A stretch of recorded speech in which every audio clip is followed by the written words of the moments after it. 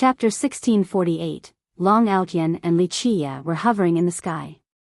Aotian's eyes were sharp enough to pierce through all things while Li Qia stood there leisurely as if he was only facing a random stranger on the street. The countless spectators held their breath. They knew that a great battle was coming and ruminated about the victor. Li Qia, you are about to become a skeleton on my imperial path. Aotian stared at him and uttered coldly. Each word was sonorous and powerful. They represented his undying will to kill Li Qia. This prompted Li Qia to shake his head and smile. You alone won't do. Despite having a grand completion physique, your power is still far lacking compared to a real emperor assailant. There's no way. The experts nearby became skeptics. Everyone knew that grand completion users could become emperor assailants. His statement went against the common belief. Humph. Aotian snorted without agreeing or retorting. No need to be unconvinced. Li Qia smiled cheerfully. Triple Saint talents and the arts of 5 emperors, those are incredible achievements. Unfortunately, you have been too hasty in forcefully reaching grand completion before the perfection of your grand Tao. This resulted in flaws within your physique, something that can't be fixed even if you were to become an emperor. With your current strength, you can't handle 1,000 moves against one. Even 500 moves might be challenging. This statement made the crowd ponder and looked at each other. They felt that there was something else to this common belief. They thought that grand completion users could assail an emperor, but maybe this wasn't the case. So what? Aotian was unperturbed. The grand Tao is endless. I can make up for this flaw after becoming one. Aotian was completely confident even after losing the first time. In his eyes, the throne was his for sure due to his incredible strength and peerless achievements. Being confident is not a bad thing. Li Qia smiled and said, it shows your ambition and will to surpass the former sages, including the emperors from your sect. You believe that you will become an emperor stronger than them or even become someone comparable to your progenitor, immortal Emperor Fei, and then? Aotian uttered coldly. He wasn't in a rush to attack and kill since Li Qia was the only rival at this level. I'm not looking down on you. Li Qia shook his head. Even if I let you become an emperor, with your current state, you can't surpass immortal Emperor Tun Ri and immortal Emperor Ba Mia. Your talents might be better than immortal Emperor Tun Ri, but you have been too impatient, unable to calm down. The best you can be is an average emperor. The crowd was surprised to see the two mortal enemies talking. They thought a battle would break out upon sight, but this was only a discussion about immortal emperors. Perhaps only people at their level would understand their train of thoughts. I'm afraid you won't live to see that day. Aotian was unaffected and sneered. After I step on your body, you'll see what kind of emperor I shall become. Li Qia smiled and said, still a firm Tao heart. Fine, I'll take you down again. We'll see how many defeats are necessary before your Tao heart is affected. Aotian snorted in response, Li Qia, the one shaken will be you. Rumble. A huge portal appeared in the sky with people rushing out. This was another legion of 10,000 men, enough to instill fear into the crowd. It was a forest of armors and spears. The soldiers stood upright with a murderous aura and battle intent, even the ocean would lament before their might. This was a legion of steel, capable of crushing everything. The swift teleportation of 10,000 troops showed just how amazing Soaring Immortal was with their resources. This type of forces seemed so common to them. Boom! In the blink of an eye, loud explosions shattered the sky. 5 god kings came out of nowhere. They were extremely old with white hair, and despite their withered lifespan, their eyes were still spirited with the flames of God King. Inside their eyes were the derivation of the Grand Tao's myriad laws. A boundless power was being cultivated within. The 5 god kings didn't hide their aura at all and let it roam free like a disaster-level tsunami. It slammed into the sky and ferociously shattered all the stars above. The 5 god kings immediately surrounded Li Qia with Long Aotian and blocked all of his escape paths. Li Qia was still all smiles. The quality is a bit bad with imperfect Tao foundation, but this is indeed the first step into the legendary God King level. Of course, the 5 of you are only poor imitations compared to the real things. The 5 God Kings glared at him with terrible bloodthirst. They were legendary God Kings, yet Wuxia called them poor imitations. This really drove them crazy, but since they came from soaring immortal, they could still remain relatively calm. The moment Wuxia made the slightest action, they would deliver the fatal blow. Legendary God Kings. The sect masters nearby felt a chill running down their spine after hearing this. For a great power, it was already amazing to have a God King. A legendary God King would be the prized jewel of the sect. Now, soaring immortal had 5 of them appearing out of thin air. This was enough power to flatten any lineage in the Grand Sea with the exception of heaven suppression. This gave everyone a new perspective on soaring immortal's legacy. It was much more frightening, beyond their imagination. However, Wuxia's comment left them speechless as well. These were legendary God Kings that would be respected no matter where they were, and there were 5 of them.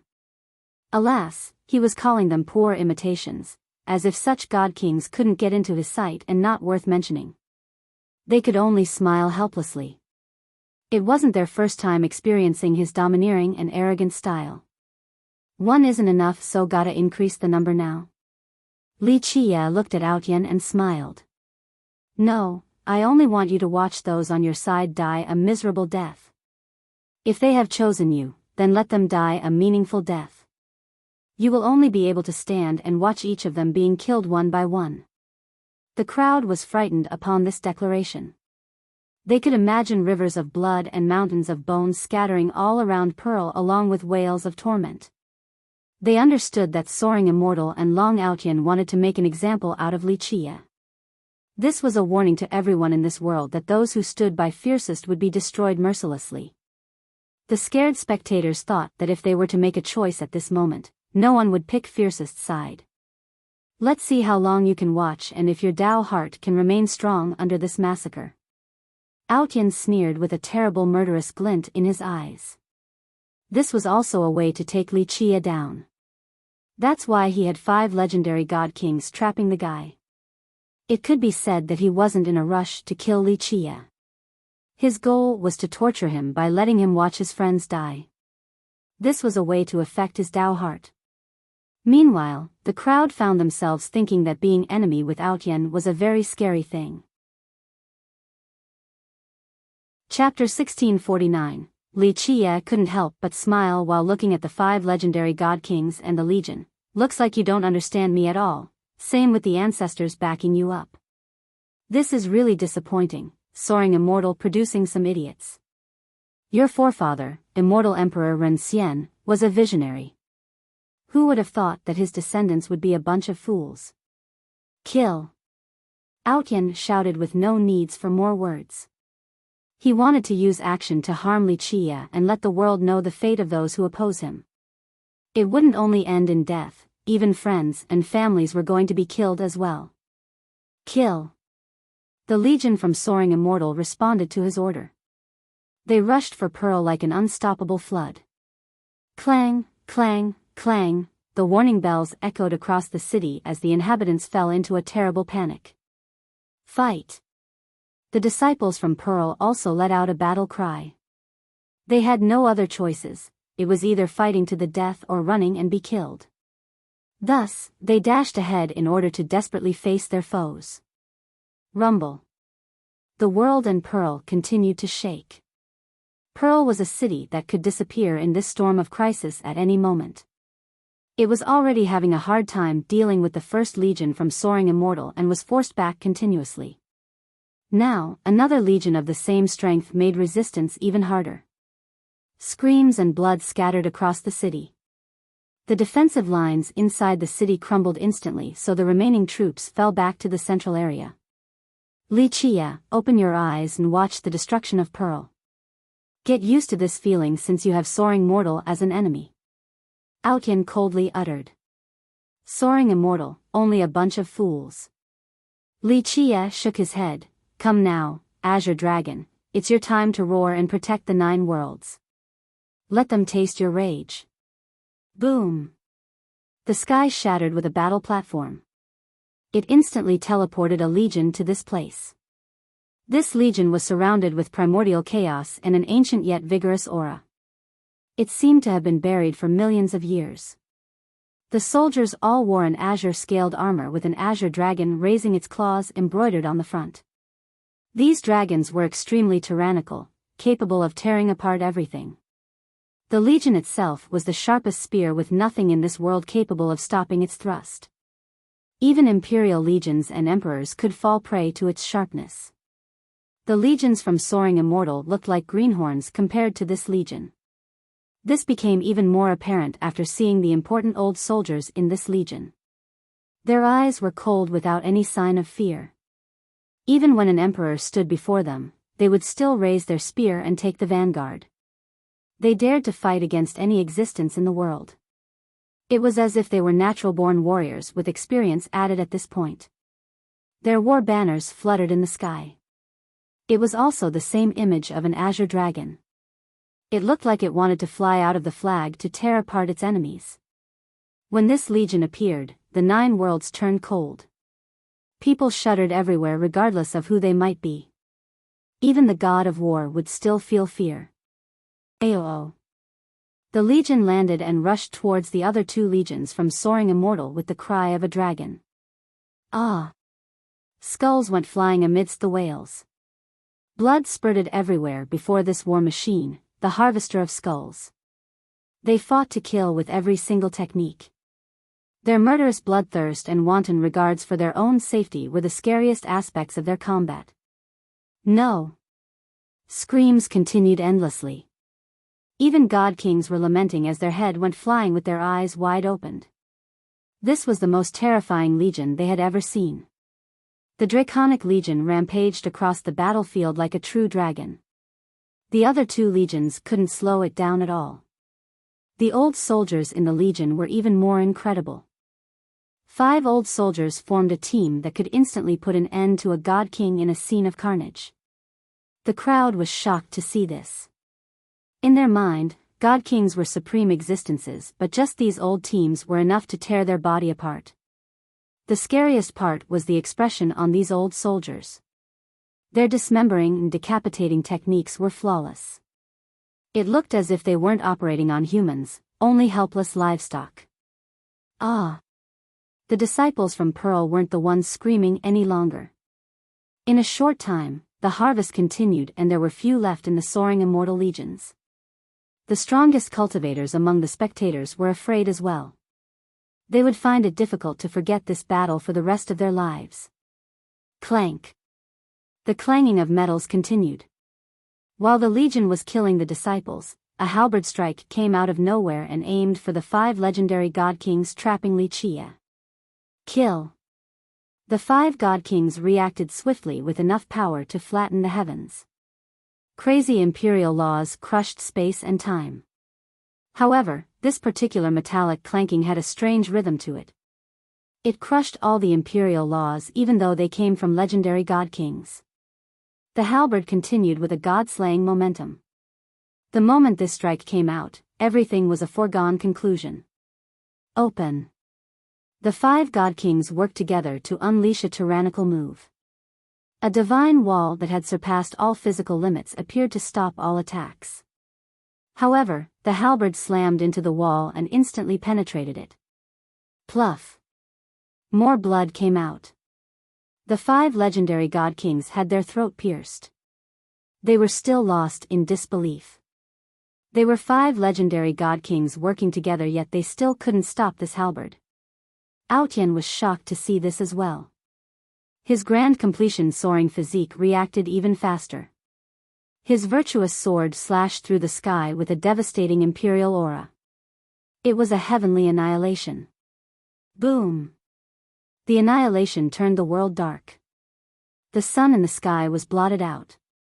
It looked as if the end of the world was coming. Clank! The impact resounded across the entire mortal emperor world.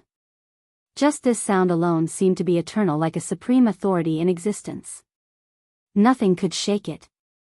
The annihilation was stopped by the halberd, resulting in fiery sparks flying everywhere and shattered the stars. The initially dark sky was brilliant with the new fireworks. Ordinary cultivators dropped to the ground, paralyzed. They simply couldn't withstand this aura. Even god kings lost their colors and felt completely worthless before this power. Is that the attack from an immortal emperor? In this split second, everyone had the illusion that an emperor was around. Clank. The halberd suddenly moved and reversed the universe with it. This next strike was simply unstoppable. Boom! Long Outyan went flying for more than 10,000 miles and vomited blood under the pressure of the halberd. Chapter 1650. Everyone was stunned by this shocking scene.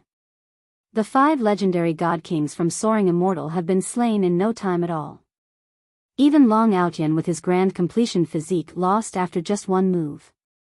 How terrifying was this character? This was the reason why everyone thought the newcomer was an emperor. In the corner of their eyes was an old man with an austere expression. His face seemed to have been polished by time itself. In the end, nothing could ever change it again. Each feature and lines were clearly defined. He was riding a divine stallion. Despite being made from bronze, it was full of life and its muscles were animated. The old man didn't have a frightening aura or a sky-engulfing vitality. He simply stood there in the sky and time seemed to have been frozen. No one could ever get past him or even think about defeating him. He was the most fortified line of defense in the world. Nobody knew the origin of this old man, not even the most knowledgeable god king. "Child, your cultivation is not bad."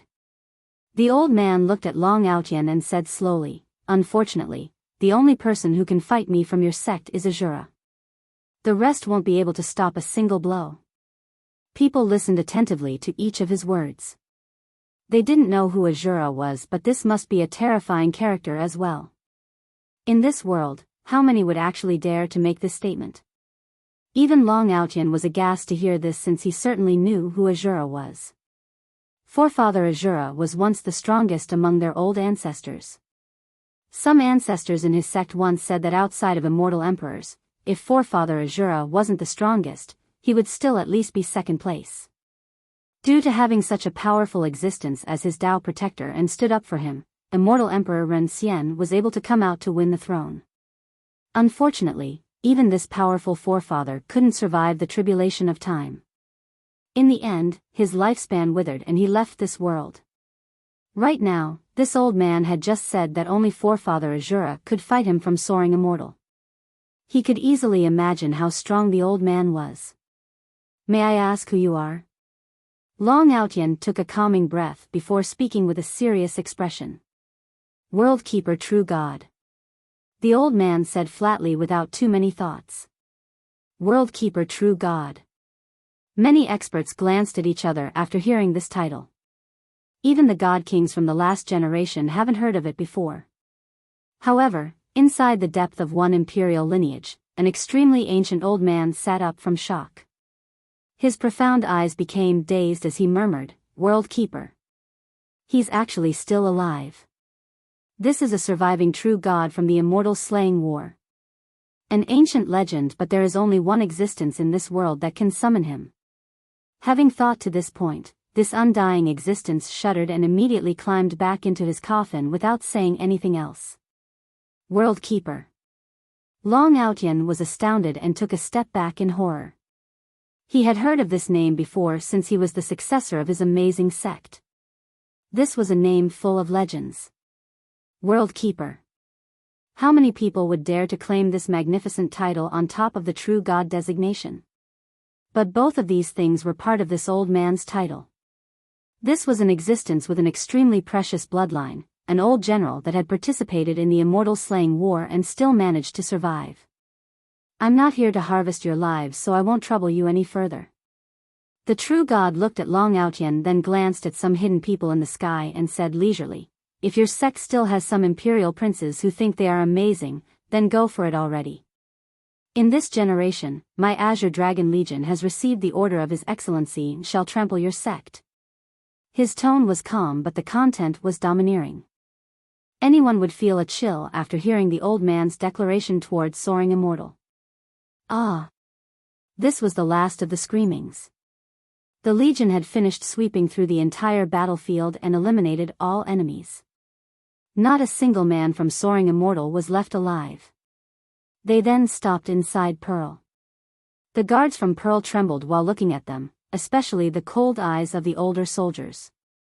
They kept on walking backward and didn't dare to look into their eyes. There was a sharpness within that could pierce the heart, a truly nightmare-inducing endeavor. Boom! In a trice, the entire Legion left Pearl and floated to the sky. They lined up in an orderly fashion in front of Wuxia. Meanwhile, Outyan calmed himself and knew what kind of Legion he was facing. It wasn't shameful for their legions to lose to this one so quickly because this was a force that had participated in an ancient war. They have even massacred the most terrifying race of them all, the ancient Ming. This legendary legion worked together with the old sages of the Nine Worlds to destroy the Dragon Ming ancient dynasty and stop their reign. Very well, we will meet again and my sect will have our payback, Outyan solemnly said. With that, he instantly disappeared into the horizon. In his eyes, they have lost this battle completely. However, they were still fine since they had another powerful legion. At this time, the true god jumped down from his stallion and came before Wuxia. He kneeled down without saying anything. Whoosh! All of the soldiers from Azure Dragon formally kneeled down before Wuxia. This scene shocked so many people. Some felt their blood boiling while looking at this invincible legion. However, it was submitting to Wuxia at this moment. Any man who could stand at such a glorious position would feel an uncontainable excitement. There wouldn't be more to ask of life. Azure Dragon protects the Son of Heaven. 100 fight to slaughter the immortal. The true god's voice echoed across mortal emperor and deterred all existences. The Nine Worlds trembled once more. Azure Dragon protects the Son of Heaven. 100 fight to slaughter the immortal. Each soldier shouted in unison and threatened the world again. All existences would shudder before their rallying cry. When Azure Dragon's horns sounded again for their second glorious coming, the world should brace itself. Everyone in the crowd was shaken, either from horror or astonishment. Wuxia felt the corners of his eyes moistening while looking at the legion and the old soldiers that have survived the previous war.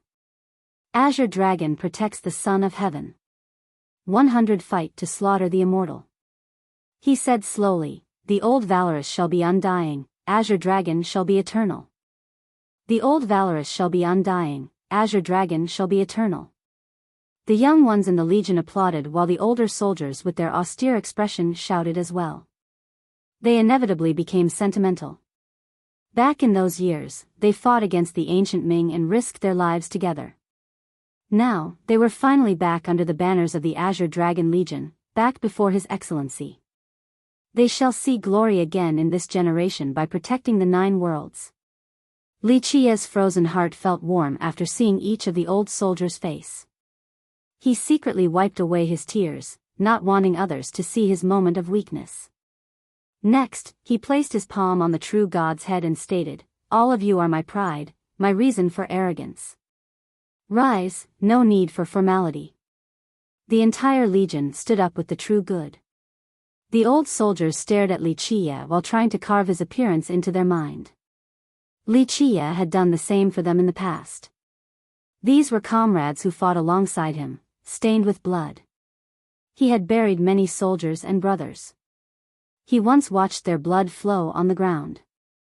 They have experienced the cruelest and hardest period during the dark era of the ancient Ming.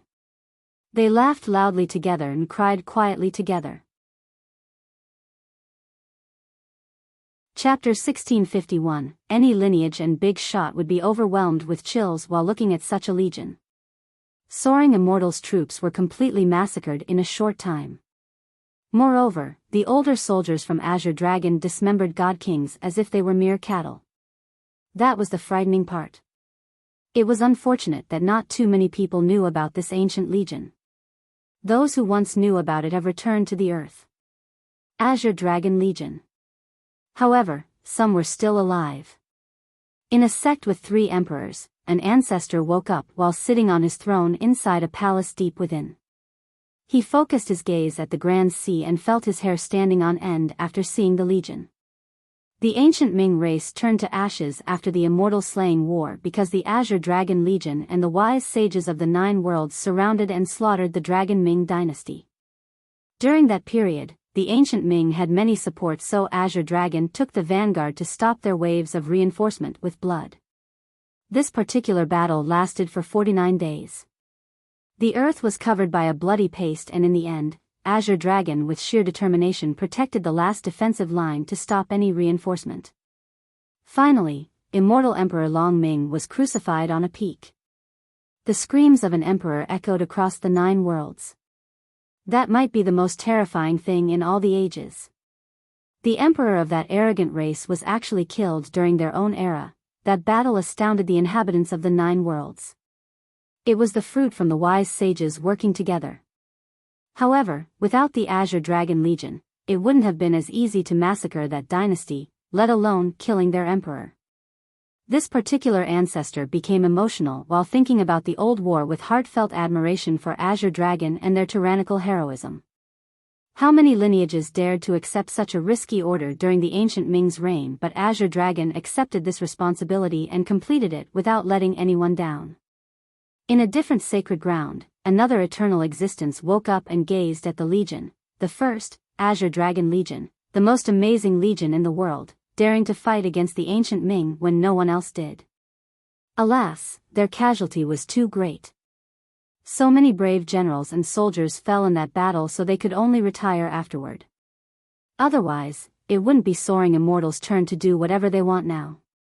Just Azure Dragon alone would easily sweep through Soaring Immortal. In the barren earth, a dying old man in an ancient clan sat up with tears in his eyes the moment he saw the Legion. Azure Dragon protects the Son of Heaven. 100 fight to slaughter the immortal. He murmured, "It is a shame that I only have one breath left, or I shall contribute for His Excellency again on the battlefield. For glory. The old valorous shall be undying, Azure Dragon shall be eternal." The old man quietly mumbled as tears dripped down his cheeks. Back in those dark years, they weathered through perils together. With no fear of death, everyone held the last line of defense without a single thought of giving up. The phrase was their battle cry and their symbol. It represented their entire will and determination. As long as they were still alive, they would protect their prince and the last line of defense for the Nine Worlds. Their ambition was to protect His Excellency and the Nine Worlds on top of killing the ancient Ming's emperor. They worked towards these goals from beginning to end. Ultimately, they finally did it with the death of immortal Emperor Long Ming by cutting off the reinforcements. Their illustrious battle exploits were built on their blood and tears. They shocked the world with the battle today. Though no one had heard of the previously, the name, Azure Dragon, will be repeated everywhere henceforth. People were speechless even while others felt great admiration for the Legion. After the battle, the Legion camped inside Pearl.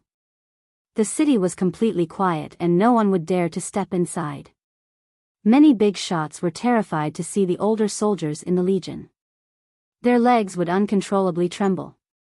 Meanwhile, inside the main hall of Pearl, Li Chia and Wordkeeper sat together. After so many years, the master and servant were together again. Though you can't live for another generation, you are still vigorous enough.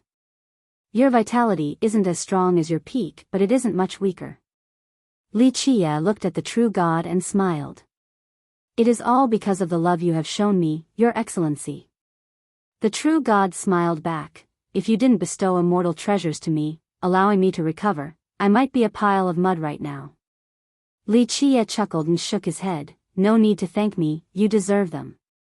Our brothers paid a heavy price back then, but unfortunately, I couldn't keep everyone alive through the long years."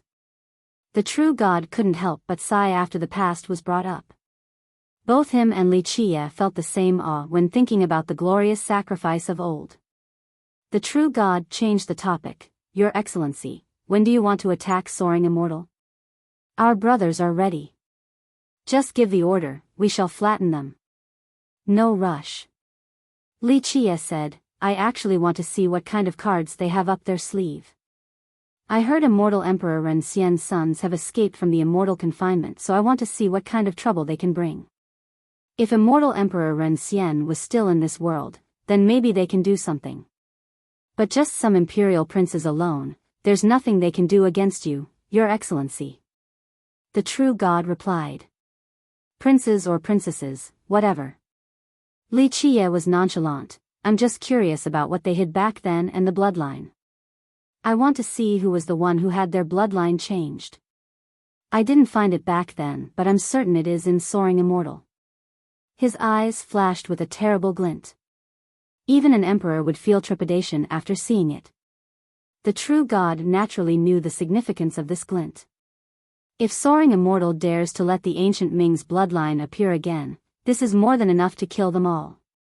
The true god became bloodthirsty as well. He had experienced the darkest years, so he naturally wouldn't allow it to happen a second time. Yes. Li Qie was in no hurry. It's just that I couldn't find the changed bloodline back then, or Soaring Immortal wouldn't exist right now. Back then, with Immortal Emperor Qianli and the Black Dragon King, even Soaring Immortal had no other choice but to submit and let the Dark Crow search every inch of their land. Alas, the forceful search didn't yield any result. The participating ancestors all committed suicide while the imperial princes went hiding in the immortal confinement. No need to talk about Soaring Immortal, they're already fish on the chopping board. Li Qie shook his head. Outside of giving Azure Dragon the well-deserved glory, I have another personal reason. I hope that after I leave, the Legion will still be famous across the 9 worlds in order to deter a few people from having the same thoughts in the future. Your Excellency, your burden is too heavy. The true god cupped his fist and said, if this was the past, I would want to follow and pave the way for you again with our brothers. I know of your devotion. Li Qie nodded and sighed. However, there was too much casualty back then and I don't want it to happen again to the Legion. You all have paid enough. In the future, the war above the 9 heavens will be even crueler. You love us too much. The true god said with sincerity. No, it is because I owe everyone. Li Qie replied with a tinge of sadness. I personally recruited each of you, but how many brothers have been buried now? Their blood still stained the battlefields. Chapter 1652, War is Cruel. Soldiers are wrapped in a horse's hide after death instead of a proper funeral. Their blood sprayed all over the battlefield. The true god powerfully said, we brothers were mentally prepared the moment we followed you for this fate. Li Qie gently sighed. Perhaps that is the case. War is cruel, so this is the time for Azure Dragon to enjoy the glorious period. Let me handle the wars as the paver of the future. I'm certain victory is in your grasp, Your Excellency. The true god ceased. He understood that this was His Excellency's sympathy for the Legion and not wishing for the Legion to fight with him till the bloody end. Yes, I shall return triumphantly eventually. Li Qie stared at the horizon and eventually responded. A while later, the true god half-jokingly said, Your Excellency, you have gotten your body back, so maybe you should let the goddesses and saintesses in this world have your offsprings. Few would dare to say this to Li Qie in this generation. Only the true god would bring up this topic. After all, he has followed Li Qie for so long and wanted, more than anyone else, for Li Qie to have some descendants. At the very least, his branch would continue regardless of what may come in the future. In due time. Li Qie shook his head. He wasn't in a hurry about this matter. Your Excellency, if you are willing, I can find candidates for you in order to leave behind the strongest descendants. The true god couldn't help but offer. Li Qie smiled again. World Keeper, I have never cared about leaving my bloodline behind. Let this be up to fate. The woman who is meant to do so shall do so for me. World Keeper gently nodded and understood Li Qie's thoughts. This was someone who had experienced many generations and met many amazing women, including female immortal emperors. However, few could win his attention and even fewer could get him to agree for them to have children together, as rare as the autumn leaves. The cultivators in Mortal Emperor were holding their breath while Azure Dragon camped at Pearl. Everyone knew that a storm was coming, one that would be stronger and fiercest than the rest. It could even destroy the entire Grand Sea. They understood that soaring immortal wouldn't take this defeat lying down. However, vengeance required a great war since soaring immortal would hold nothing back. There were both anxiety and anticipation. Would the final victor be the sect with 5 emperors or the mysterious and frightening legion? Many sects were afraid of the flame of war spreading to them as well. A battle of this level would destroy everything nearby. Many sects would be engulfed by this disaster as well. Let's withdraw right now or our sect might be destroyed. A few intelligent strategists encouraged their sects to leave their home in the Grand Sea. However, very few were willing to leave. For anyone, abandoning their foundation was very difficult. How many would actually make this choice? Before the start of the war, Wuxia saw another guest back at Pearl. It was Heavenly Emperor Lin from Soaring Immortal. He changed quite a bit versus the last visit. He seemed to be tired, not as spirited as before. Looks like you're here to tell me the bad news. Wuxia smiled after noticing the youth's dejected appearance. Lin smiled wryly and said, "Brotherly, we have failed. Our ancestors lost power when the imperial princes came back. Soaring Immortal is under the control of the princes and ancestor long now." Wuxia wasn't surprised at all to hear this. Looks like your imperial princes not only didn't die in the prison but had great harvest as well. Such good fortune, huh? They're very strong. Lin bitterly smiled. The ancestors from our 3 branches lost to the princes and have lost their freedom. They're under house arrest now. Initially, their 3 branches aimed to take over again. However, Immortal Emperor Ren Xian's princes came back with great ferocity. The ancestors of the 3 branches worked together but still lost, so now, Soaring Immortal was firmly under Immortal Emperor Ren Xian's branch. Looks like they're capable enough to defeat your strongest ancestors. Wuxia smiled. They must have had some amazing encounters in there. The agony in there had become a great treasure.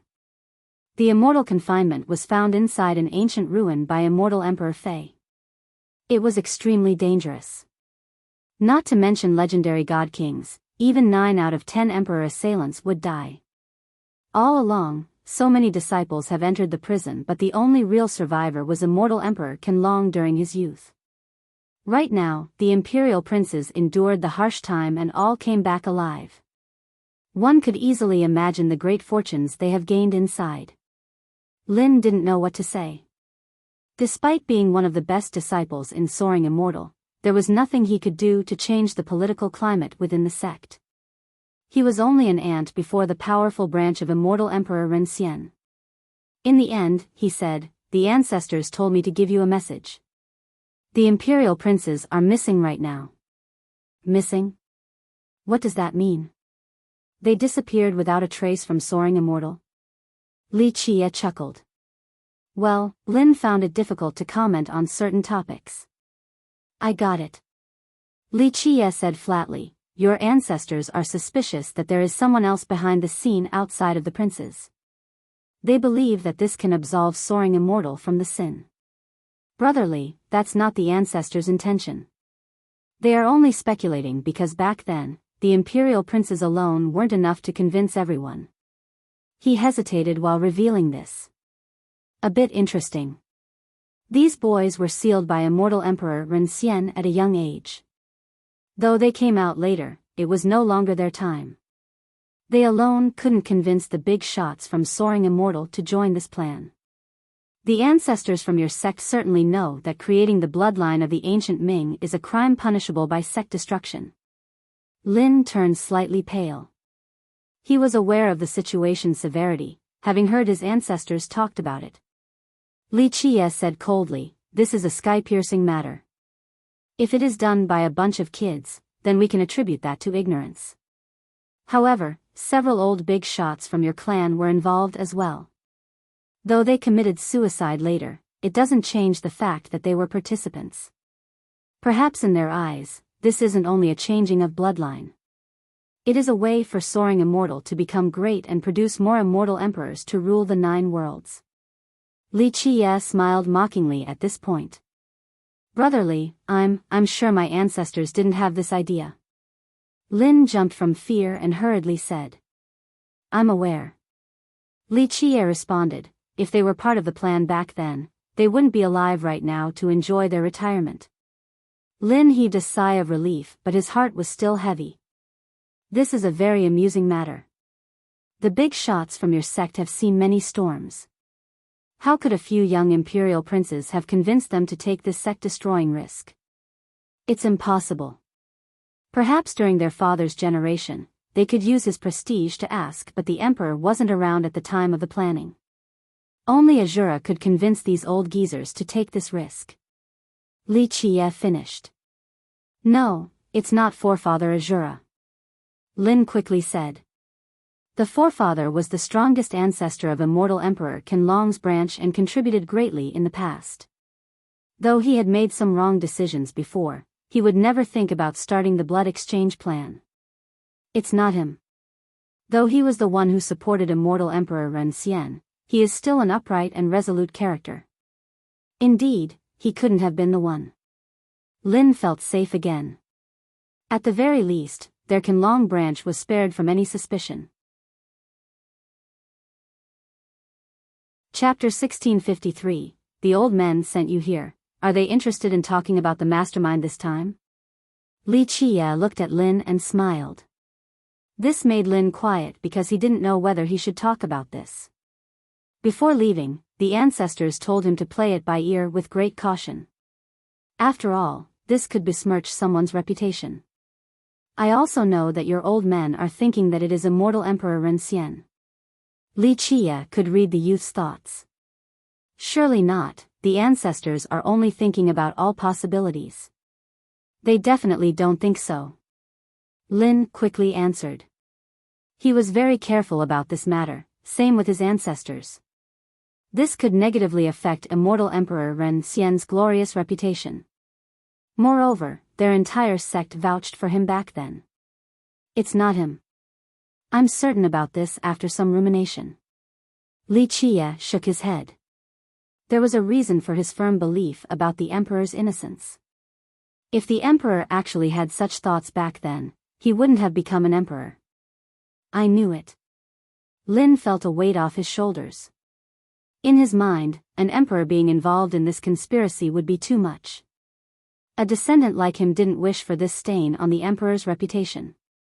Regardless of the past, the emperor has always been an insightful man with great self-control. That's why he won the battle for the throne, not to mention his amazing achievements afterward. Perhaps your sect and his descendants did not inherit the same qualities, thinking that as a five emperors sect, you deserve hegemony in the 9 worlds. Li Qie chuckled and praised. Lin had nothing to say again. After a long lull and great hesitation, he softly asked, what does His Excellency think about it? It took all of his courage to inquire about the opinion of the eternal ruler, the Dark Hand. Li Qie stared at the youth before laughing. You are asking for His Excellency, the Dark Crow's opinion? It's fine to tell you that he suspected the Imperial Queen back then. The Imperial Queen? Lin was shocked. After calming down, he blurted, that's impossible. The Queen had passed away long ago. Moreover, she is a human. That's where it gets interesting. During the search back then, he also examined her remains. She had indeed passed away early. The truth was that he was very skeptical about this back then, but he couldn't find any concrete evidence. The opponents planned everything well, not leaving a single hole. Someone that can hide this from immortal Emperor Ren Xian isn't simple. Li Qie concluded. Lin was in a tough spot the whole time. He eventually handed a scroll to Li Qie and said respectfully, this is the ancestor's record, please present it to His Excellency. In fact, Lin didn't know whether he would be handing over this scroll or not. The ancestors said that if immortal Emperor Ren Xian wasn't the prime suspect, then hand this scroll over. Li Qie accepted and opened for a look. He then closed it and chuckled, your old men want to plea for leniency. Unfortunately, the relationships alone are not enough. They are aware. Lin spoke weakly. They only want to leave behind the Dao legacy so that the lineage can continue on. These ancestors knew that there was no going back on this. Once Soaring Immortal lost the battle, they would face destruction. Thus, they were asking for mercy with their Dao legacy. It's not impossible. Wuxia smiled and said, I can make a decision with a simple demand. Find the bloodline back then and I shall let your sect leave behind its legacy. Soaring Immortal might be gone, but at least some seeds will remain. Lin couldn't speak because this demand was impossible. He smiled wryly again. The ancestors don't have any clue. The 9 worlds are too large, there's nothing they can do. No, trust me. This bloodline is absolutely hidden in your sect. There was no way for it to escape, but who knows where it is right now. Wuxia chuckled. There's no chance. The ancestors said that they have been paying attention. There's no place to hide in Soaring Immortal since they have basically searched every single inch. If this is true, the only possible location is the immortal confinement. The stunned youth replied. That's not it. Wuxia shook his head. The prison won't allow for this bloodline to exist, destruction will come. That's the reason why the immortal confinement wasn't searched back then, because the imperial princes didn't have this bloodline. A pure ancient Ming bloodline is exceedingly difficult to conceal. Wuxia was extremely familiar with this bloodline. The whole thing piqued his curiosity. He wondered how the mastermind back then hid this particular bloodline from everyone. Lin couldn't do anything but shake his head in response. I don't think it's there. No rush, it'll appear soon enough. Wuxia said, I also want to see to what level has this bloodline transformed. This is indeed worthy of further research. This was another reason why Wuxia didn't go all out back then. Since the mastermind back then was able to hide this bloodline from him, it meant that the bloodline itself had undergone a great transformation. Because of this, he wanted to see the full extent because it has been some time since he last saw it. This will be a prime example to satiate his curiosity. Lin sighed and understood that his sect has become Wuxia's prey. Though he wished to change the situation, he was powerless. In the eyes of others, he was an amazing genius. But for the true overlords, he was only an insignificant junior. Brotherly, I'll be going then, goodbye. He stood up and cupped his fists. Wuxia looked at him and said, leave Soaring Immortal now before the start of the battle. Out of consideration for our friendship, I won't make it difficult for you. Though Wuxia was going to destroy Soaring Immortal, he didn't want Heavenly Emperor Lin's life. The youth had nothing to do with this. Lin pondered for a moment before. He then bowed and said, thank you, brotherly. I'll remember your kindness, but I am a disciple of Soaring Immortal. It doesn't matter if the sect is right or wrong, I will not be a deserter. Soaring Immortal do not have deserters. Courageous indeed. Go then, life or death, leave it to your own fortune. Wuxia nodded. Lin cupped his fists again before leaving. He returned to Soaring Immortal and met the ancestors from the 3 branches. Though they were under house arrest, they could still meet their disciples. After hearing his reports, the ancestors who used to be generals under emperors became silent. These were prominent characters that once threatened the 9 worlds. Child, run as far away as possible. Do not return. In the end, the oldest ancestor among them told Lin. Ancestor. Lin was astounded to hear this. The battle hasn't even begun, we don't need to be so pessimistic. There is still hope. None. The ancestor shook his head. You don't know how terrifying the existence we are facing is. Even if an immortal emperor was in this world right now, they still wouldn't be able to shake the position of this existence. If His Excellency had made his decision, there is no changing our fate. What if everyone comes to plead? Ancestor, you said that you had some ties with His Excellency? Maybe if you and the others can see him in person, it's no use. The ancestor shook his head again. We have already used up all of our face back in the previous search. The sentiments have been spent. Soaring Immortal had crossed the line, there is no saving this. His Excellency has his own rules. Pleading is useless now even if we can meet him. A different ancestor agreed. The ancestor's expression dimmed down after this point. Another smiled wryly and said, I wonder if Azura would regret his decision. If he didn't support Immortal Emperor Ren Xian back then, maybe Soaring Immortal wouldn't be standing before this cliff. The other ancestors quietly contemplated the question. Forefather Azura eventually died from old age. Outside of a reduction in his life-prolonging resources, perhaps he had begun to question his own choice and gradually lost his will to live. Maybe he didn't wish to see Soaring Immortal being in its current perilous situation. Chapter 1654. Silence engulfed the hall. The grave atmosphere suffocated all the participants. We really have no hope. Heavenly Emperor Lin spoke feebly without any confidence. None. The oldest ancestor shook his head. Everything is decided the moment the Azure Dragon Legion is out. But nothing changes otherwise anyway. There are the brave Tiger Legion and others still. The moment we cross the line, everything has been determined. Even emperors can't do anything about it, they will only manage to struggle for a bit and cause the war to be even more devastating.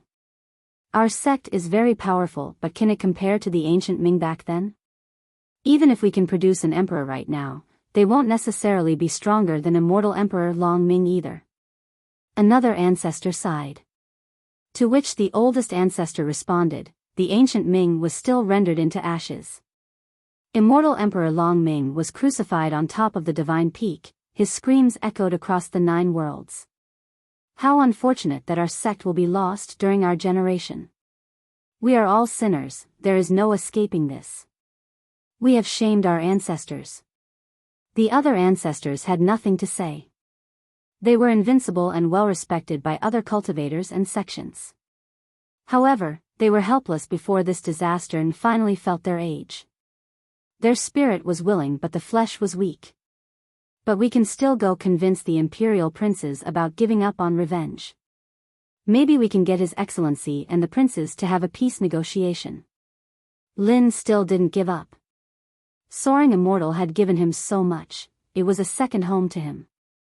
There was no way he could stand and watch. You don't know them. The oldest ancestor shook his head, their vengeance cannot be stopped, otherwise, we wouldn't be under house arrest. The ancestors sighed again. If they were still young and brimming with vitality, they would have had a chance for victory when fighting against the imperial princes. Alas, they were old now and couldn't last long in a fight. Meanwhile, the imperial princes didn't grow old in the prison. Their age was the main factor in their victory against the ancestors. Despite being forced to hide in the prison, they still profited from the disaster. The young Lin commented. This isn't only for themselves, they want revenge for their father as well. The oldest ancestor said. For Immortal Emperor Ren Xian? Why? Lin was surprised to hear this. A different ancestor explained, the humiliation, at least in their eyes. Soaring Immortal is a sect with 5 emperors. Their father is an invincible emperor, yet he still had to concede and forced to submission with chains on his limbs. They felt that this was the biggest disgrace in their father's life. That's why they want vengeance for their father's sake. That's probably the reason why they participated in this plan. Another ancestor added, they probably knew they had no chance of opposing His Excellency, so they want to groom the strongest bloodline in order to produce the strongest immortal emperor from a pool of the best disciples in our sect in hope that this will be enough to defeat him. What about the emperor himself? Lin had to ask. The other ancestors glanced at each other. They were the strongest ancestors in the sect, so they were privy to information unavailable to others. Even His Excellency praised the emperor for his insight. The oldest ancestor explained, despite all the unpleasantness back then, the emperor remained at peace after his ascension and never spoke an ill word about His Excellency. In fact, some ancestors wondered if the emperor had done something or left an item behind which eventually allowed for the current mastermind to carry out the plan. However, even the Dark Crow denied this. It showed that the emperor had nothing to do with this and didn't let down Azura, who supported him back then. His restraint made it possible for the Dark Crow and Soaring Immortal to coexist peacefully. If the princes aren't the masterminds, then who? Lin couldn't come up with anyone else in Soaring Immortal who could order the princes. The oldest ancestor helplessly said, "That's the crux of the problem. We have someone hiding among our ranks, quite an elusive fellow. It is a leech that is latching onto our sect in the darkness, but we have no idea who it is." Lin felt a chill after hearing this. The so-called strongest sect in the world was being engulfed by darkness. Outsiders would never believe such a thing. "We can't find this mastermind?" he said in disbelief. "No." The youngest ancestor shook his head. "This devil is hiding very well and probably has been doing so for a very long time now through crafty planning. This was the reason why I came into being before the appointed time. It was to investigate this matter, but nothing came of it. In fact, it's not just me. The other ancestors in the past couldn't either. In the end, they died after running out of lifespan. These near-death ancestors would never leave their hibernation because one more day was one more day closer to death.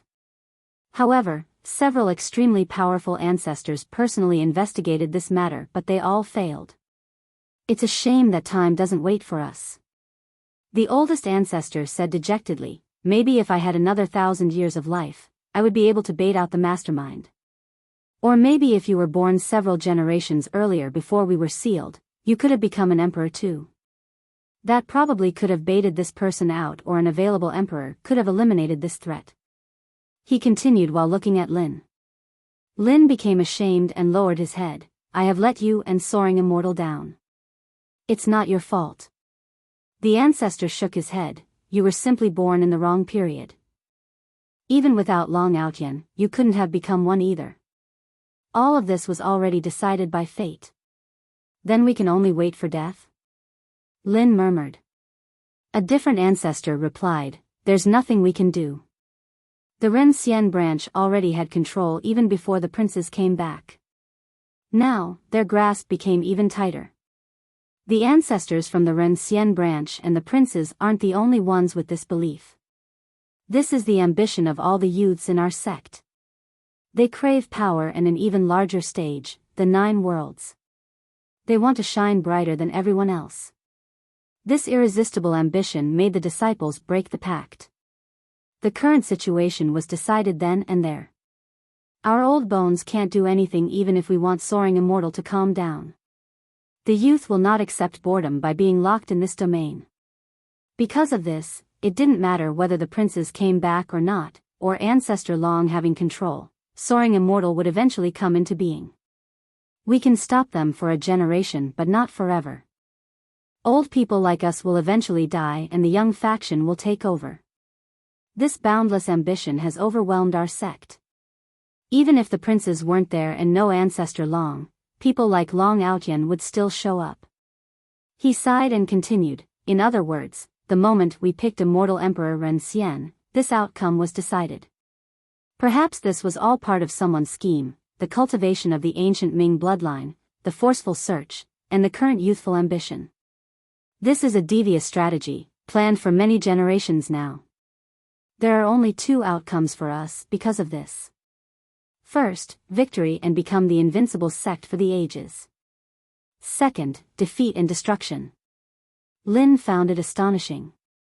Just what kind of characters was preparing this plan for many generations behind the shadow? The other ancestors were quiet because they realized this way too late. They have lost control of the situation and couldn't do anything about it.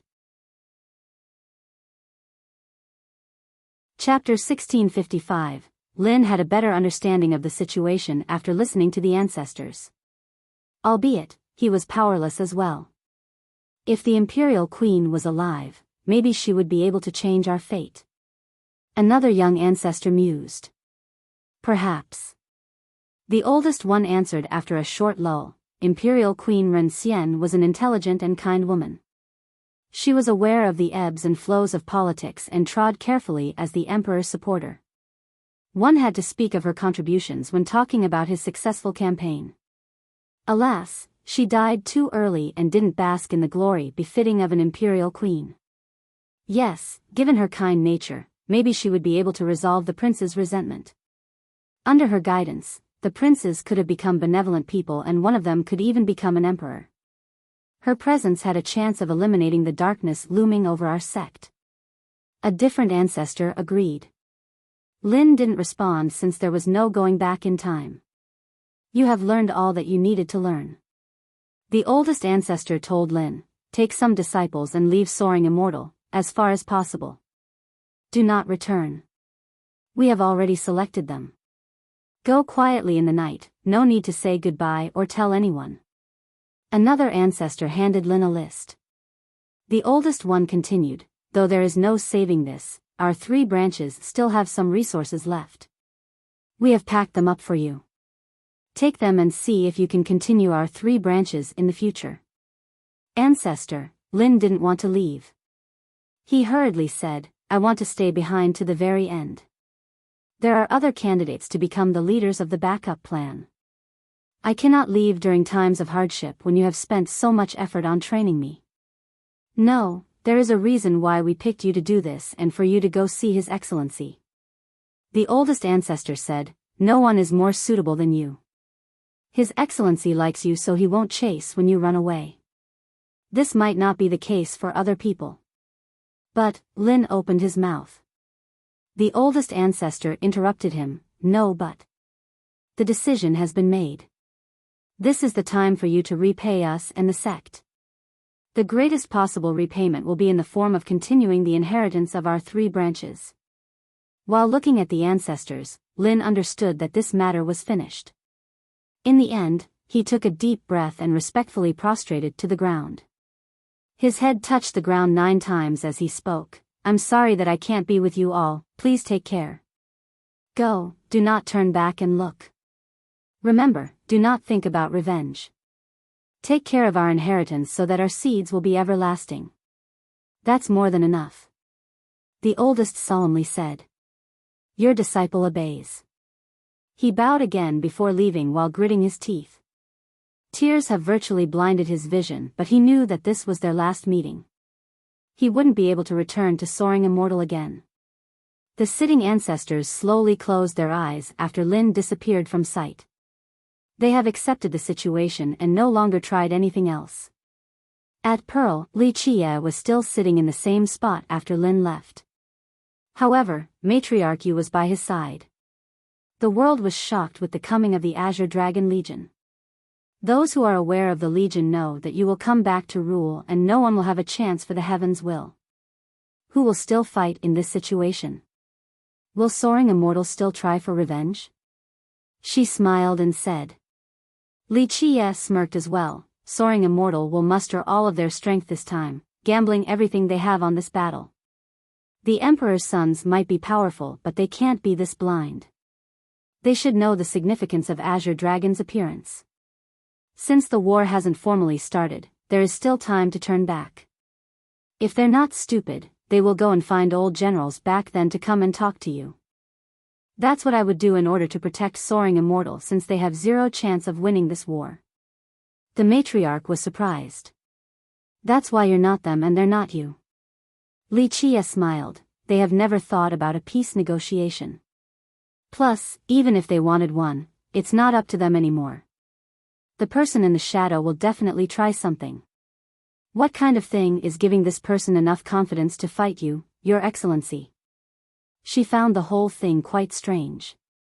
People who knew about the Dark Crow was aware that this was an eternal tyrant, the dark hand behind the curtains in the 9 worlds. This was a generation without an emperor. Any power and force trying to fight him was the same as throwing an egg at a rock. But then again, it wouldn't end well for emperors opposing him either. It's not just their battle potential. They're definitely confident, but more importantly, time is not waiting for them. Wuxia explained. Time isn't waiting for them? She was slightly caught off guard. Because I have personally come into being in this generation, no longer immortal. The mastermind is aware of this and the fact that I don't have an immortal emperor behind me. This is their last chance and only time to kill me. That's why the mastermind will go all out. He elaborated. Gu Zun believed in this as well. There won't be another opportunity after this one. Thus, since the mastermind has been planning this for so long, they wouldn't be able to endure the anger from letting me leave just like that. He revealed a smile full of amusement. So for the master and Gu Zun, they must do something in this generation since I'll be up above the 9 heavens in the next. So in the future, it doesn't matter how strong they are and if they can actually get up there, they will be nothing in that place. At that point, I can crush them like ants. The two of them also understood this, so they would never waste generations of planning by not trying in this one. The matriarch was shaken with a terrible guess. She blurted out, "You have always known who the mastermind is." About that, Li Qie only smirked and didn't answer directly. "You knew during the search too." The matriarch was a long-time follower, so she naturally understood this smile from him and realized it. In the past, he didn't talk about this, so she thought the lack of evidence was the reason why he couldn't sentence a judgment. Now, it looked as if this wasn't the case. "It's only a guess, not like I am hiding it, you'll know eventually." Li Qie chuckled. She wasn't too surprised. In this world, who was better at scheming than this man in front of her? Back then, why didn't you simply capture everyone and eliminate Soaring Immortal? She was curious. Li Qie pondered for a moment before sighing, "Perhaps I couldn't bear to do so." The old men were all kneeling there, slamming their forehead on the ground till blood started to flow. "They have contributed and risked their lives for me. That's why I gave them a chance, hoping that they can find and eliminate this darkness. Unfortunately, they were too old to be a match for the mastermind. This person hid very well, so they failed to find anything." Having said that, he revealed a murderous glint. "Plus, the ancient Ming bloodline has always troubled me. All along, people have been trying to research and evolve this bloodline. It can be said that the mastermind in Soaring Immortal has done the best job in this endeavor. I want to see to what level they have achieved. This will allow me to understand the evolution of this bloodline. If the mastermind had spent many generations to deal with me, then I'll give them a chance. After a successful attempt, I'll check it out and future generations will have a deeper understanding of this bloodline. Know yourself, know your enemy, one shall win 100 battles without tasting defeat." He grinned at this point. "Your Excellency, you want to take advantage of this mastermind to observe the evolution of the ancient Ming bloodline." The matriarch understood. "Since people have always attempted this, I'm actually a little worried that this bloodline would suddenly change and sneak into our own bloodline to the point where we can't distinguish between a human and a Ming bloodline. Thus, if someone has reached such a high level, it would be good reference material so that people in the future can learn how to protect themselves against this bloodline." He chuckled. Chapter 1656. The entire mortal emperor world held its breath before the inevitable battle. This phenomenon struck the Grand Sea even harder. Many great powers were scared out of their mind. Their experts maintained their vigilance. The Grand Sea would become a battlefield soon enough. The fire of war would spread to many great powers. At that point, so many existences would wail in lamentation. However, while people were too anxious for this war, something extremely strange happened to the 9 worlds. Buzz! A pleasant yet moving sound occurred. Despite not being too loud, the trillions of existence heard it clearly. Even the deaf could hear this sound since it came from the heart. On this night, the 9 worlds were boiling with excitement. Everyone woke up from their slumber, even the old monsters sleeping underground. The night sky suddenly turned bright with the same pleasant noises that reached all the corners of the 9 worlds, the plains, deep valleys, deserts, and even in the sea of pedestrians. People could see astral rays of Grand Tao descending from the sky to all places in the 9 worlds. They looked like rivers that were both near and far at the same time, flowing towards the unknown or the origin of the myriad Tao. Water wasn't flowing from these river-like rays, only bright particles and lights. Each Grand Tao had a different color and form, but all were pure. This was the purest form of power and energy in the world.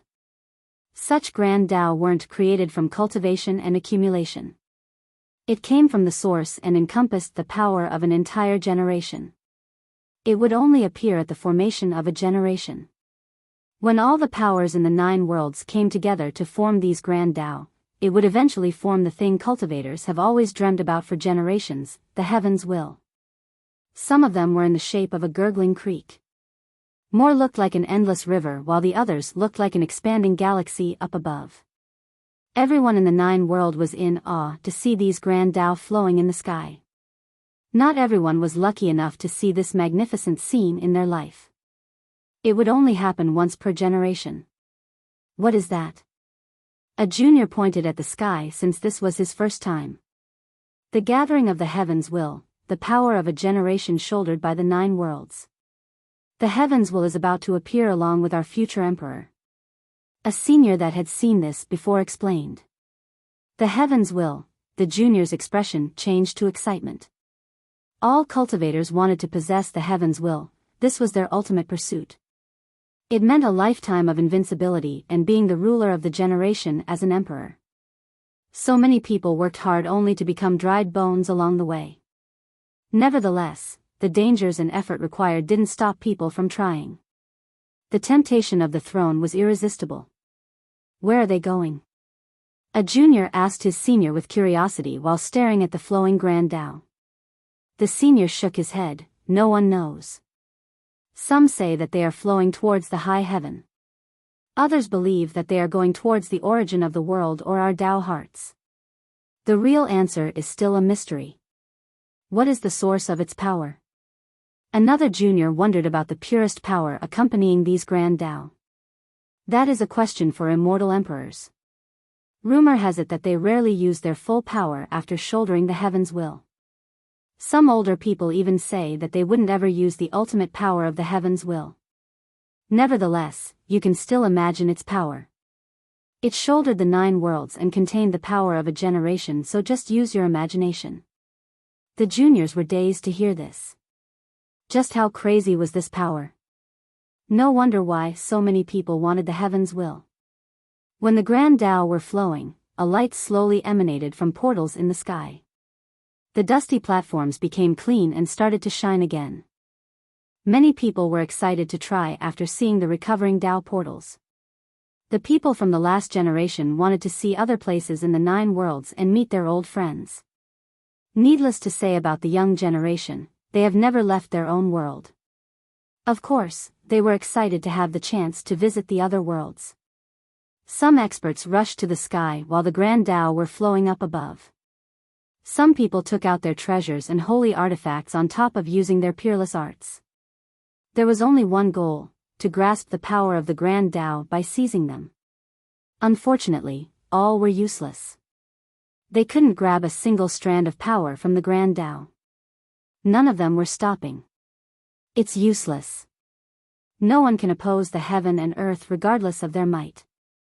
An experienced senior shook his head. If you could steal the power from these grand Tao, it means that you can destroy the heaven and earth, the 9 worlds. If that is the case, then you don't need the power from the grand Tao. Just one word from you would be able to swallow the 9 worlds. Alas, no one has ever reached this level since the start of time. The experts trying this could only give up one after another after failing to steal the power of the grand Tao. The senior was correct. If they were able to oppose the heaven and earth, then they would be even more powerful than immortal emperors. It would be silly for them to steal the power here by that point. Meanwhile, Wuxia was standing under the moonlight inside Pearl and gazed at the flowing grand Tao. He smiled at their pure power. This is the only time in each generation that I really look forward to. It makes my numb heart beat again. He murmured. World Keeper and the Matriarch were standing to his left and right. They were staring at the same thing. Such a beautiful scene. Such a shame that some people won't get to see it in their lifetime. The Matriarch said with emotions. Yes, it only happens once in each generation. After this beautiful night will be the extremely cruel competition. The excitement is palpable, but so are the horns of war from the geniuses in the 9 worlds. Wuxia smiled and said, regardless of all that, it's impossible to be bored watching this. Each generation is different in some ways. Watching this scene means that one is still alive, their heart is still beating. It's a bit different this time. The true God stared carefully and eventually said. He has lived for longer than the matriarch, so his knowledge was even more exceptional. He was able to see something different this time around. Chapter 1657. The matriarch looked up at the Grand Tao again after hearing World Keeper. She didn't notice anything and said, "What's different?" The matriarch had only seen the heavens once, so she was not a match for his keen insight. The power, the Grand Tao, and the laws of the heaven and earth. The true God slowly explained, there is something lacking about them, or maybe they're resonating with something. In short, there is something different about this gathering compared to the past. World Keeper, quite keen you are. Wuxia smiled and said, this generation is definitely different from the rest of the generations and even all of the lost epics. This is completely unprecedented. This epic will be special because of this generation. We're at the pinnacle of the epic? The true God was surprised. No, we still haven't reached the maximum point just yet.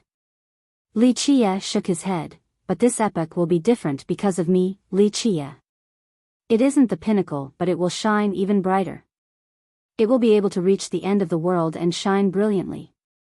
Future generations won't be able to reach this height again.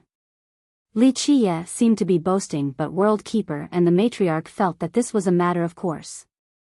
They knew that His Excellency has been preparing for this through the long years. No one had ever planned something as thorough as him in the past. World Keeper had participated in the Immortal War before with Wuxia. He was aware that Wuxia's ace cards were terrible beyond imagination. This was the reason why the guy was able to stand strong through the ages. The throne is mine in this generation, but for me, the heavens will itself is only a decorative piece. He grinned and said slowly. The heavens will is only decoration. The matriarch was stunned to hear such a bold statement. She naturally knew how heaven-defying he was, but this sentence still shocked her all the same. The heavens will might not be everything to an emperor, but it was their invincible power and strongest backing. Outsiders would never believe Wuxia, but the two people here understood that this was the truth. There are other things above the heavens, will? The true God had to ask. Maybe, maybe not. There's no good definition for this. But as you know, there is a time period greater than a generation, the epochs. The true God carefully contemplated this answer because he knew what an epoch was. An epoch was a time period consisted of many generations and eras.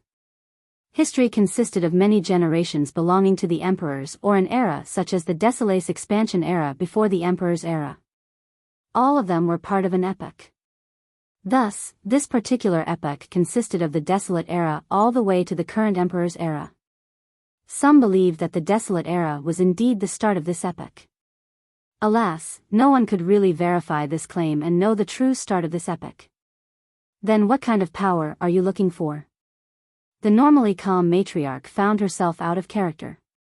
Wuxia smiled and shook his head. Qingfeng, your view on the end of the world is too simple.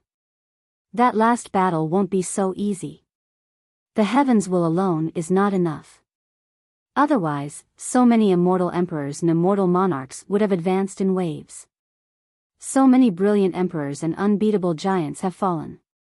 Some unstoppable camps and alliances lost all the same. This war is merciless and the competition for heavens will is nothing in comparison, only a game between children, not worth mentioning. He sighed at this point. I know you can be the last one smiling, Your Excellency. You have so many hidden cards and the ultimate move is enough to destroy everything. The matriarch said. Wuxia shook his head. I do have many hidden cards, but they are only effective against living beings. They could threaten many existences like burial grounds and emperors. Even above the 9 heavens, I still have enough to oppose the emperors and monarchs. However, at the end of the world, these hidden cards are ineffective. Then what about the ultimate move? The true God felt like asking. He was referring to the crystal pillar that Wuxia used to threaten the crystal fowl immortal mine. That thing can only be used as a threat. Li Qie gently shook his head. It doesn't matter how powerful it is, since when it is used, everything is done for. Even in the most desperate situation, I still can't use it since it means the end of all. It is used for a gamble, to see who has the better mental fortitude and Dao heart. Having said that, he looked at the flowing Grand Dao and said, because of this, I need real power. With real power, I can be the last one smiling instead of just playing the threatening game. That's why the current power of the heavens is rather insignificant in comparison. The true God and the matriarch were quiet. Despite their own substantial power, they couldn't imagine the level of forces Li Qie was referring to. They have seen emperors and knew how strong they were, especially when emperors became crazy with their heaven's will. However, Li Qie was chasing a power where the heaven's will would only play a minor role. It had exceeded their imagination. What a shame that I won't be able to see your invincible style. The true God said with a tinge of emotion. Li Qie chuckled and stared at the horizon. Not being able to see is a good thing.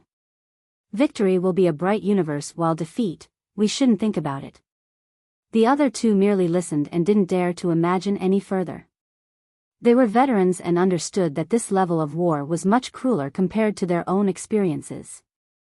The near formation of the heavens excited all cultivators in the 9 worlds. They have finally waited till this moment and were more than eager to try. In a short time, each world debated about the top candidates for Immortal Emperor. Of course, their lists were different because the 9 worlds weren't connected just yet. These geniuses haven't fought against each other just yet, so everyone only talked about their own world.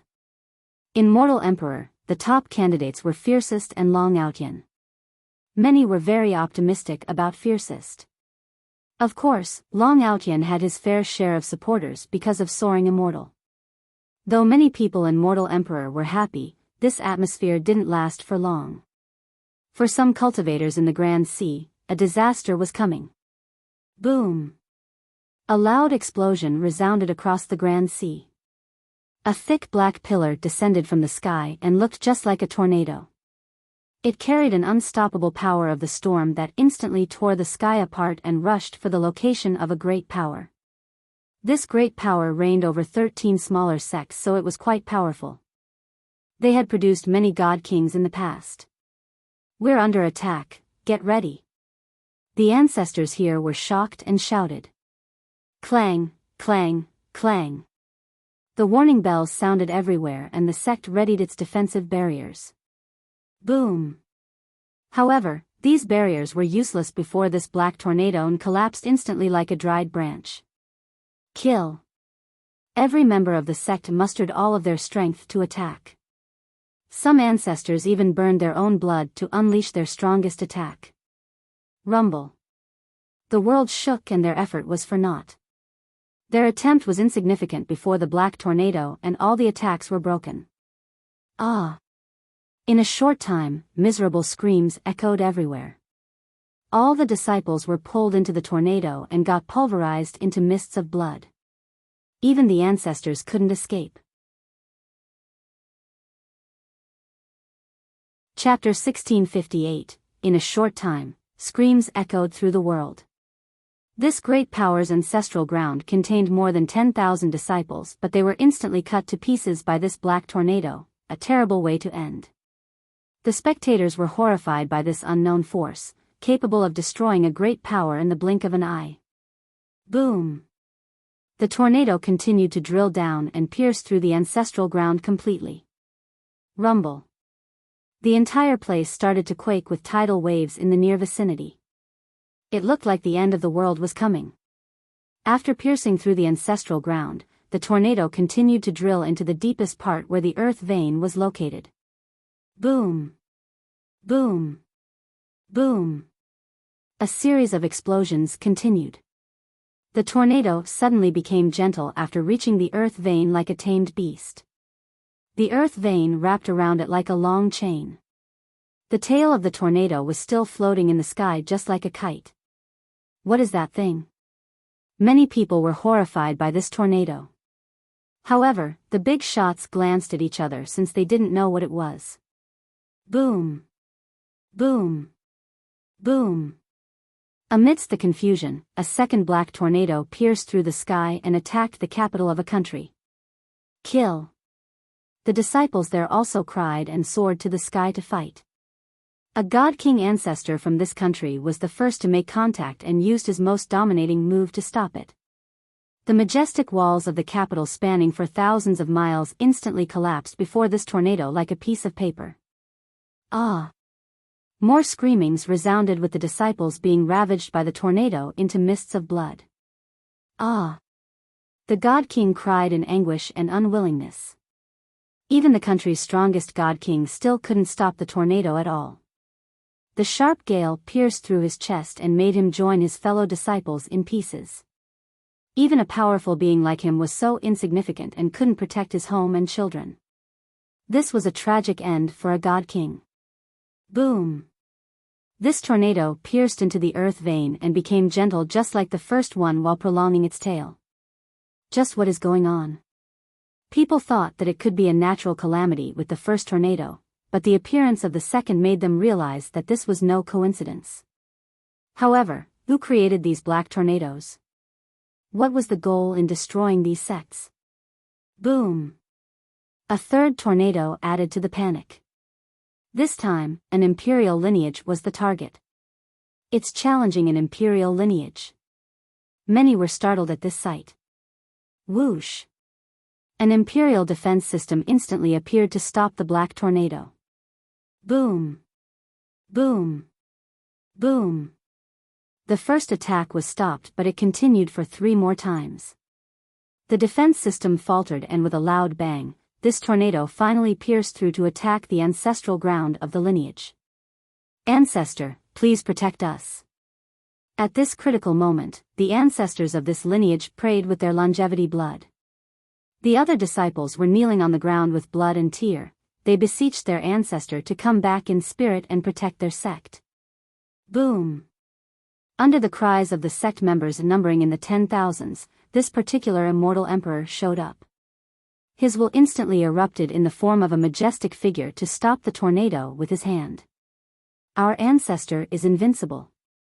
The disciples applauded to see their ancestor sealing the sky with his palm and protecting his descendants at this perilous juncture. That's an immortal emperor for you. Many said with emotions, great powers can't compare to imperial lineage. The protection of an emperor is stronger than anything else. Bang! When people were excited that the will of the emperor had stopped the tornado, imperial auras surged out of the tornado like multiple emperors taking action. They formed into the sharpest, most tyrannical spear in this world and instantly thrust through all things. The spear pierced through the majestic figure and shattered the imperial will. No! The descendants from the imperial lineage cried out after seeing the will of their ancestor destroyed. The screams were full of despair because they understood that the only thing awaiting them was demise. No way! Many big shots were frightened pale in the Grand Sea. Even the will of an emperor was destroyed. Just how terrible was this power? Among their astonishment, they also finally understood the true extent of their enemy's power. To the surprise of no one, the tornado pierced through the ancestral ground to reach the earth vein. Who is doing this? Everyone still didn't understand the culprit's goal of destroying these imperial lineages. Meanwhile, Li Qia's group was also watching the destructive tornado from Pearl. He had a smile on his face. Soaring Immortal wants to use the earth veins in the Grand Sea. Matriarch Yu understood the intent right away. The mastermind in Soaring Immortal wants to change everything with a single battle by using the earth veins. That's the only thing that could support their high level of formation. Li Qia chuckled. What formation is this? She asked. He answered with amusement. This person knows that I'm versed in all the arts in the 9 worlds, especially the imperial techniques and grand formations from Soaring Immortal. Some even came from me. Because of this, they want to do it differently by using a formation that I don't know for this battle. He continued on, rumor has it that when Immortal Emperor Fei got the immortal confinement, he also found a few items including a formation. This is an extremely old artifact, not from our epoch. This mastermind being able to understand this ancient item, quite an exceptional feat. It must be someone with supreme talents and intelligence. That's the only way for them to form this formation. Looks like Soaring Immortal is well prepared. This mastermind must have done so for more than just 1 or 2 generations. The matriarch murmured. That's true. Such a formation couldn't be comprehended even by the wisest being in a short time. Moreover, refining this formation required a long period as well. You can say that Soaring Immortal has been influenced completely. Its young generation wants nothing more than to come into being again. Li Qie said with a smile. Is there a name to this formation? The true god stared at this formation with flashing excitement in his eyes. If I'm not mistaken, this formation is called Omnidirectional Immortal Annihilation. Li Qie answered, though I don't have the blueprint for it, I have experienced the ultimate arts from this epoch before. Others might not understand it after studying for a lifetime, but it can't elude my gaze. Senior World Keeper, are you waiting for the formation to be completed? The matriarch noticed the true god's appearance and asked. I haven't warmed up since immortal slaying. It's time for our Azure Dragon Legion to erupt and show our invincibility. Soaring Immortal will be our sharpening stone. He revealed a tyrannical posture and declared. The monarch had nothing to say. This legion dared to fight the ancient Ming back then. In their eyes, Soaring Immortal wasn't anything. They weren't afraid of the dark days back then, so they weren't afraid of Soaring Immortal now. Chapter 1659, Rumble. In a short time, 5 great powers have been destroyed in the Grand Sea, including an imperial lineage. After each explosion, a black tornado would come down and end a great power. All cultivators were frightened after each explosion. They didn't know which lineage would be next. Some sects have started evacuating, hoping that they would be able to escape this disaster. Look, over there. A strange visual phenomenon emerged after their destruction, garnering the attention of the entire mortal emperor world. Creak dash, heavy moving noises came from the sky as if something monstrous was moving. It was a vast world wanting to descend to the Grand Sea. It had divine mountains and rivers large enough to accommodate dragons. There were towering pavilions, making it look like the world of deities. This particular world had its own heaven and earth, allowing it to gestate countless existences. The most terrible thing was the rich energy permeating the whole place. It was full of power and gave off the presence of many immortal emperors. In different areas were many different auras. One particular mountain had a sword energy capable of creating a new zone with a single slash. One citadel had thunder ringing from it, while a different river was full of the power of lightning. This world looked like a paradise for immortal with countless experts. It looked primed to crush everything in its path. It was being pulled by the 5 black tornadoes down to the Grand Sea. This was the reason why everyone could hear this heavy dragging noise. What is that? A junior murmured in a daze. Soaring Immortal. Someone from the last generation said, the entire sect is coming down to the Grand Sea, not just a disciple or a legion. What's the consequence of this? The junior asked again. Best case is if it only takes over the Grand Sea. Worst case is the entire mortal emperor world. This senior was a god king, yet he still became worried. The coming of Soaring Immortal wasn't a good thing. In the past, Long Outyen and some disciples alone were already enough to sweep through the sea monsters and demons in this zone. But now, this sea wasn't enough to satiate the entire sect's appetite. It would definitely take over the Grand Sea and maybe even all of Mortal Emperor. Boom! Another black tornado came down from the sky. One more ancestral ground of a great power was annihilated to the astonishment of no one. Miserable wails echoed as all the opposing disciples were torn to pieces. It didn't take long before everyone in this region and the entire world realized who the culprit was. Many lineages were scared out of their mind about being next. Boom! After a short lull, a legion appeared before everyone before the sea region where Soaring Immortal was. It almost had 10,000 men, some still maintaining their original demon and beast forms. Some of these sea monsters were extremely large.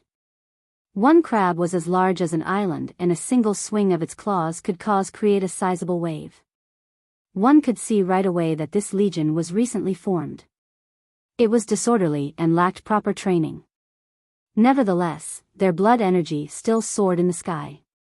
Each individual expert was quite mighty. The leader of this was the recently famous Hai Lin with the golden dragon and Ding Yuanhou standing to his left and right. If we don't unite now to oppose Soaring Immortal, all of us will be chased out of our home or killed. Hai Lin's voice echoed before the start of the war. Kill. He showed no fear against Soaring Immortal and rushed forward.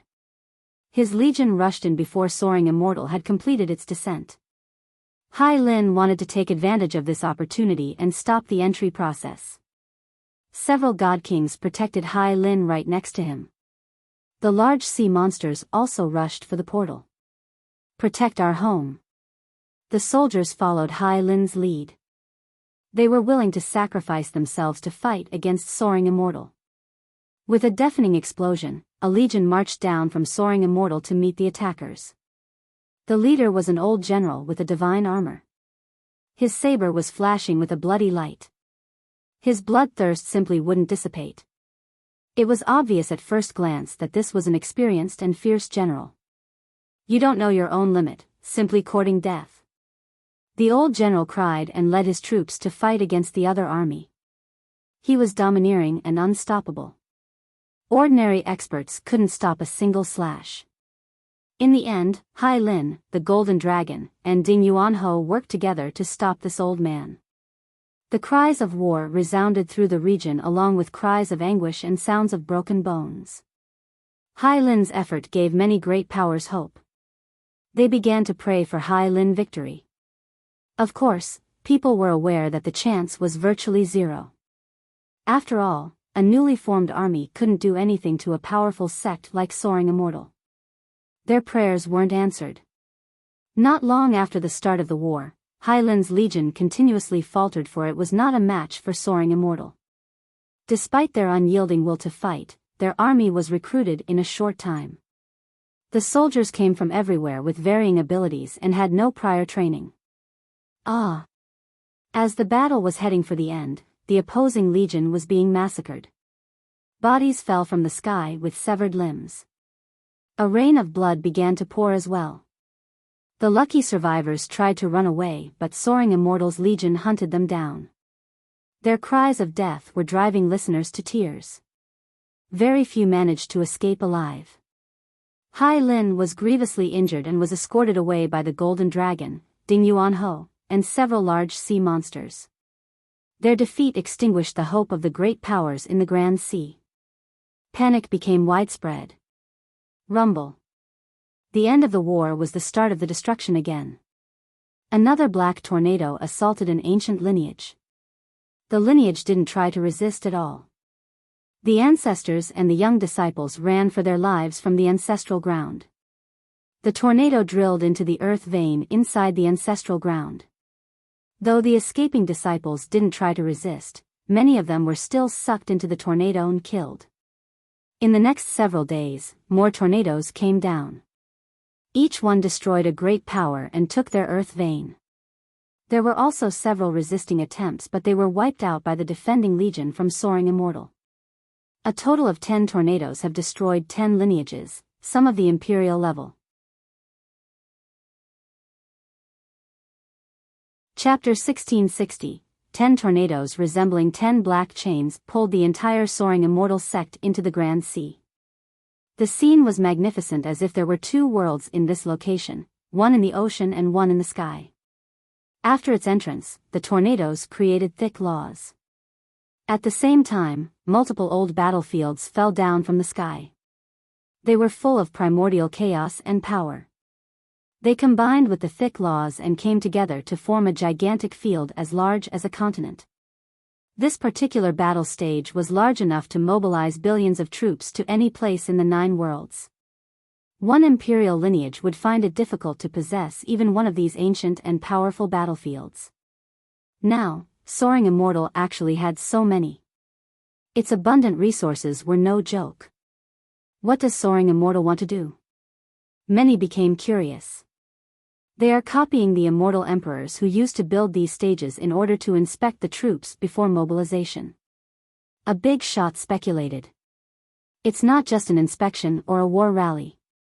A god king from the last generation noticed something. Looks like they want to build a supreme formation. Such a formation could attack any place in the 9 worlds and could also act as a barrier. If anyone wants to attack the sect, they have to break through this defensive line first. But what legion is powerful enough to break through this formation? In a short time, the Grand Sea fell into a widespread panic. They understood that after this battle platform was formed, Soaring Immortal could attack any sect regardless of the location. However, others would need to break this formation first. The old God King was correct. This battle platform was erected on a great formation called Omnidirectional Immortal Annihilation by Wuxia. Meanwhile, another news came out.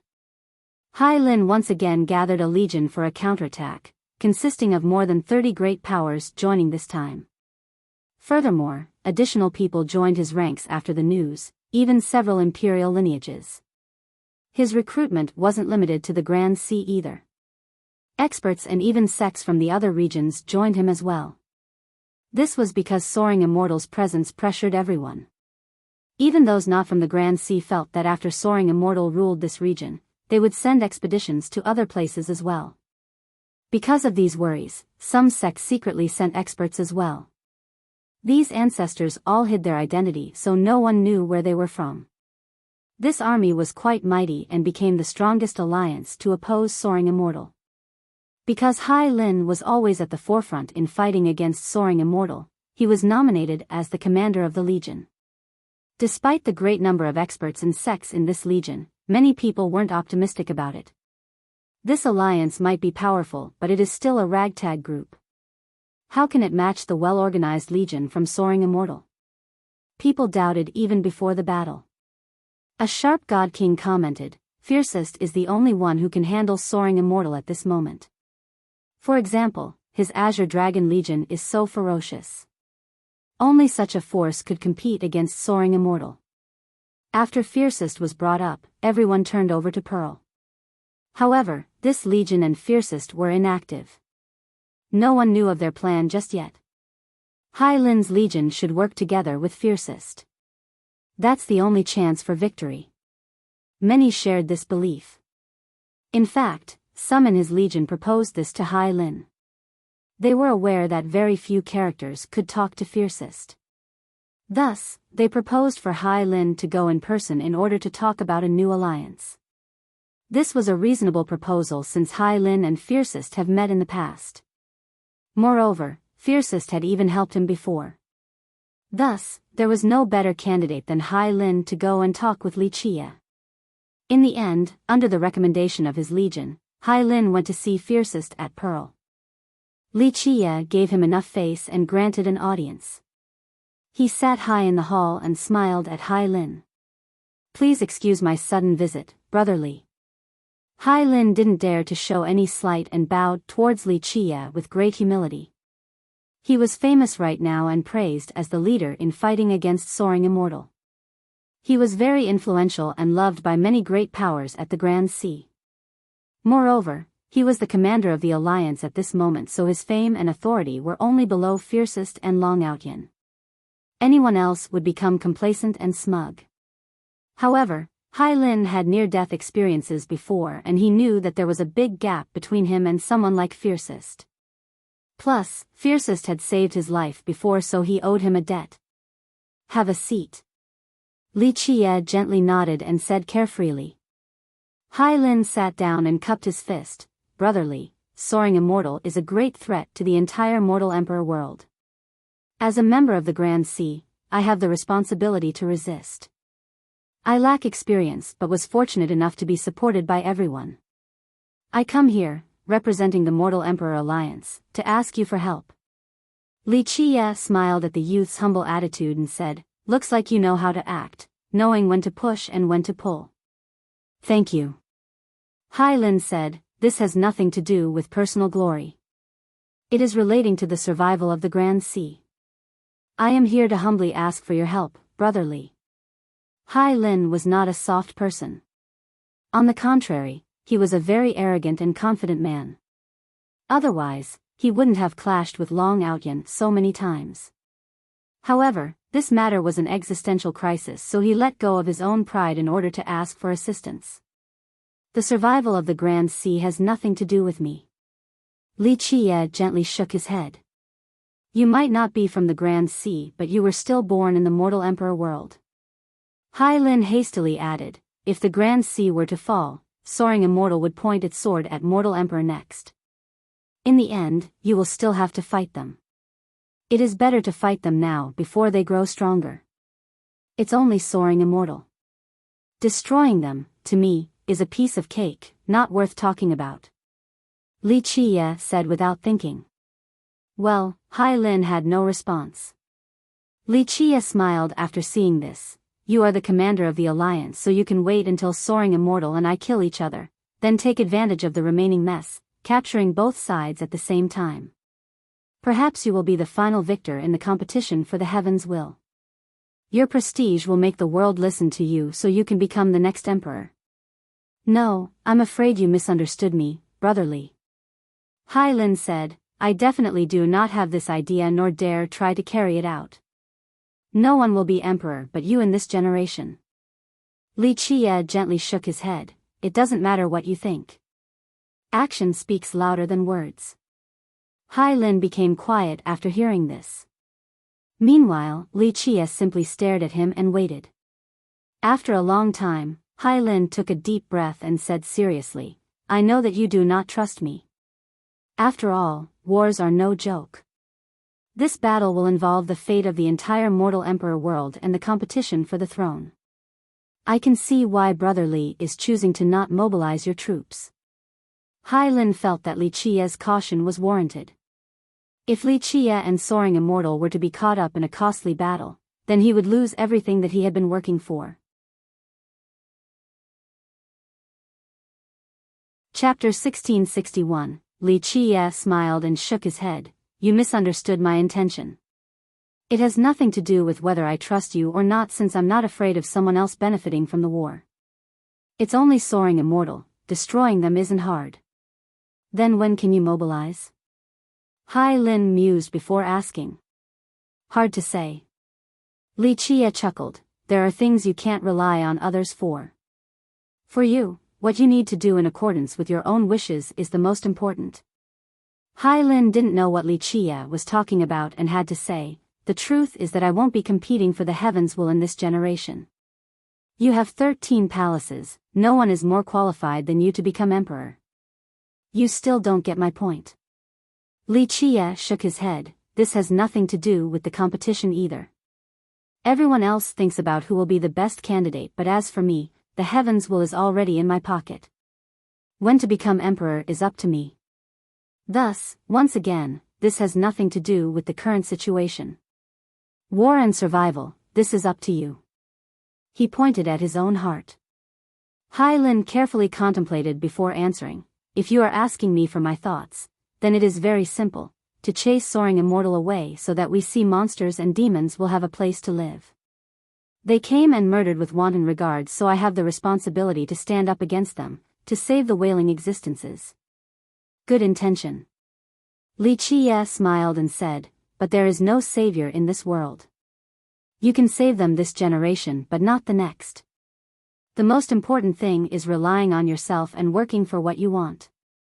If you place your hope on a savior, then how is it different from being a parasite? Hai Lin was surprised to hear this, since this wasn't a topic he had dwelled on. Li Qie continued, why does Soaring Immortal dare to do whatever it wants at the Grand Sea?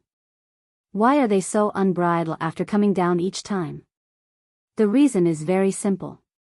It is because of the living beings in the 9 worlds.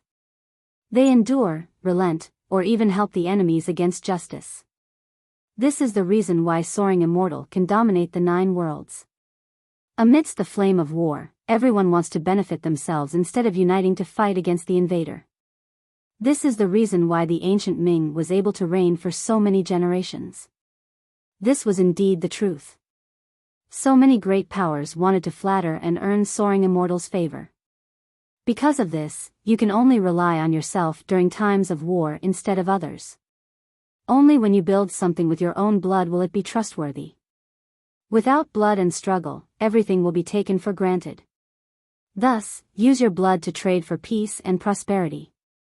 Hai Lin eventually looked at Li Qia and formally said, I will carve your words into my heart, but nevertheless, I still want you to help during this crisis. As long as you are willing, everything is negotiable. Even if you take over the alliance and use us as cannon fodders in the front line, we will still agree as long as this is enough to protect the Grand Sea, allowing future descendants to have a place to stay. Any heavy price is fine.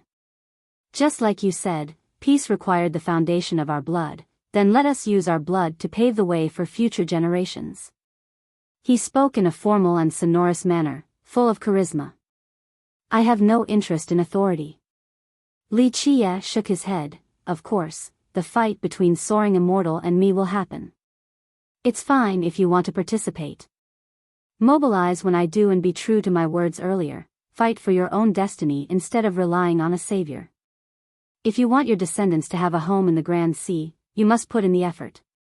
Otherwise, why would the victors give you the fruit of their effort for nothing? I understand. Hai Lin bowed and took a deep breath. Just let me know when you are mobilizing against Soaring Immortal. I am willing to take the vanguard and open a path of blood for you.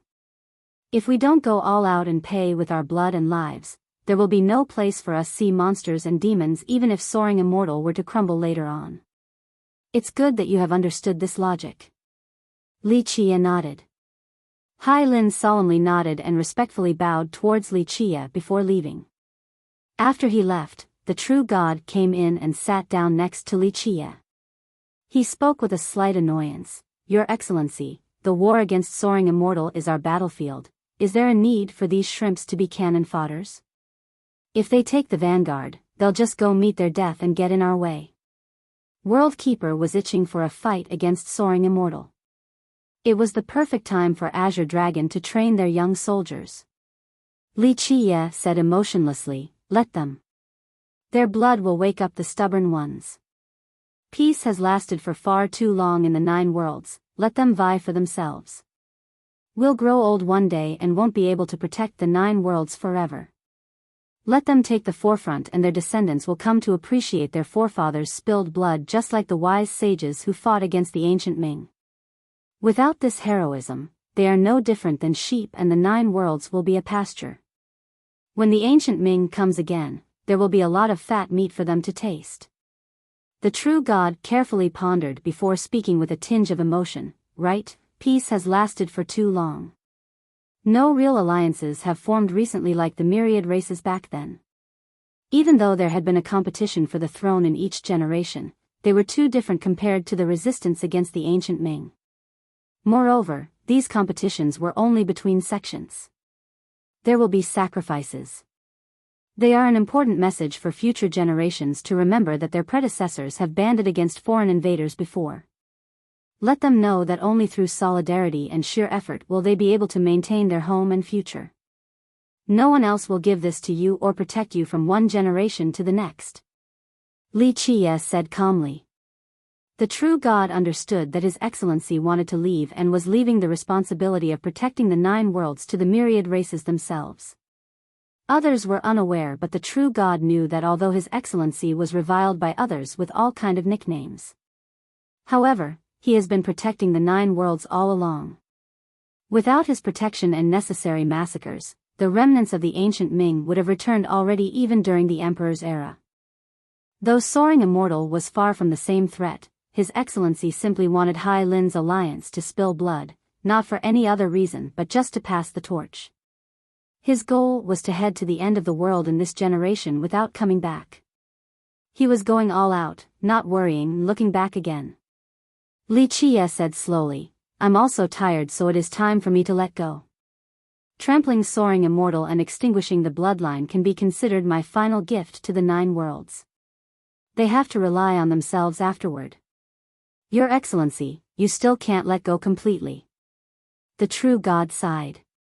Others only saw how many the Dark Hand had killed, not the weight of his responsibility. I must let go, no party lasts forever. Li Qie replied, immortality can be a type of torture since there are too many things one can't let go in this world. Though your heart had lost all feelings, certain things still remained inside. The true god quietly nodded and eventually asked, when will you mobilize, Your Excellency? Let them prepare. Li Qie chuckled, both Soaring Immortal and the Alliance. Most importantly, we need to let Gu Zun and the mastermind behind Soaring Immortal think that victory is imminent for them. Otherwise, some threats will remain if they were to escape. Thus, our enemies need to be completely confident beforehand. When they use their entire forces, that's when I pull in the net and utterly destroy every single one of them. Chapter 1662. Soaring Immortal wasn't in a rush to attack the mortal Emperor world. After building their military platforms, the tornadoes began to rage again, causing the entire Grand Sea to quake. The cultivators here could feel them crazily sucking the worldly energy from the earth vein like gigantic water pumps. The 10 of them in different locations around the Grand Sea was enough to take over all the earth veins from this region. They channeled this energy into the platforms, causing them to light up with a sacred light that illuminates the entire world. At this moment, numerous faint shadows emerged. It looked as if the sect was ready to mobilize to any corner of the 9 worlds. Meanwhile, Hailin's alliance was also growing stronger with more sects joining, including those from the 100 cities, Barren Earth, Grand Middle Territory, and Desolate Wasteland. Some were imperial lineages. Since Soaring Immortal had created their platforms even before having an emperor, people became even more frightened of their aggressive intention.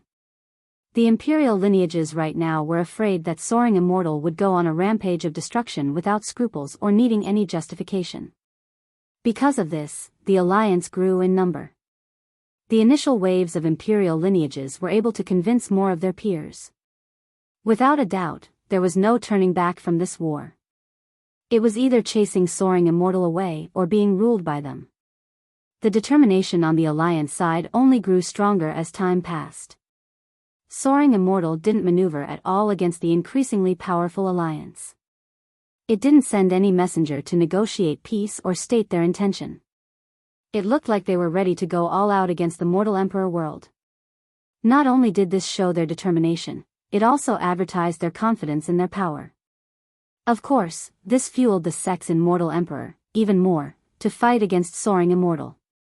If Soaring Immortal had sent out some messengers to certain imperial lineages and agreed to cut them some pieces of the pie, the alliance wouldn't have reached this level.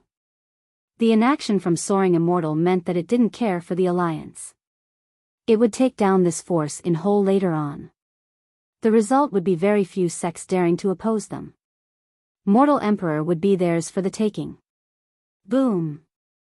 After seeing that it was time, Li Qie gave the order for the Azure Dragon Legion to mobilize straight for the military platforms. Azure Dragon began its march with a murderous bloodthirst engulfing the entire Mortal Emperor world. Though it was few in number, each veteran had a tremble-inducing aura. It was obvious that this was a machine of war, a gigantic meat grinder, capable of turning a battlefield into hell. World Keeper led the way with his bronze stallion and spear. Each stomp from the stallion shattered the sky. He looked completely invincible and unstoppable. The world quaked beneath his presence. Even the extremely powerful ancestors from Soaring Immortal became serious as World Keeper slowly approached. They were uncertain of victory before this man. Like he had said previously, Azura might be the only one who can match him. Others wouldn't be able to stop a single blow. Though many ancestors were still unconvinced of this claim, they waited with caution. Rumble. Meanwhile, Hailin's alliance also joined the fray. A flood of cavalry made its noise across the Grand Sea. This particular army was too gigantic compared to the Azure Dragon Legion. There were so many battalions and banners. This magnificent scene also shocked the world since few have ever witnessed this kind of number before. The myriad races and sects were all included. Demons, humans, golems, blood race, charming spirits, the sea monsters were especially going all out. Any surviving sea monsters all joined the alliance and swore to fight to the death. They claimed to be 10 million strong. Although this number was exaggerated, it did include all the different factions in mortal emperor world. 90% of all great powers in the Grand Sea joined in as well. Thus, if it wasn't 10 millions, it would at least be 7 millions. Hai Lin was nominated as the commander. There were also certain influential god kings acting as his aides to lead this great army. He had agreed that when Azure Dragon marched, they would be willing to take the vanguard and open a path of blood. In fact, the alliance didn't have any other choice. If they wanted a home in the future, they must pay with their blood. Many cultivators who couldn't join the alliance felt their blood boiling and became excited. When united, mortal emperor can fight against all invaders. Alone we might be insignificant, but together, all foes shall fear us. Let them know that mortal emperor isn't so easily bullied. A hot-blooded cultivator declared. It didn't matter how this war would end. This time around, everyone in mortal emperor was involved. It rekindled a spark of hope for all inhabitants. At the very least, in the time of a great disaster, the myriad races would drop their personal grievances and feuds to band together against the foreign invaders. The massive army and the Azure Dragon Legion were posturing outside of the platforms, ready to attack at any moment. As long as they took these platforms down, the portal to the soaring immortal sect would appear before them. Whoosh! Immortal lights rushed from the platforms and became thick, crystal walls. They had been augmented by immortal emperors before, so they were extremely hard to break. Moreover, the army from Soaring Immortal had already taken formation. They were ready to meet the two incoming forces. Brotherly. Hai Lin personally went to greet Li Qia as the two armies were preparing outside. At this time, Hai Lin was adorned with a divine armor with an ancient, majestic aura. It was obvious that this was the ultimate artifact of the sea monsters. This particular tribe had great hopes for Hai Lin. Thus, regardless of the battle's result, they wanted him to survive. That's why they gave him this divine armor. Of course, he also had Ding Yuanho, the golden dragon, and several powerful god kings from imperial lineages to his left and right. These particular god kings were reminded by the sea monster ancestors, so they were especially respectful towards Li Qia. Li Qia simply looked at Hai Lin and nodded while sitting on his throne. Hai Lin didn't beat around the bush. He prostrated and said, "Brotherly, the great army is before you, awaiting your command. Just say the word and we will jump into the boiling water." Li Qia glanced at the army blotting out the sky and nodded. "This will be a harsh battle, life and death will be up to fate. The mortal emperor world will be your responsibility. All of you shall be recorded in the historical annals just like the wise sages in the past." Finished with his preamble, he added, "The enemy is before you, begin." Hai Lin didn't say anything else. He returned to his army with the god kings and shouted, "It's time for war, begin." With his command, the army instantly entered a state of battle, ready to fight Soaring Immortal to the death. Meanwhile, World Keeper and his legion were as emotionless as ever. This type of battles to them was an ordinary occurrence. In fact, he didn't give a damn about the alliance since he had no use of them as cannon fodders. If he wanted to start, he would immediately rush for the platforms.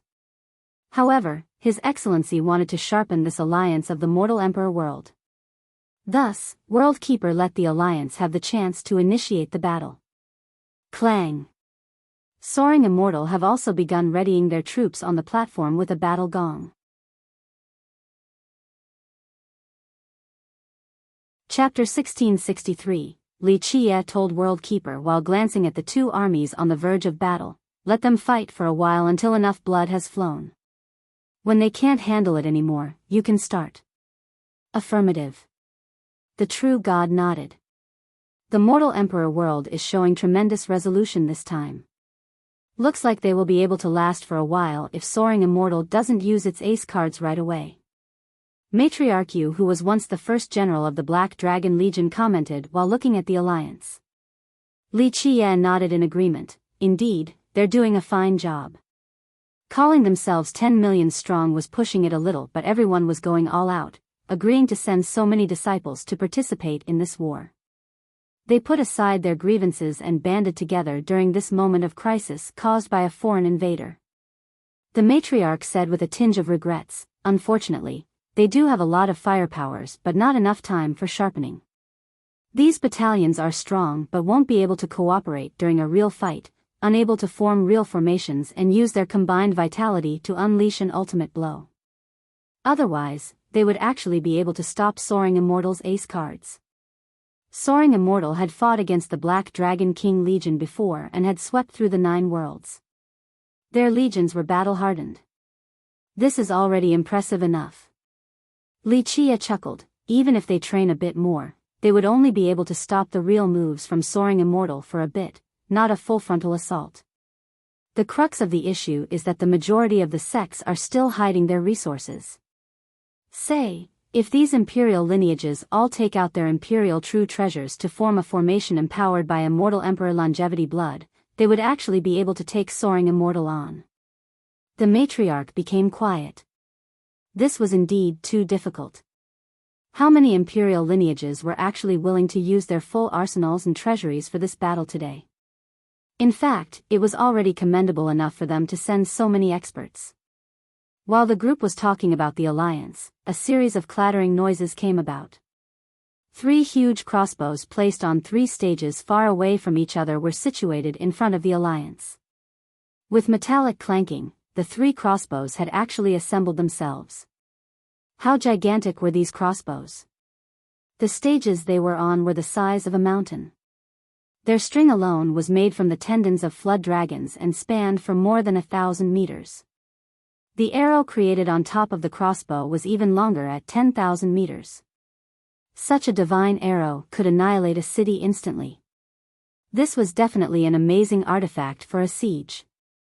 Just a casual blow could end a great power.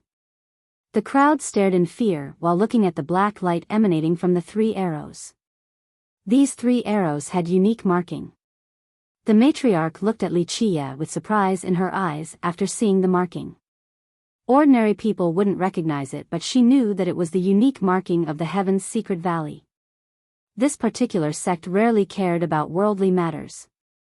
Who would have thought that the Alliance would be able to borrow 3 divine crossbows from this sect?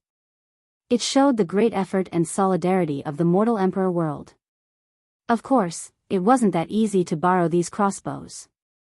Some imperial lineages must have stepped up because ordinary people weren't qualified to do so.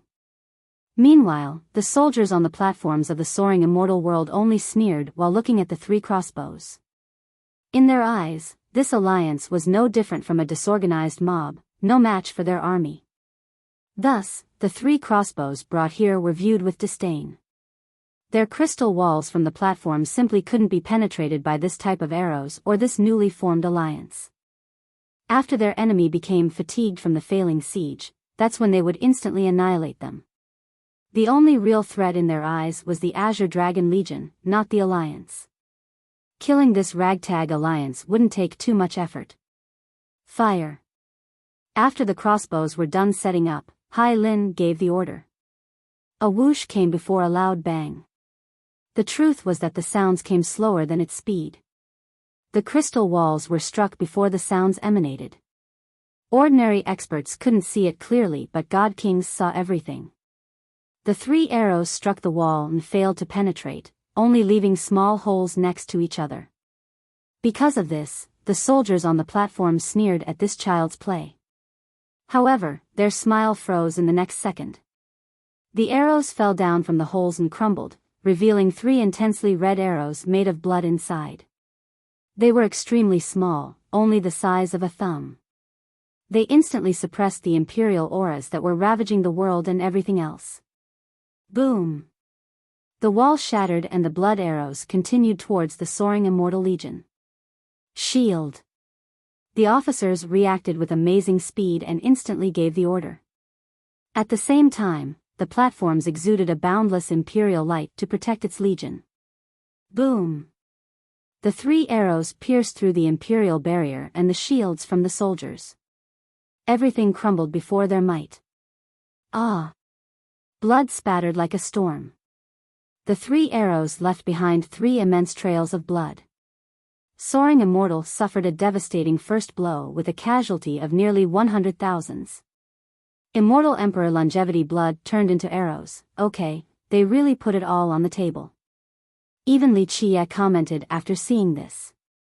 These arrows were indeed made of this grade of material and served as the Alliance's biggest ace card. 8 imperial lineages indeed expended their resources and offered the unbelievably precious 9 drops of imperial blood.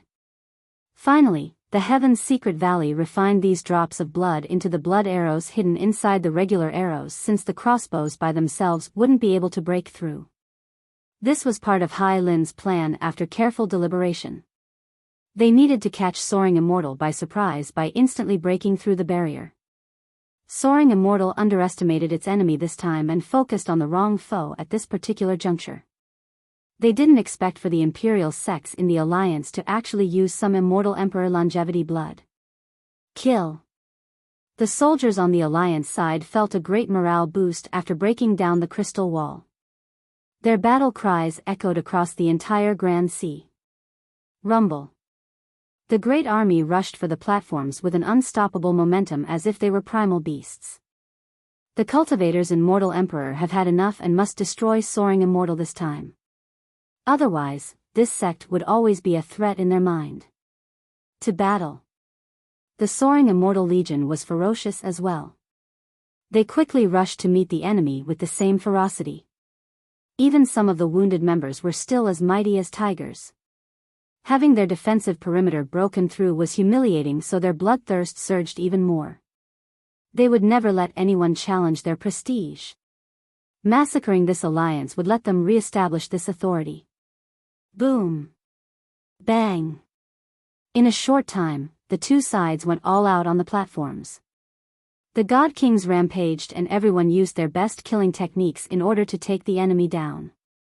This battle was a fight to the death for the Alliance. They would never let Soaring Immortal point their swords at Mortal Emperor. A shocking skirmish ensued to the astonishment of all spectators.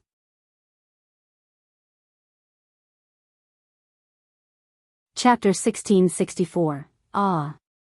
Miserable screams became even more common as the battle grew increasingly intense. Skulls and blood went flying. A rain of blood poured down, accompanied by severed limbs. Pulverized flesh was everywhere. As more of cultivators faltered, there were little piles of corpses everywhere. Their blood accumulated into little ponds with floating corpses and limbs. The entire battlefield has turned into hell. The platforms were huge meat grinders that ate flesh and lives.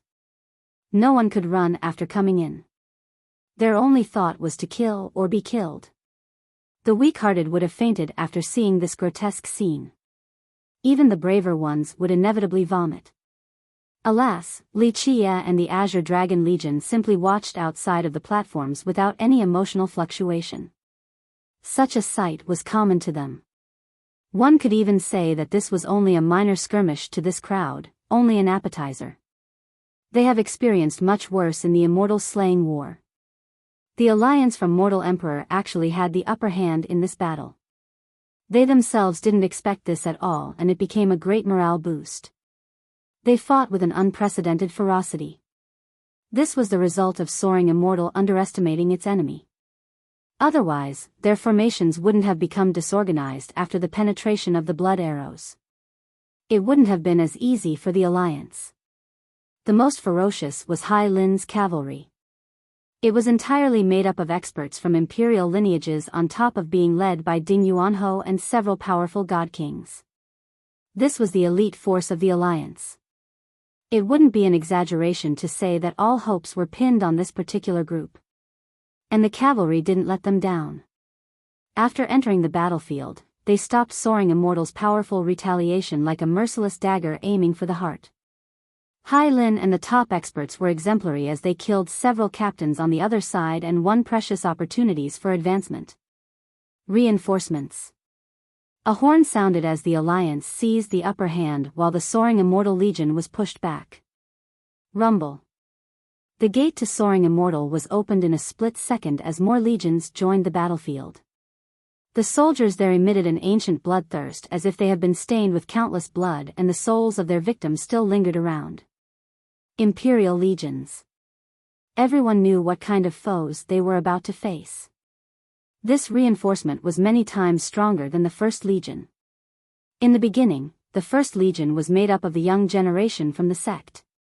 Now, these were imperial legions that have helped immortal Emperor Ren Xian sweep through the world.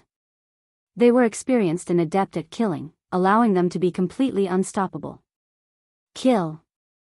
Nevertheless, the alliance didn't show any fear and still lunged forward to meet their foes. Under ordinary circumstances, people would retreat against the imperial legions. But now, the alliance had no other choice. Their eyes were red in a frenzy from the atmosphere, and imperial legions weren't enough to stop them. Only by risking it all would they have a chance for survival. Plus, to their back was their home, the mortal Emperor world. Ah! More wailings came about. It seemed to be storms of blood in the sky now. All the advantages won by the alliance disappeared after the imperial legions joined in. At the same time, a figure appeared on the battlefield. It was an old man in gray. He appeared like a ghost with imperceptible speed and made screams happen.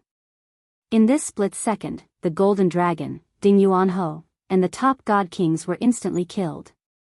The old man was truly too fast with his fierce attacks. Gu Zun. Li Qia's eyes narrowed before ordering World Keeper, "I leave this place to you." With that, he joined the battlefield as well. After seeing this, Gu Zun's figure flashed and disappeared. Li Qia smiled and crossed through space in order to give chase. The moment the two appeared again, they were already far from the battlefield. Their place of appearance was inside an auspicious ground of heaven suppression. It was a flat field surrounded by mountains with a tiny palace in the center. It was half buried on the ground and quite old in appearance. Plenty of weeds grew in the vicinity as if no one has been taking care of it. This inconspicuous and abandoned palace was a forbidden ground for the disciples of heaven suppression. No one knew why except that this was a clause in their ancestral teachings. Gu Zun stood before the palace without escaping. He turned and stared at Li Qia. Li Qia also stood there, as calm as ever with a faint smile, and evaluated Gu Zun for a bit. "Your Excellency, long time no see." Gu Zun wasn't afraid nor angry after seeing Li Qia. He was actually very respectful and cupped his fist. "You are even younger than in my imagination." "Is that so?" Li Qia couldn't help but smile while shaking his head. "Gu Zun, I'm actually amazed by your courage. You know who you are facing, even emperors are afraid of me, yet it doesn't deter you. It's quite rare. It is my honor to be praised by your Excellency." Gu Zun responded in a natural manner. "You used to teach me back then and said that the most important thing for a cultivator is a fearless Tao heart. I have always kept this in mind. And right, you also used to say that, tread forward despite knowing that a tiger dwells on the mountain and try to overcome the impossible. That's the way of true man. I indeed taught you that." Li Qia nodded. "Looks like you have kept them in mind. I don't know if I should be proud or not to have a student like you. My little accomplishments aren't enough to get into your eyes." Gu Zun said slowly, "You have trained so many supreme people such as brilliant emperors. I pale in comparison." Li Qia sighed emotionally and said, "Incredible, I have seen many people in my life. Sometimes, I feel that you are truly special. The truth is that others knew what to do with their lives, but your choice surprised me.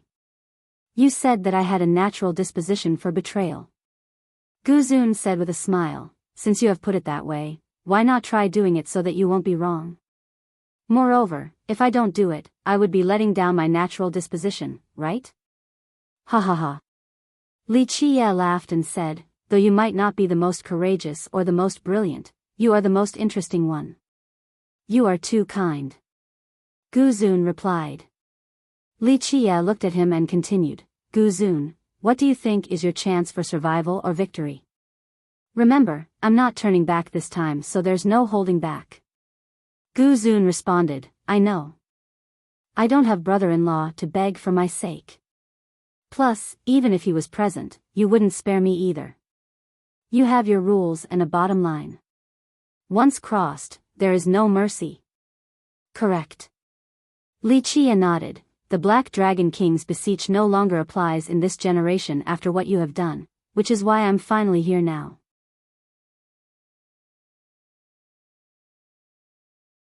Chapter 1665. Gu Zun said with a smile, I know that you have given me a chance.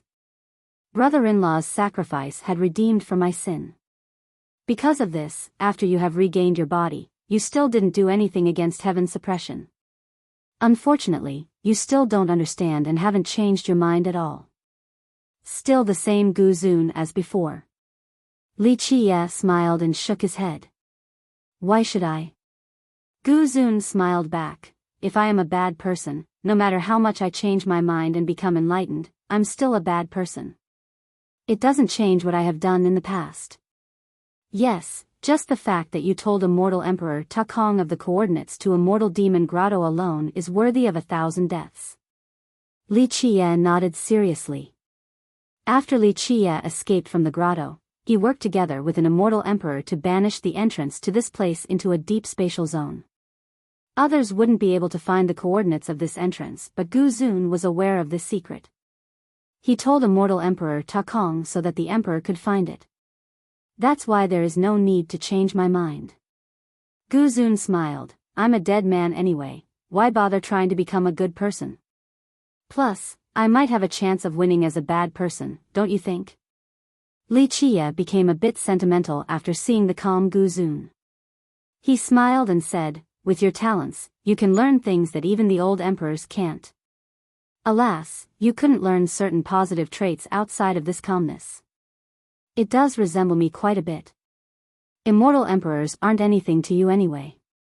Plus, due to your belief of my natural disposition for betrayal, you wouldn't have trained me to become one anyway regardless of how I have acted. Thus, I have thought clearly about this matter. No need to worry about becoming an immortal emperor, there are many other things in life worth pursuing. So you want to imitate and become me. Li Qia was clear on this as well. In this world, it isn't my sister who understands me the best, not my brother-in-law either, it is you, your excellency. Gu Zun said, if I can't become an emperor, then it's not bad to become the Dark Hand either. I don't lack talents and strategies, my Dao heart can be polished even further. Though my Dao heart is no match for yours, I still think it can't be weaker than the emperor's. With enough time, mine will be as strong as yours. But you lack two things. Resources and immortality. Li Qia chuckled. Yes, your excellency. However, you have left behind a treasury that was once watched over by my brother-in-law and immortal emperor Qianli. It was then strengthened by immortal emperor Yin Tian later. I heard them saying that this treasury contains your personal artifacts for attacking the 10th world. Thus, there is no need to debate their values. If I can obtain them, that's enough for me to stand strong in the 9 worlds. Gu Zun remained calm. That's why you have always wanted it. Li Qia didn't become angry, though you couldn't open it, this led to your second idea. If you had immortality, it would mean endless possibilities and time for strategies. One day, you would be able to get this treasury. Yes, that's why I gave the coordinates to immortal emperor Ta Kong so that he could invade the place.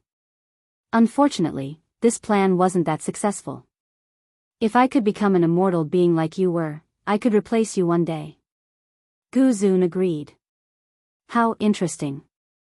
Li Qia couldn't help but smile. I have met so many people in the millions of years. Supreme geniuses and treacherous students, but no matter who they are, they all wanted to obtain some treasures or training from me. Of course, becoming an emperor was many people's dream. However, very few wanted to become an existence like me. Immortality isn't all that wonderful like in people's imagination. That's indeed the case. Gu Zun said solemnly, this is something I admire about you. As generations went by with pain, you didn't become a saint or a devil, your heart remained the same. This is the greatest thing about you and what I aspire with great confidence to have one day, an immovable Tao heart. Then I can rule the 9 worlds just like you, much more interesting than becoming an emperor. It's not a bad thought, unfortunately, you are not me. Li Chia shook his head. That's why I have worked hard to become someone like you. After all, my cultivation is still weak after just 3 generations, not being able to reign the 9 worlds just yet. It looks like I have let you down. Gu Zun replied truthfully. Forget it, no need to talk about this. Li Chia shook his head. My main goal this time in the Grand Sea is taking your life. Since you have chosen on walking the dark path, I shall let you use all your means and ace cards now, so that you won't be dying a regretful death. Thank you. Let us finish this matter then. Gu Zun respectfully cupped his fist. Clank. The entire field was locked the moment Gu Zun finished speaking. An iron curtain surrounded the whole place with the 2 and the palace inside.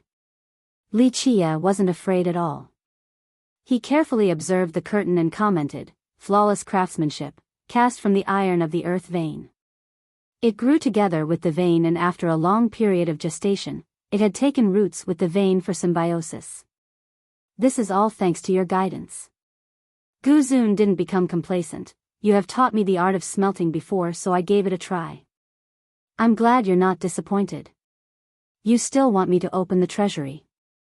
Li Chia glanced at the palace and understood Gu Zun's intention. I truly want to widen my horizon. Your treasury has been here for a long time.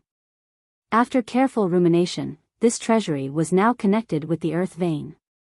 Without your key, it is impossible to open it. So, I used the arts you have taught me back then and used the earth iron as the base in order to connect this curtain with the earth vein as well. After years of harmonization, my experiment was a success. Indeed. Li Chia agreed, a very clever design. If I want to leave by breaking down this curtain, I have to open the treasury first. Or, just opening the treasury would automatically remove the curtain as well. This is indeed the finest craftsmanship in the 9 worlds. This technique, this planning, this refinement technique, how many people can actually achieve this type of symbiosis with the earth vein? If outsiders were to listen to this conversation, they would think the 2 were discussing a profound art. Who would think that these 2 were about to kill each other? Gu Zun respectfully cupped his fist at the praise again. Li Chia smiled and looked at Gu Zun. You want to see the key, right? Yes. Gu Zun nodded. Your treasury is unique, the other treasures in the world are mere scraps in comparison. I have coveted your treasury for a long time, you won't be so stingy as to not let me see it? Gu Zun didn't try to hide his intent at all. There was no need to do so before Li Chia since nothing could elude his eyes. Are you not afraid of me killing you first? Li Chia teased. Gu Zun didn't become afraid. I know you're not so ordinary. In your eyes, I am a dead man, it is only a matter of time. I haven't used my ace card, so you won't be killing me just yet. I'm confident you will open the treasury first. How fun. Li Chia praised. Fine, since you want it so bad, what else can I say? It's not like I can't let you see it, but the key is not on me. From what I know about you, Your Excellency, as long as your soul and sea of memories are there, it will not be a problem. Your sea of memories isn't only empowered by brother-in-law's group but also by many other existences. Because of this, it can easily open this treasury. Gu Zun slowly commented. Li Chia gently shook his head. No, you don't understand. What I'm saying is, the key is not on me. You have the key. Your Excellency, your joke isn't funny at all. If I had the key, I wouldn't need to wait till now. Gu Zun shook his head. To which Li Chia responded in a serious manner, I'm not joking around. I don't have the key, the real key has always been on you. You, yourself, is the key. Impossible. Gu Zun couldn't remain calm at this moment. He took one step back with his eyes narrowing. In this split second, he came up with a frightening possibility.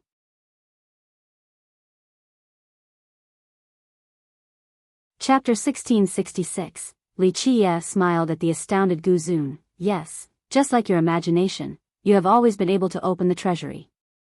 Your blood is the key. No, it's impossible.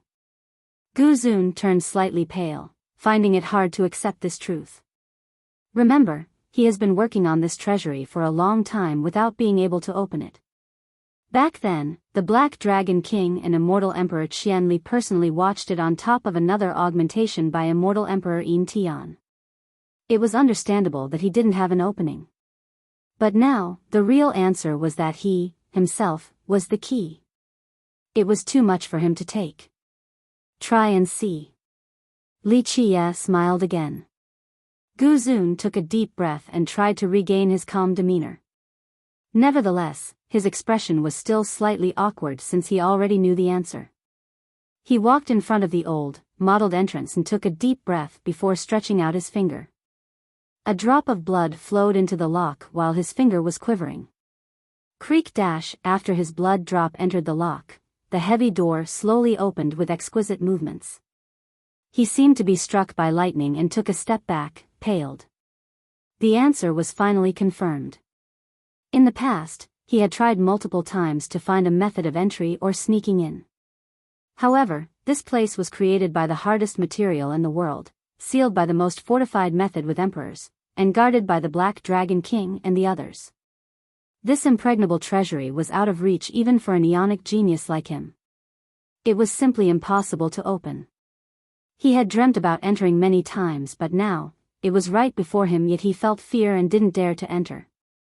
Since you have planned for so long, why not go have a look? Li Qie said slowly as Gu Zun was frozen at the entrance. Gu Zun took a deep breath and stepped inside the treasury despite knowing the answer.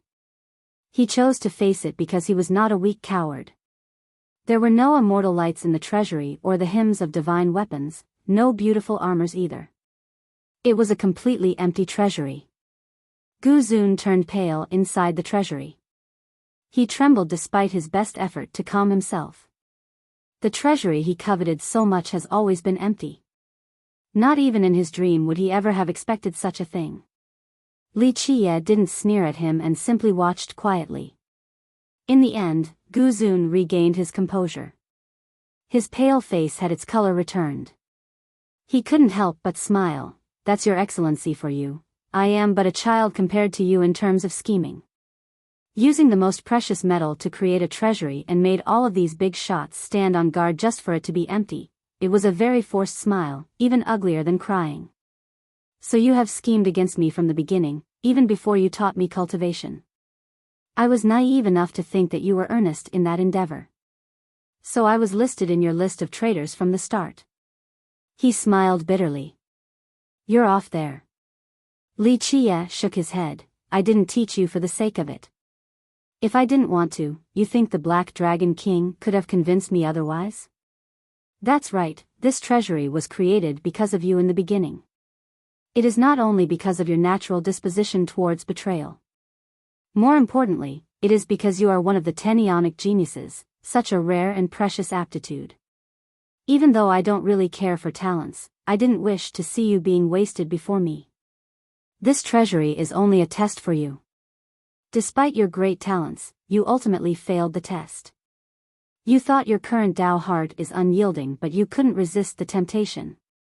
He continued on, I was vigilant against you not because of your disposition but because you couldn't resist temptation from the start. I have seen countless geniuses and even the Ionic ones. When a genius can't resist temptation, then he won't be bringing good fortune to the 9 worlds, only calamities. In the end, you are still correct. Gu Zun smiled. Li Qie stared at him and said flatly, do you know why I still haven't killed you? It is not only because of your brother-in-law but because you have still been able to protect your Dao heart to a certain extent. At the very least, you didn't cross the line and experimented with the ancient Ming. That's why I didn't kill you yet. I am honored. Gu Zun respectfully said.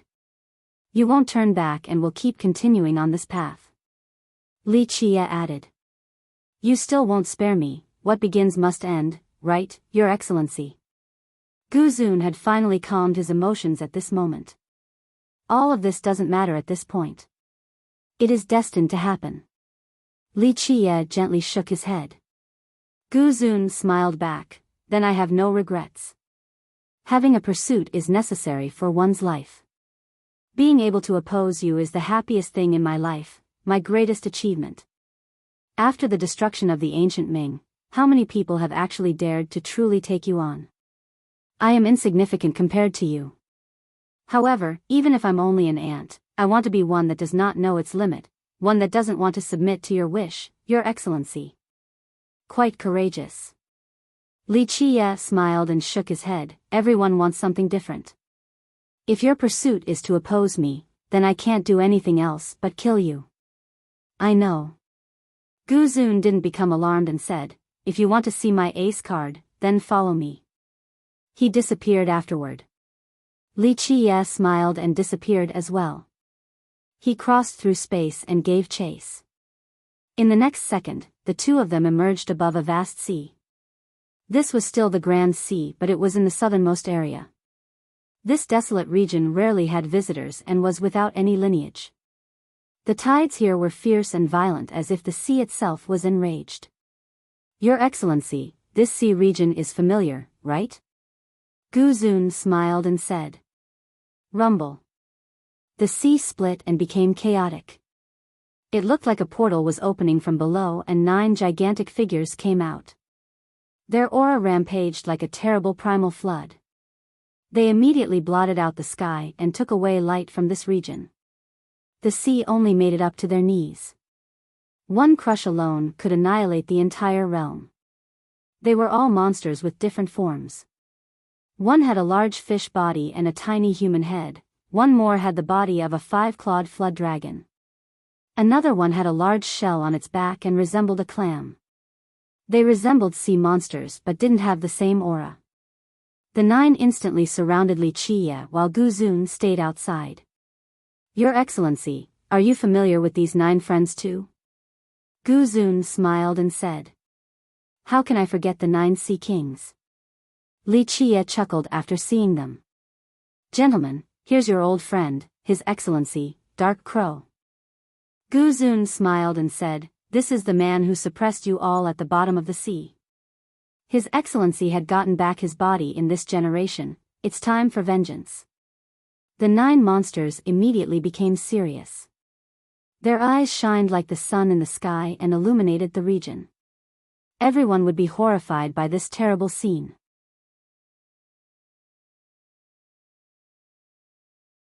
Chapter 1667. Li Qie chuckled after seeing the 9 gigantic monsters.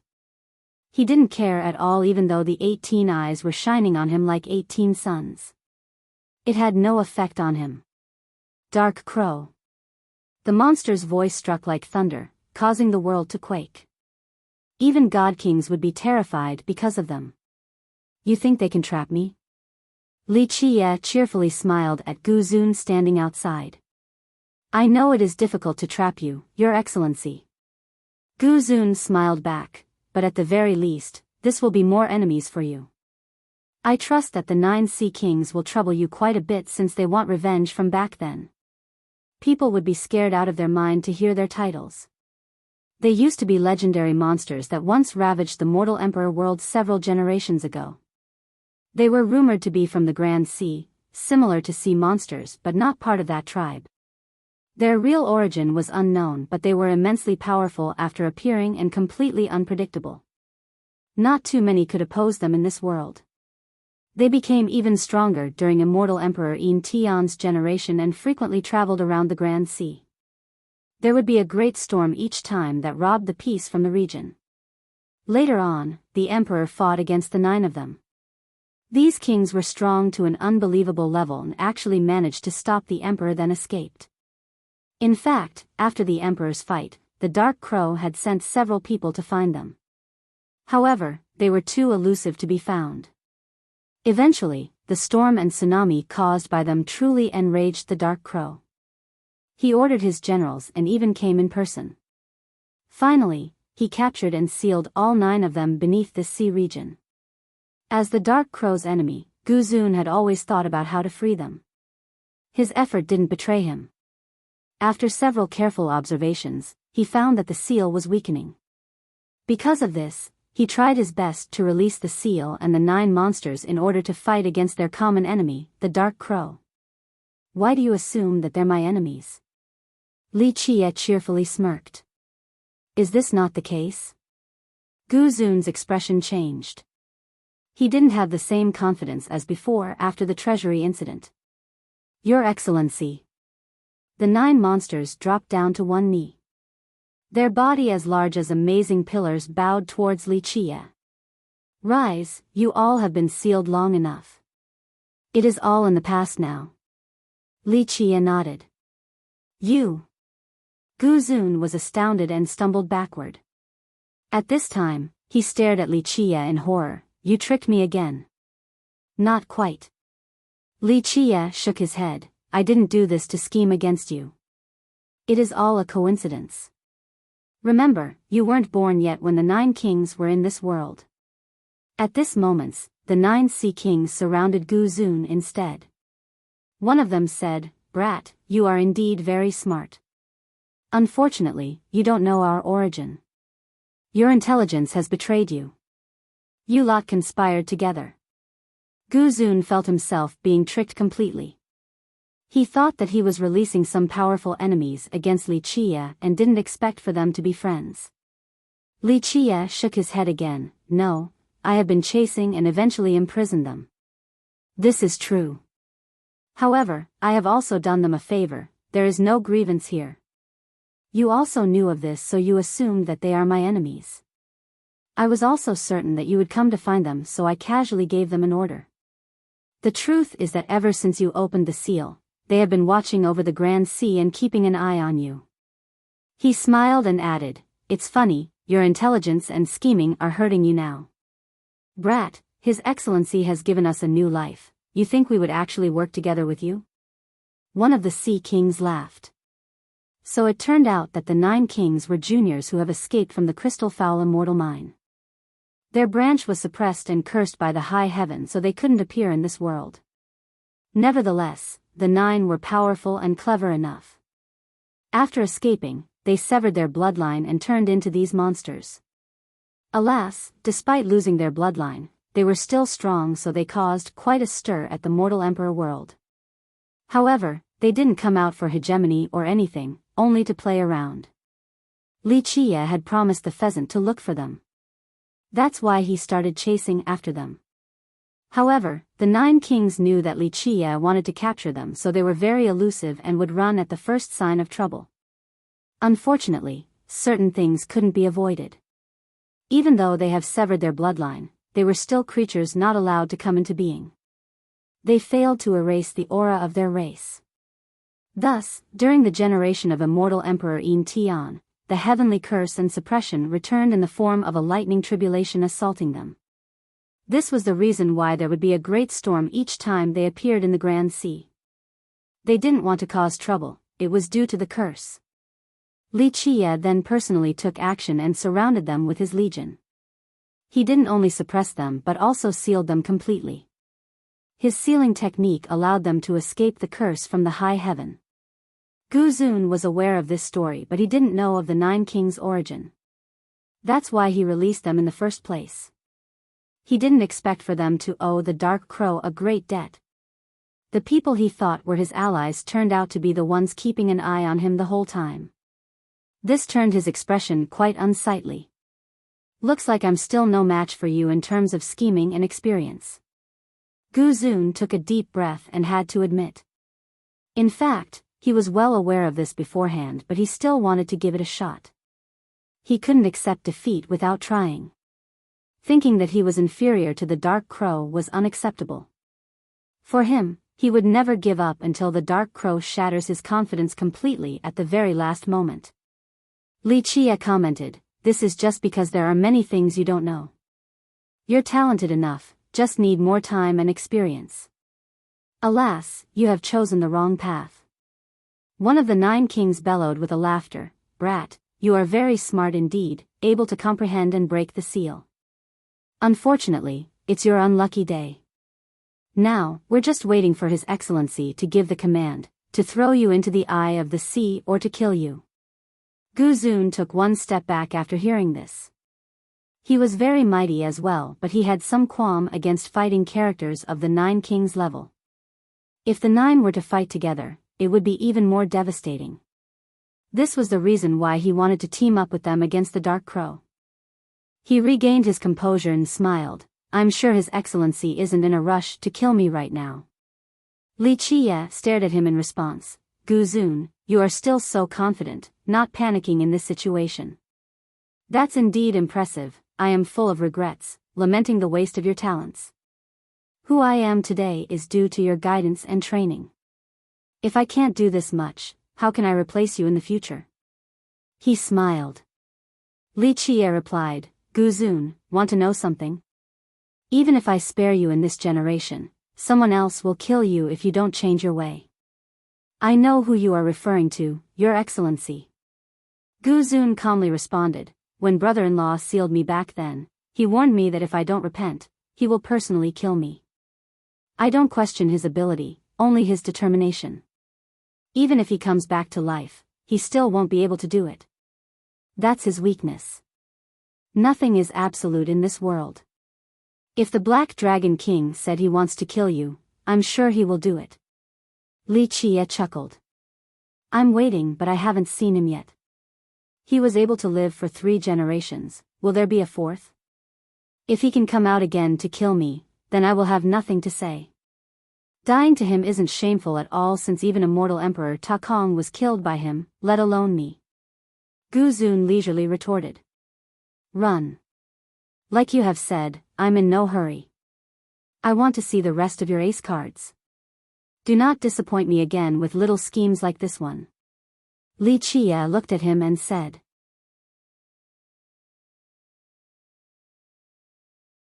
Chapter 1668. Gu Zun wasn't surprised at all that Li Qiye would let him leave. He cupped his fist and smiled. Thank you, Your Excellency. You're still the one that knows me best in this world. Okay, no need to utter such nauseating words. Go ahead and use all of your ace cards. I know you still have some secrets hidden up your sleeve. Li Qiye leisurely said. I'll try my best. Hopefully, my killing move won't disappoint you. That would be too much of a letdown since you think so highly of me. Gu Zun smiled. With that, his body flashed and crossed through space. We're done here. Li Qiye waved his sleeve at the 9 kings. The 9 of you can continue your hibernation. Oh, right, I forgot. The old geezer from the mine misses you. You all can decide whether to keep staying here or come back for the punishment. He instantly disappeared to chase Gu Zun again. It wasn't like the pheasant didn't know that the 9 kings have snuck out of the cave back then. In fact, it was impossible for an existence of this level not to detect them. It purposely let them escape and pretended not to know. Since their birth, these juniors weren't allowed to take half a step out of the cave. The 9 brothers wanted to see the outside world, but the seniors didn't give them permission. They had even tried to sneak out several times in the past to no avail. Later on, the pheasant became soft and let them snuck out. Otherwise, how could 9 little juniors escape from the immortal mine? After running away from the 9 sea kings, Gu Zun didn't bother exerting his speed to its limit. He was in no hurry because he knew that Li Qiye wasn't in a rush to kill him either before he showed his ace cards. At this moment, the 2 of them were playing a cat and mouse game. For now, he was the mouse and Li Qiye was the cat. Of course, Gu Zun thought that he still had a chance to turn it around if he could grasp the right opportunity. He would become the cat then. Li Qiye, on the other hand, was indeed taking his time. He had guessed Gu Zun's ace card, so killing him now wouldn't end this game. He wanted to capture everything in one fell swoop. Meanwhile, a booming noise came from the distant little sea village. The entire place shook as if a gigantic bull had just turned over. All the villagers were shaken with the ancestors running out to take a look. Roar! A dragon roar echoed across the grand sea. The ancestors in the village could only see a shadow rushing to the sky. It disappeared instantly. That is, the ancestors couldn't regain their sanity. It looked as if they had just seen the shadow of a true dragon. Guzun still hasn't made it back to heaven suppression before an explosion occurred. Space was shattered immediately. Runes descended from the sky and turned into a formation to lock Guzun.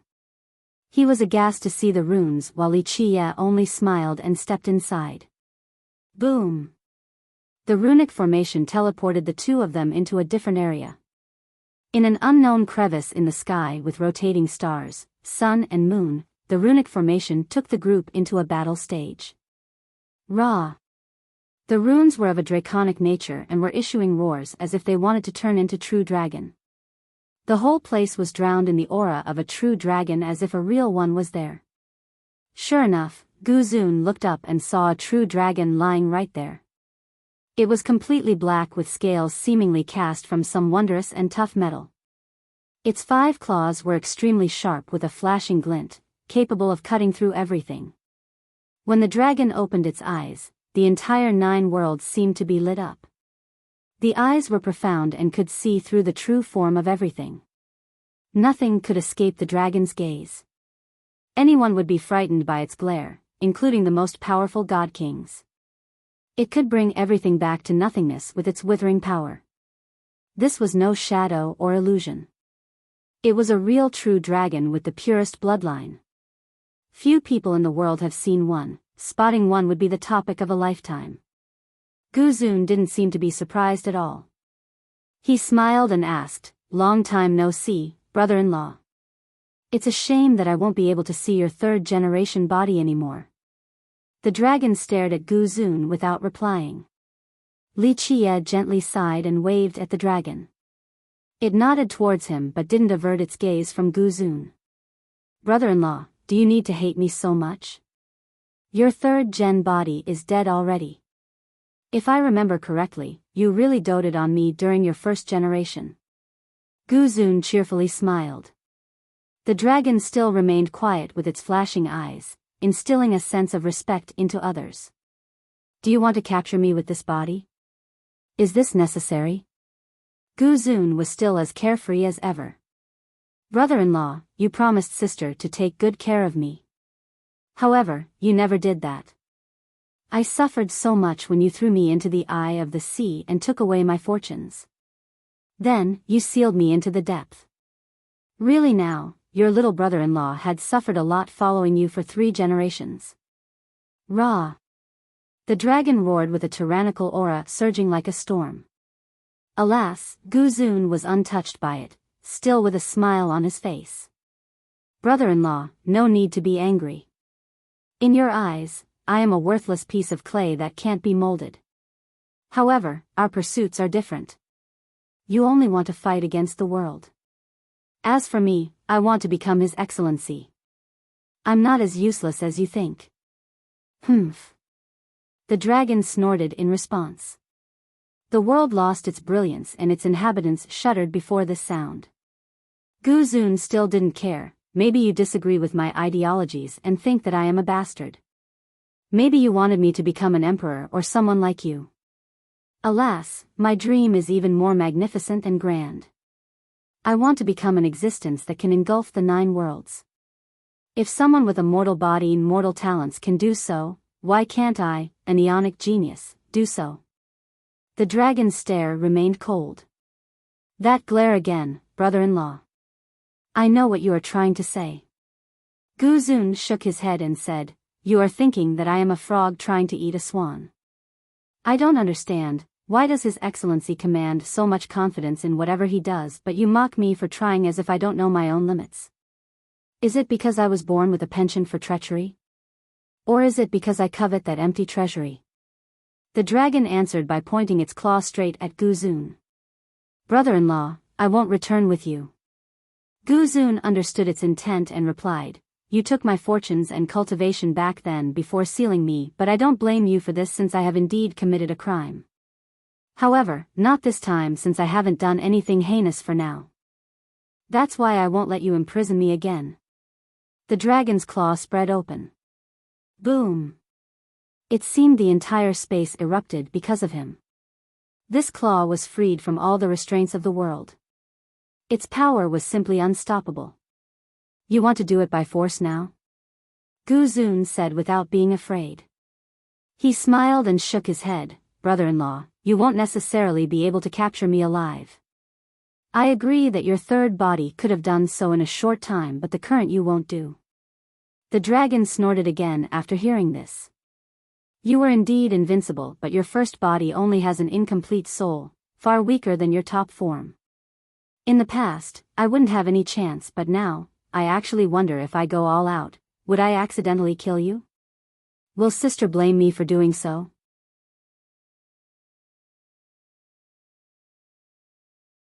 Chapter 1669. The True Dragon. Ahead was the first body of the Black Dragon King.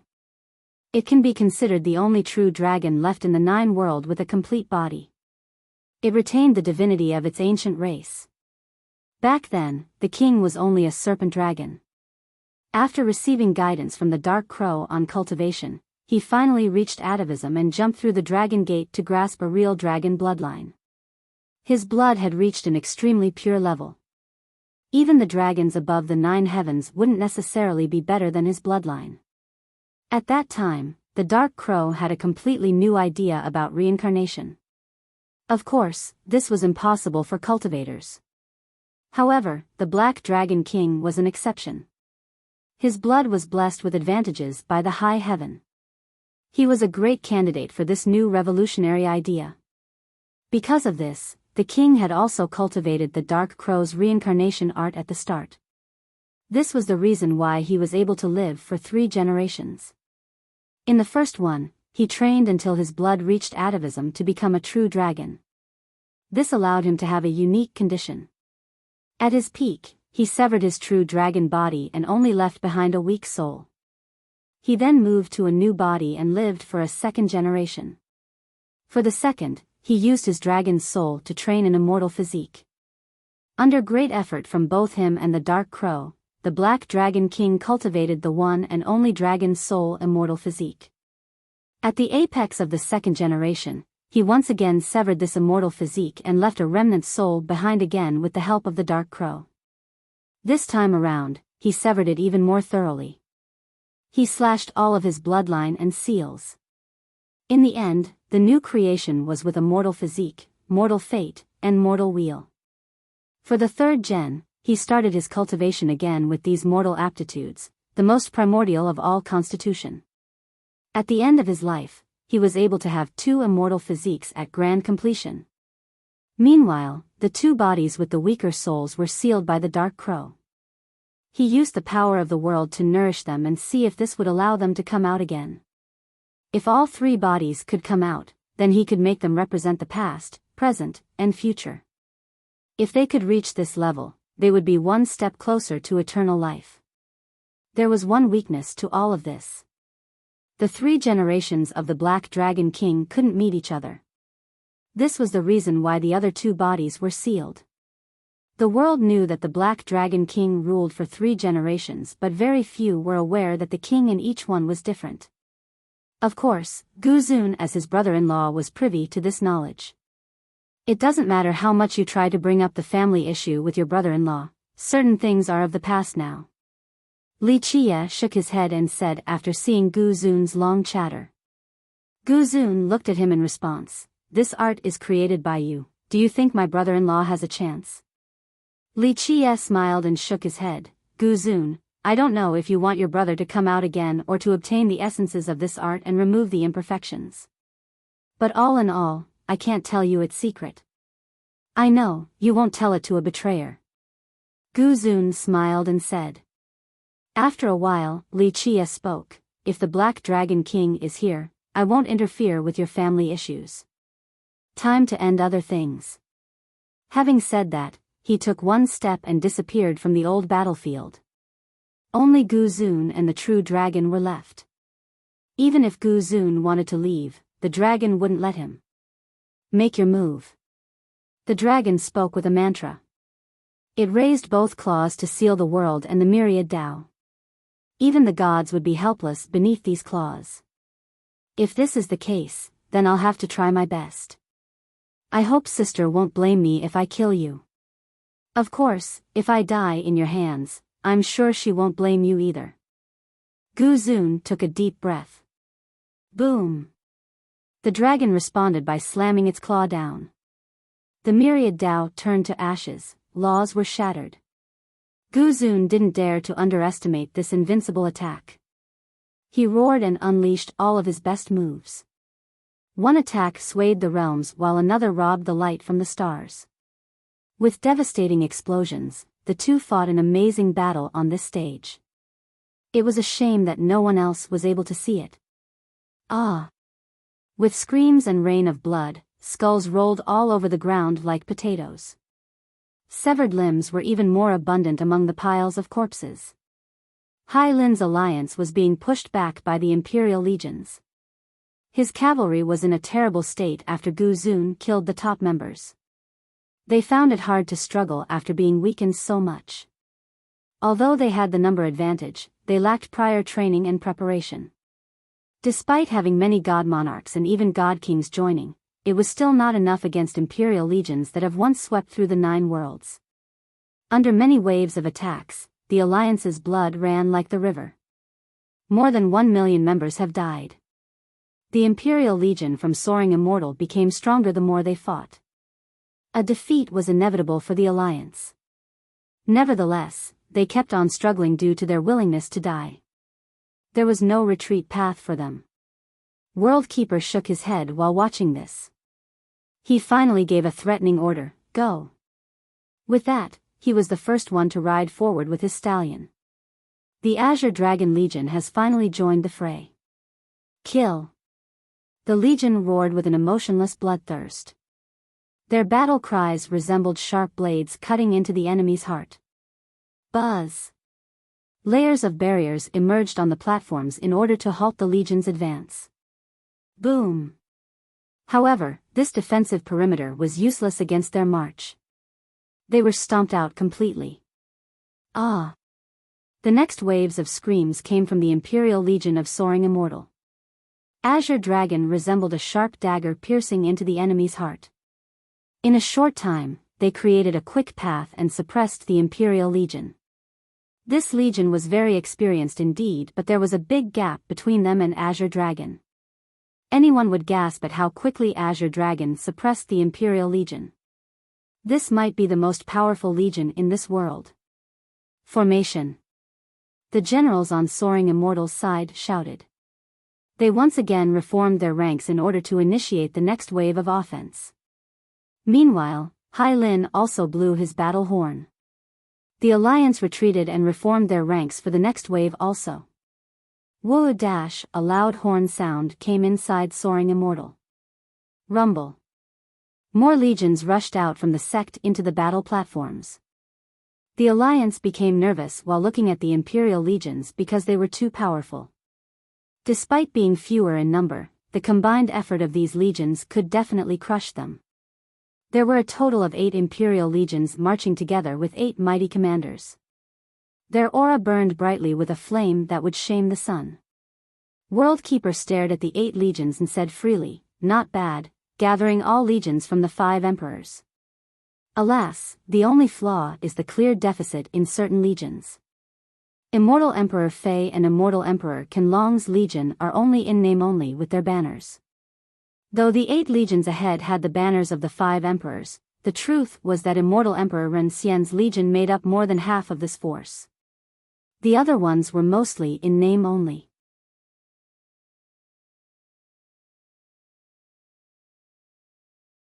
Chapter 1670. The Soaring Immortal sect has always been imperious, and same with their legions. They were able to threaten the 9 worlds while no one else dared to criticize them. Moreover, 8 legions were present at the same time. Anyone would feel their legs trembling at this sight, let alone commenting. However, the 8 legions were silent before World Keeper's criticism because they knew what kind of mighty character he was along with his legion. "State your name before I kill you." World Keeper with his spear pointed at a commander whose power was among the middle of his peers. This commander wore a dark red armor as if it was painted with blood. The radiance exuding from his body was hotter than the sun while his aura could crush the firmaments. Despite his accolades, he didn't dare to posture because he was only a junior before World Keeper. My name is Ma Jinwen, under the banner of immortal Emperor Ren Xian. This commander didn't dare to show any slight. He said respectfully, your fame resounds like the thunder and we are forever in reverence of the Azure Dragon Legion's tales. Unfortunately, we must fight you because we have our orders. Ma Jinwen was an unknown name to the youths, but an old god monarch from the alliance had heard of it and shouted in astonishment, the Soaring Horse General. This name was more popular with the old characters. Though he was not the strongest general under the emperor, he had the most contributions. He once destroyed 10 sects, 8 countries, and 1 imperial lineage within one night. This made him quite notorious and granted him this nickname. Good. Come and witness the destruction of Soaring Immortal. World Keeper calmly said, as if this was no big deal. If such words came from anyone else, the generals would be in a furor right now. However, Ma Jinwen and the others didn't voice their displeasure. They were aware of the Legion and World Keeper's tales. This was a legion that could stop the ancient Ming. It was indeed eligible to challenge their sect. It could even be said that Ma Jinwen felt like the underdog in this fight. Start the formation. He didn't waste time and took a deep breath before giving out the command. Buzz. Endless light surged out from the platforms and jumped onto the members of the 8 legions. Each expert became shrouded in this light and gained a divine armor. They looked just like gods now. With an explosion of an imperial power, the 8 legions came together with the front and the back sides meeting to form a circle. In a short time, the legions seemingly disappeared from the platforms. Next, all one could see was a forest of weapons, a thicket of destruction. This was an ultimate formation sealing all the platforms. It would be exceedingly difficult to forge a path out of this formation. Despite the fatal danger surrounding him, World Keeper calmly ordered, Azure Dragon 18 formation. Buzz. The entire legion turned into an Azure Dragon in the blink of an eye. This gigantic dragon took over the platforms that were now a death zone due to the Soaring Immortal Legion. There were shadows of spears and blades everywhere. Every single step was filled with danger. Clank. The Soaring Immortal Legion suddenly appeared again in the form of a saber formation, trying to make mincemeat of their enemy. It was indeed capable of chopping everything into thin slices of meat with such fast speed that they would still be moving after the severing process. As the horde of blades was coming, World Keeper gave an order, dragon to the sky. The dragon leaped upward. Though the 8 legions have sealed the platforms, it still couldn't stop the movement of this draconic formation. With a single jump, Azure Dragon instantly dodged the saber formation. Rawr. The dragon descended and clawed at the formation. The unbelievably sharp claws slashed the chest of many experts in the Imperial Legion. Pluff. Blood went flying. Some generals couldn't evade in time and were torn into 2 pieces. They didn't even have the chance to scream. Boom. Soaring Immortal retaliated against this powerful offense of the dragon. Their formation instantly turned into a heaven suppression seal that rushed down from the sky to stop this beast. The sky suddenly turned black with the emergence of the seal. Followers were chanting to the seal of an emperor. This looked like an imperial decree, all must prostrate at its sight. All evils would be annihilated. Ra! The dragon roared and became enraged. A terrible draconic aura engulfed the sky. At this time, the dragon had an imperceptible speed. With a deafening blast, the heaven suppression seal was torn into pieces. Next came a series of screamings. The dragon turned into 6 copies and ravaged all directions. In the blink of an eye, the supreme formation was torn asunder. This was the Azure Dragon 18 formation. First, it went from Dragon in the Wild and changed to Season of 6 Dragons. In the next moment, the 8 legions emerged again. Powerful they may be, they were no match for Azure Dragon's formation. Just like World Keeper had said, the 8 legions were in name only, not as strong as they were in the past. Their supreme formation was much weaker, while his 18 formations were just as strong as before on its new debut. Roar! The 6 dragons continued to scream and rampaged on the battlefield. The 8 legions were being massacred. Kill. Despite not being a match, Soaring Immortal was still struggling to hold on. Waves of combatants rushed forward in order to stop the dragons. Go now. The Alliance saw an opportunity and immediately joined the battlefield. They followed the dragons and attacked the weakened foes with great success. The Alliance was ecstatic to join again with a risen morale. In the beginning, Soaring Immortal didn't care for the Alliance, but now, they were being stomped down by the Alliance. Many generals from Soaring Immortal angrily gritted their teeth, but there was nothing they could do about it. The majority of their forces was being used to stop Azure Dragon and had no time to deal with the Alliance. Soaring Immortal was no match for the fury of the 18 formations from Azure Dragon. They were continuously pushed back. Soaring Immortal suffered grievous losses in a short time. Many disciples were being massacred to the dismay of the old generals from the Imperial legions. This was truly humiliating to them. Open the formation, use our vitality. In the end, an order giver from the sect couldn't endure this any longer. After receiving the command, the soldiers offered their blood energy without any hesitation into the battlefield. They had no other choice at this moment. It was either being killed one by the Legion or to go all out. This was a heavy price to pay, but at least there was a chance. Once it was time for their ace card to come out, perhaps they would be able to destroy Azure Dragon and put an end to the legend.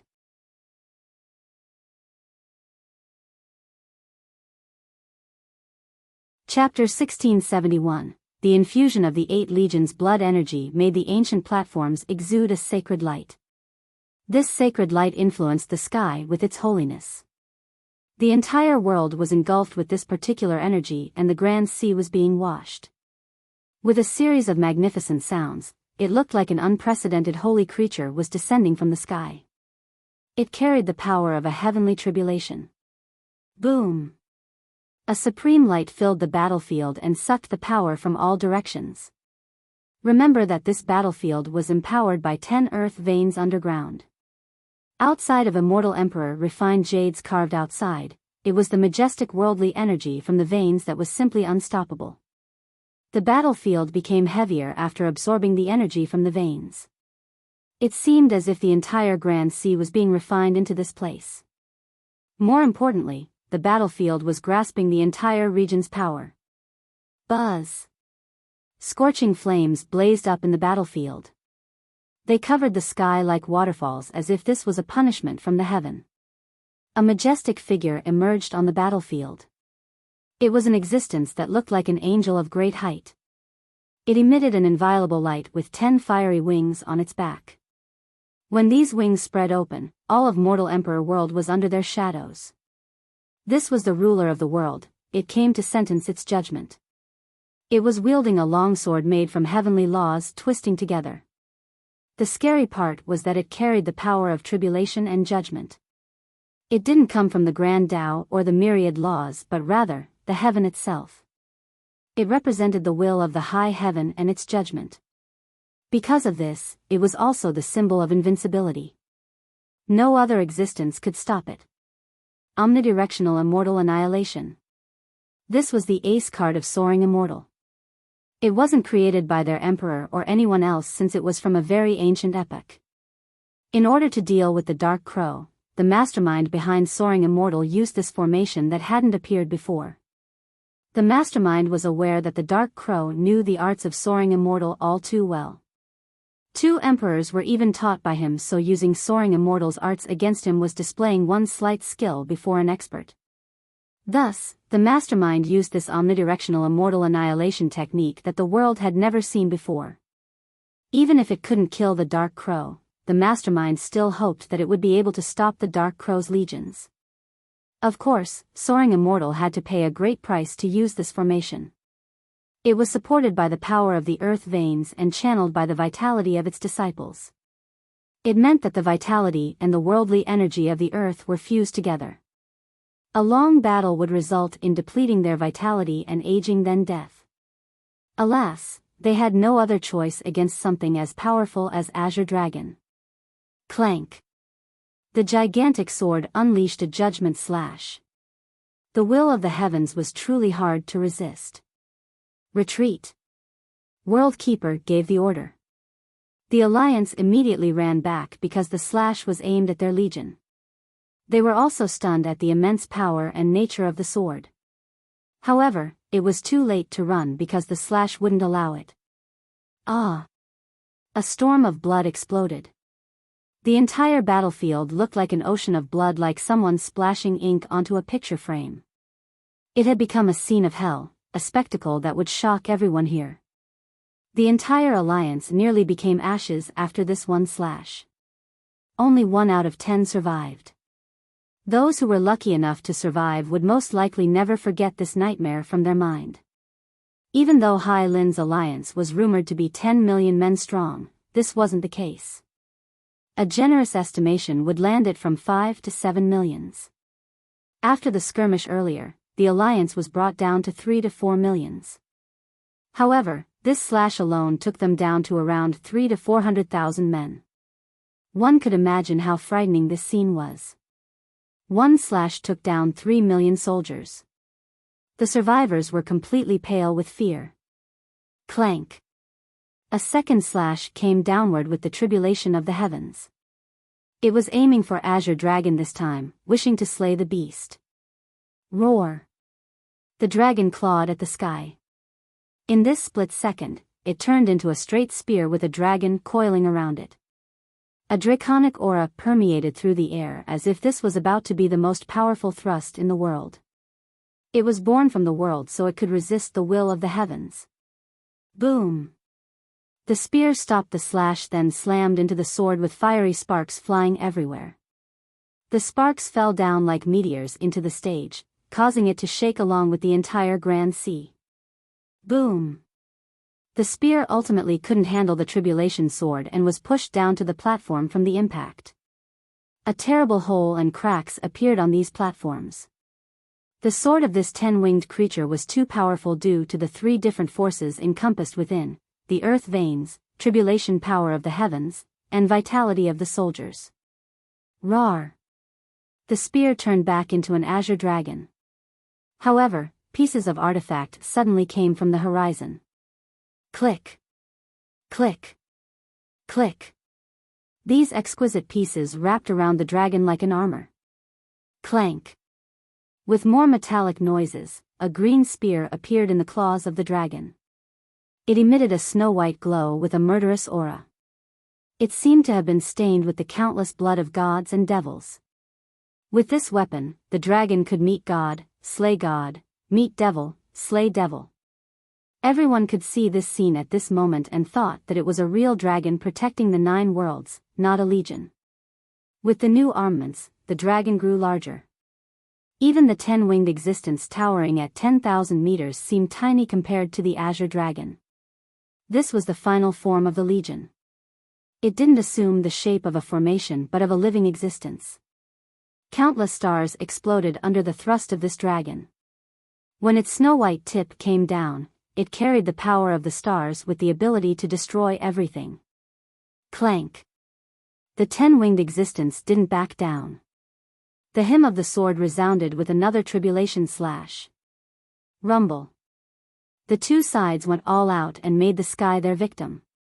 Whoosh! During this battle, space fluctuated and Wuxia instantly appeared next to Matriarch Yu. Your Excellency, you have killed Guzun already? The Matriarch asked. Wuxia watched the battle and gently shook his head. Not yet, the Black Dragon King is taking care of him. Which generation? She was slightly surprised despite knowing about the king's reincarnation. The first. He smiled and said. Does he actually want to kill Guzun?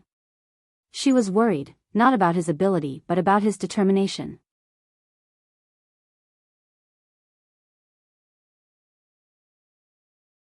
Chapter 1672, Wuxia chuckled and shook his head. Either way is the same. Even if I kill him right now, not much will come of it. The Black Dragon King still can't make up his mind. Forget it, let him deal with his brother-in-law. If Wuxia wanted to kill, Guzun wouldn't be alive right now.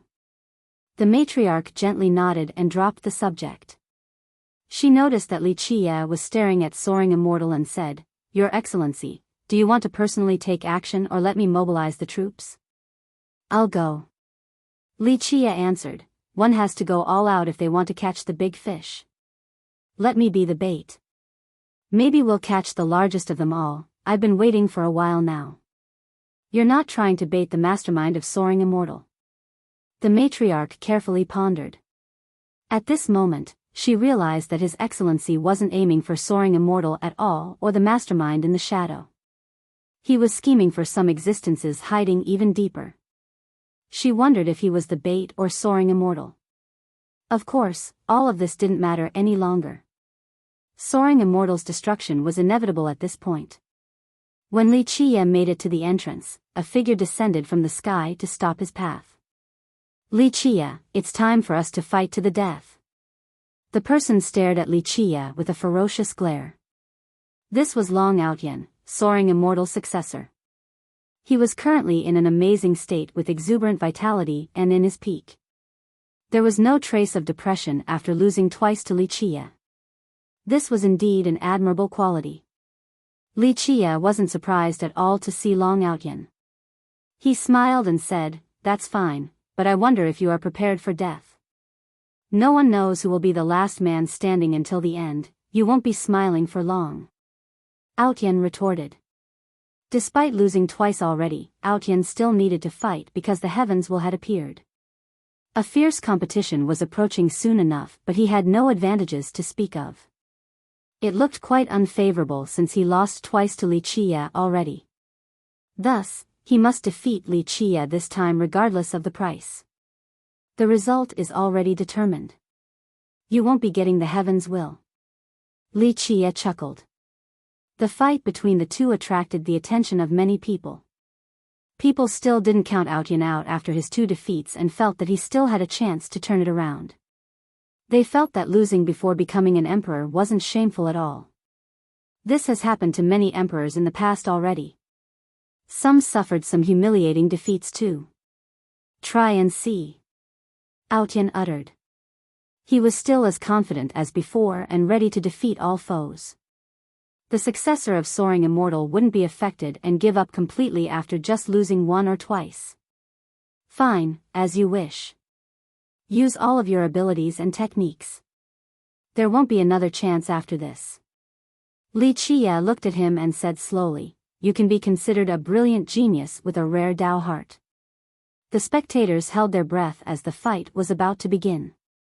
They knew that one of them might fall before the start of the real competition.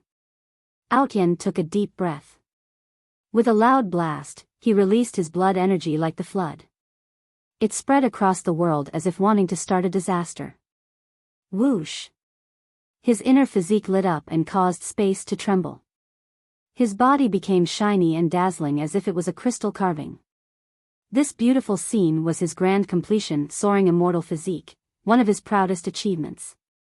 It became brighter and more dazzling by the minute until people couldn't stare straight at him anymore, not even with heavenly gazes. He gave a strange feeling of flight, as if space itself was growing a pair of wings and ascending. Buzz! A very rhythmic series of noise resounded. It was slow and came from space itself. Space and time were being slowed down by Outyan's physique. In the blink of an eye, everyone became a painting since time had stopped in this split second. Whoosh! Time began to flow again. It wasn't because of Outyan this time. Wuxia was the cause. Before anyone realized what was going on, Outyan was inches away from Wuxia when time flowed again. At this moment, time once again paused. Everyone could watch this scene and saw Outyan's palm containing a sharp and cold gale that was only 3 inches away from Wuxia's forehead. Outyan exerted his physique to its limit. No, he even broke through it in order to deliver the fatal blow. Remember that this was a grand completion Soaring Immortal physique, allowing him to break through the limit of time. This was almost impossible to describe with words. Even a 9 worlds god king wouldn't be able to dodge this fatal blow. Unfortunately, he had met Wuxia today. During the process of this attack, Wuxia had activated his stagnation domain. In terms of the physique itself, Aotian still had the advantage since Aotian was at grand completion while Wuxia wasn't. Alas, under the stagnation domain, even a faster speed would seem slow under this suppression. Time flowed once more with a loud boom. People saw Aotian being unable to move an inch forward, and they heard the sounds of bones breaking under the effect of the domain. Aotian was impressive enough. Under this perilous situation, he instantly used his arts from the 5 emperors for protection. With loud, beastly roars and raging imperial auras, he decisively burned his longevity blood in order to empower his techniques. With that, he managed to escape from the stagnation domain. Boom! His full power allowed him to retreat. He shattered space and ran towards the horizon. Nevertheless, he was still grievously wounded with blood staining his clothes and many broken bones. This still showed his amazing capabilities. The combination of his imperial arts and immortal physique allowed him to escape from Wuxia's domain. Wuxia wasn't in a rush to give chase.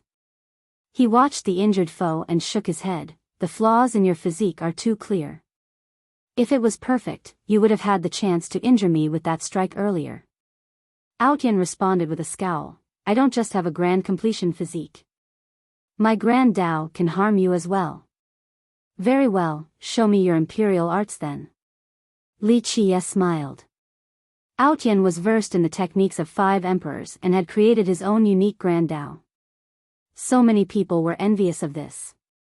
How many could be lucky enough to study the supreme arts of 5 emperors at the same time? Just learning the art of one was already the fortune of a lifetime, let alone 5. I want to see your grand Dao as well. Aotian powerfully uttered. Having said that, he activated his grand Dao. 5 immortal emperor true treasures appeared. With clicking noise, an imperial armor protected him. It seemed to have been created with strands of snow. There was the image of a silk dragon. It wasn't embroidered but naturally formed on the armor. Silk dragon robe, the true treasure of soaring immortal's second emperor, Qianlong. It wasn't only meant to be used as a defensive barrier. It was also capable of boosting speed and vitality on top of some other magical properties. Clank. Clank. A harmonious clanking of sword and saber came about after he unsheathed his weapons, a sword in one hand and a saber in the other. The saber was tyrannical and ferocious, granting its user the courage to fight against the rest of the world alone. This was the tyrannical destruction saber, immortal Emperor Ba Mie's true treasure, his weapon of choice to fight the 9 worlds. No need to describe the sword any further. This was the virtuous sword belonging to immortal Emperor Ren Xian, the progenitor of Aotian's branch. At the same time, 2 more treasures emerged behind him.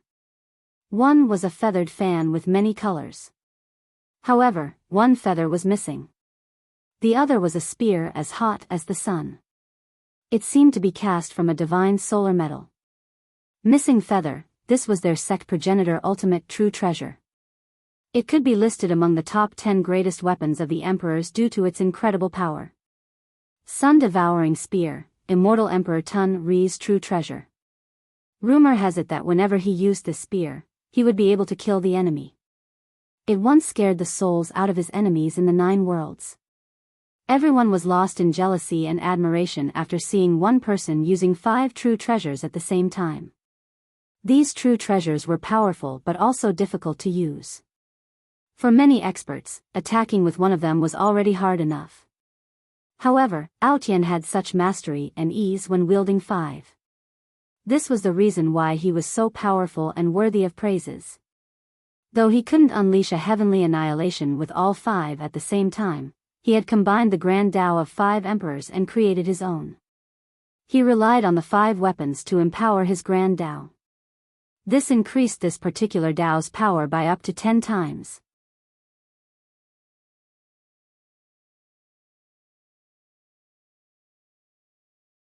Chapter 1673. The moment Aotian's supreme grand Dao emerged, the figures of 5 emperors appeared as well: Fei, Qianlong, Tun Ri, Ba Mie, and Ren Xian. Their own grand Dao took form as well. They wove together before fusing into Aotian's. One Dao shouldering 5 emperors, this was Aotian's supreme grand Tao. It shouldered the will and laws of 5 emperors. He wanted to become the 6th emperor of soaring immortal and surpass his forefathers. A terrible imperial aura ravaged the world as if 5 emperors have appeared. This scene made the spectators' legs grow weak. Only Aotian would be able to create such a grand Tao. Even god-kings were respectful of his achievement. A good idea. Unfortunately, it is still walking on the same path paved by your forefathers. Even if you become an emperor, you won't be able to surpass them, let alone your progenitor, immortal Emperor Fei. Li Qiye smiled and commented. I heard my junior brother talk about your ultimate fists. I also want to see it today. Long Aotian was completely confident with his unyielding Tao heart. He had heard of Heavenly Emperor Lin's defeat in the past. In fact, Li Qiye's Tao wasn't completed back then. It was much better now. I shall entertain you out of consideration for your achievements and power.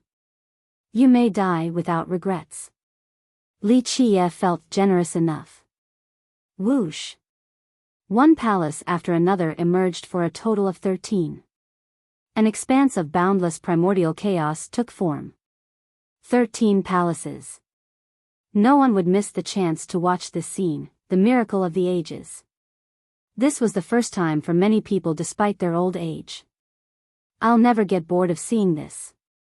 Even some sealed undyings got up from their coffins and commented. Aotian's expression dimmed down after seeing the 13 palaces. Regardless of his current mood, he had to admit that 13 palaces were incredible. He had many wondrous achievements and accolades, but they truly paled in comparison. His own could be repeated by other people. Some people in the past were even more excellent and brilliant than him. However, Li Qiye's palaces were a miracle and completely unique. This feat alone would guarantee his name being recorded in the historical annals even if he didn't become an emperor. At this time, a figure slowly walked forward in the primordial chaos. The myriad worlds became bleak with his coming. The heavenly grand Tao had to submit. This was the ruler of the world. He represented everything in this world, life and death, yin and yang, heaven and earth. All were beneath his reign, all were created by him. The world could be freed from heavenly laws, yin and yang, and the 5 elements. However, it needed him. Nirvana heavens, created by the 13 palaces. Everyone was speechless before this magnificent figure. Want to see my grand Tao?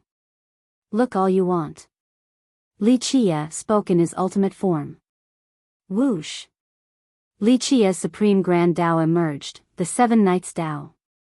Eternity, time, creation, gods, all beings were being derived. When this grand Tao started, the world didn't exist, the high heaven didn't exist, only Li Qiye was around. With his presence, the world had everything, the cycles of life, yin and yang, and the 6 Tao. Li Qiye and his grand Tao represented and ruled everything at this moment. When this Tao showed itself, everyone felt total despair and became breathless. They came to realize the gap between themselves and Li Qiye. It was impossible to catch up. Their cultivation was predicated on understanding and grasping laws. However, Li Qiye was the creator of laws. How could this disparity ever be bridged? Even Aotian's expression turned for the worst. Even his unyielding Tao heart and incredible confidence shared the same depressing sentiment. He inevitably became pale. This was no longer a gap between grand Tao. It was a gap in the level of existence. If cultivators were people, Li Qiye was already the heaven. They felt insignificant like insects under his gaze. Kill. Despite despair rearing its ugly head inside him, Aotian still didn't falter or became afraid. He roared and boosted his grand Tao with the treasure. Boom! 5 emperors took action. Immortal Emperor Fei waved his missing feather. Immortal Emperor Qianlong wore the silk dragon robe. Immortal Emperor Tun Ri wielded the Sun Devourer spear. Immortal Emperor Ba Mia grasped his tyrannical destruction saber. Immortal Emperor Ren Xian had his virtuous sword. The 9 worlds quaked because of the emperors and their personal weapons. Their auras ravaged mortal emperor and its inhabitants. The people trembled in fear and dropped to the ground. Doomsday was approaching in their mind. Unfortunately, they're not real emperors. Li Qie smiled and used his Dao. All power in the 9 worlds became his for the taking. Boom! A blast reverberated to every corner of the 9 worlds after Li Qie punched once. This punch blasted everything in the world back to the origin. One punch to destroy the emperors and gods. All beings were aghast and couldn't regain their sanity. Heaven suppression fist. The world became quiet under this attack outside of the high heaven with its thunderous tribulation gathering in the sky. Crackles came crazily and bolts aimed for Li Qie. However, the bolts couldn't touch him for some unknown reasons. Everyone lost their focus at this moment and couldn't see anything. Despair ran amok as all progress made in the past were gone. Boom! When people calmed down, they saw Long Outyan being blown away while vomiting blood. All the bones on his body were shattered. However, Outyan was still a tough man and persevered through the damage. He still stood up straight while gathering his blood energy to recreate his body. The crowd had no comment. Long Outyan had lost again and this one was an utter defeat. However, they would have suffered the same fate under that attack. Do you know why I still haven't killed you? Li Qie chuckled at Outyan and said, I want to see who will come and save you right now. Outyan was expressionless and didn't utter a single word as he stood there. Boom! At this time, the sky above Heaven Suppression City was penetrated. A person was thrown by something directly into the city. It was Gu Zun flying down. At this time, he was feeble and couldn't stand straight. His pale complexion made it clear that he had expended a great amount of blood energy on top of being grievously wounded. Clank. A clattering of weapons came about with blades hanging by his neck. He was imprisoned by the ancestors from the city. Ancestor, excuse me. Zi Queening appeared in front of Gu Zun and said. After the conclusion at Pearl, Zi Queening had returned to Heaven Suppression City to preside over the situation. Strange enough, Gu Zun wasn't the only one who was gone. His entire branch in Yi Jiuzhou have disappeared. Because of this, Zi Queening was ready to face the enemy. Gu Zun didn't become angry at all. He stared at the sky and chuckled, people win and lose, my loss was well deserved. Zi Queening still had an austere expression. Even if Gu Zun was helpless at this moment, she still wouldn't underestimate the enemy since Gu Zun couldn't be so easily dealt with. Watch him, not a second of carelessness. Zi Queening ordered the ancestors before looking up in the sky. Gu Zun, as a prisoner, wasn't tense at all. He stared towards the direction of soaring immortal with a smile on his face. Back at the battlefield, Li Qie also glanced at the sky and smiled as well. Time for me to reel in the net. Can't wait any longer. Having said that, he slowly walked towards Long Outyan. Outyan's expression changed as he instinctively took one step back. However, he took a deep, composing breath afterward and straightened his body. He stopped faltering and was no longer afraid.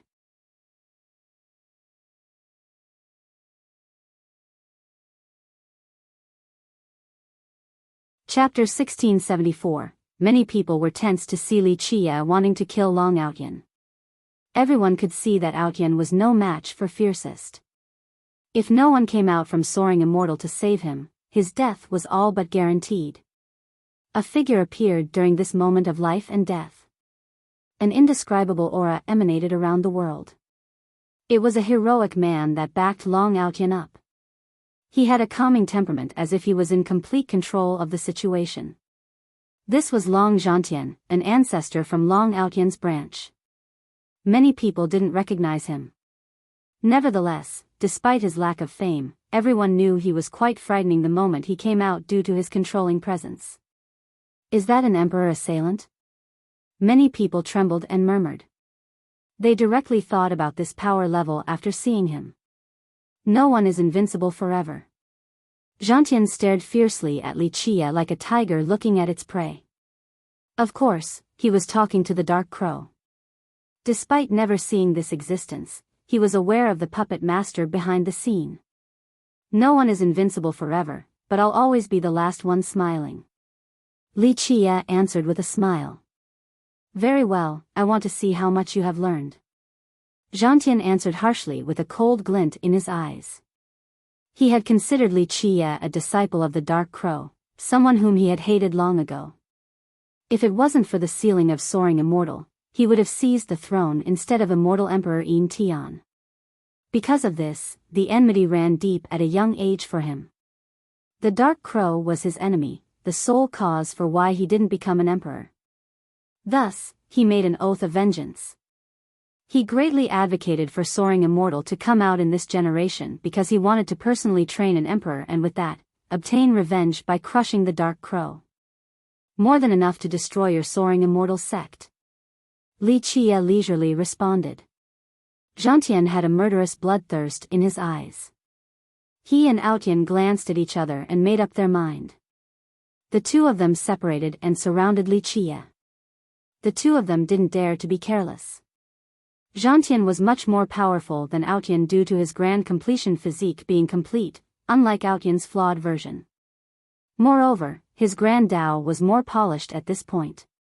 Thus, he was superior in both cultivation and actual battle potential. They stared intensely at Li Qia and were in no hurry to attack. They were trying to find his weakness in order to deliver a fatal blow. Meanwhile, Li Qia was nonchalant and casually glanced at the two men before staring at the sky. He gave an order to the Azure Dragon Legion in its dragon form, finish it, if it won't come out, no point in waiting any further. Li Qia made people quite confused about his words.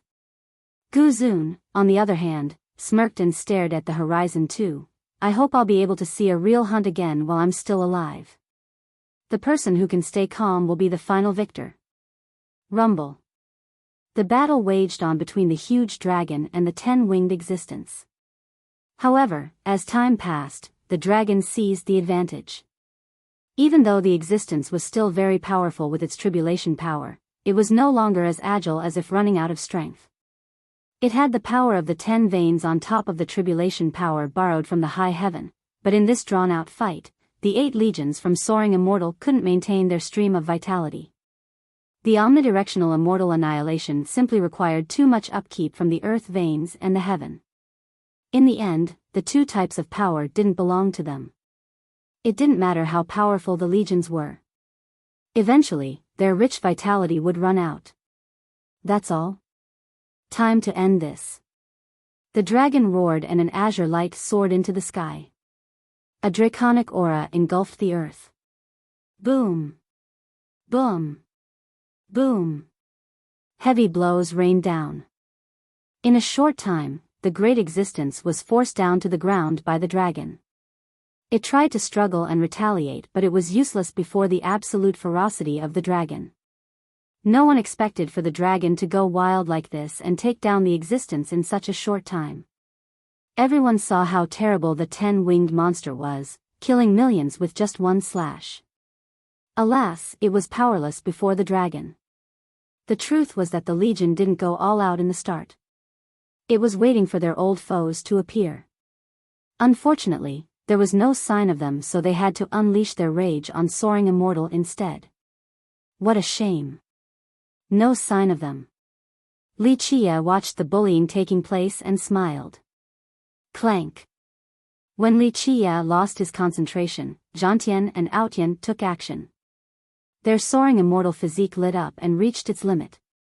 They attacked from both the front and back with an attack capable of turning time back to the past. Time withered and rotted by this all-slaying strike. No one could block this strike. Soaring Immortal break. Even the matriarch became serious after seeing this.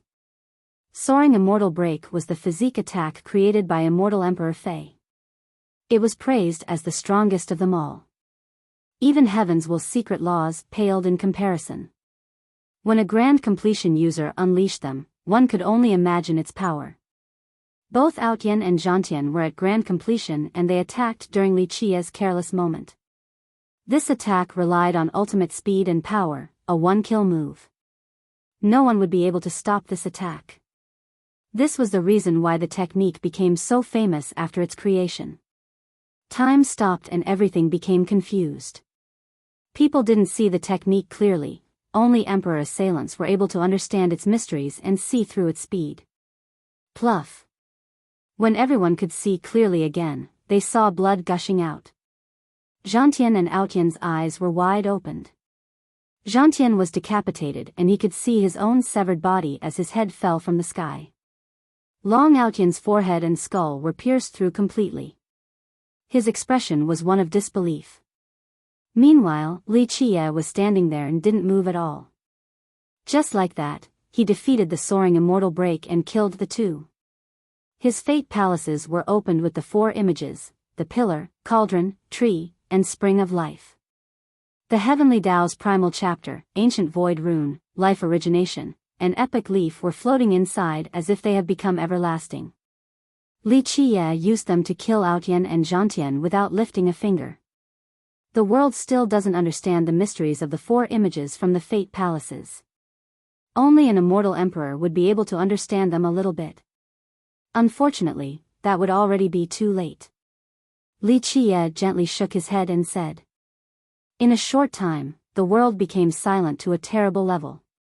Long Aotian was a bit weaker than an emperor assailant, but Zhantian was the real thing. However, the two of them have just been killed instantly. No one would believe such a thing. The crowd was stunned by this scene. Even emperor assailants took a deep breath because they didn't see the profundity behind Wuxia's attack. There were too many secrets hidden within.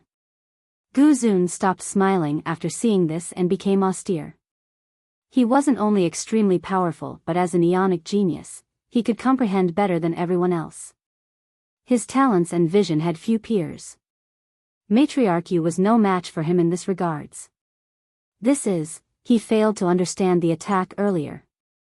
After a long time, he solemnly said, it no longer matters whether he becomes emperor or not.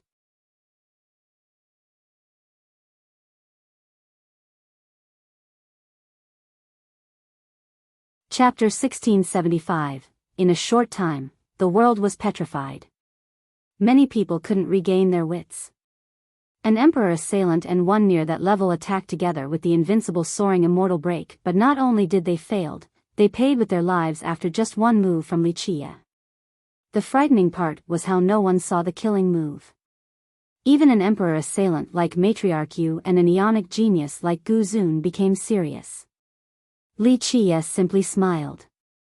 The four images of the Fate Palace were beyond the comprehension of many cultivators. Only after becoming emperor would one be able to understand them, but it was too late at that point. Boom! A loud blast suddenly made the world tremble. Everyone returned from their contemplation. Ah! Miserable screams came, followed by tearing noises. The azure dragon actually tore the 10-winged creature into two pieces. Remember that this creature was created by the omnidirectional immortal annihilation formation. This meant that it was formed by the 8 legions with their vitality and flesh. When the creature was torn in half, not only was the formation broken, even the soldiers were torn into two pieces or crushed by an invincible force. Boom! After taking care of the formation, the dragon thrust its spear down and pierced the battle platforms. Cracks spanning for thousands of miles appeared everywhere. Finally, the enraged dragon slammed down and made all the platforms crumble. The power within disappeared instantly. Retreat! The surviving soldiers from Soaring Immortal shouted and ran back to the sect. The battle was finally over. The 8 legions from Soaring Immortal still lost against Azure Dragon. They suffered heavy losses with casualty around 80%. This might be their biggest loss since the formation of their sect. A 5 emperors lineage lasting for millions of years had suffered this humiliating defeat. The crowd wondered about the identity of the Azure Dragon Legion. They were amazed at this legion's ability to take down 8 imperial legions. An old man who knew about them commented with a tinge of emotion, "That's Azure Dragon for you. Back when the ancient Ming ruled the 9 worlds, they have trapped the legion so many times. In the end, the ancient Ming failed to kill them and was destroyed instead. Those who knew about the Legion didn't find this surprising at all. The Legion dared to fight against the ancient Ming. Soaring Immortal wasn't an issue. The disciples inside Soaring Immortal turned pale. In their mind, their sect was invincible. Not only did they have the most resources in the world, they also had the most powerful legions. However, these legions were bullied by others today and almost got wiped out completely. They couldn't imagine this result at all. Boom! The dragon shattered the entrance to Soaring Immortal, causing the entire place to tremble. The stunned disciples were truly horrified since they have never experienced such a thing before. This also shattered their confidence. Get ready. The ancestors calmed down and ordered the disciples to prepare for combat. For these ancestors, this will be the darkest day for them. Few dared to oppose their sect in the past, but now, someone was actually breaking down their door. This was a perilous moment. Majestic laws poured down like the waterfalls from the sceneries in the sect. Layers of defensive barriers were erected. The entire place became dazzling with protection halos. The place has seemingly turned into the most perfect ancestral ground in the world with so many different defensive means and imperial protection. This made the entire sect look quite divine.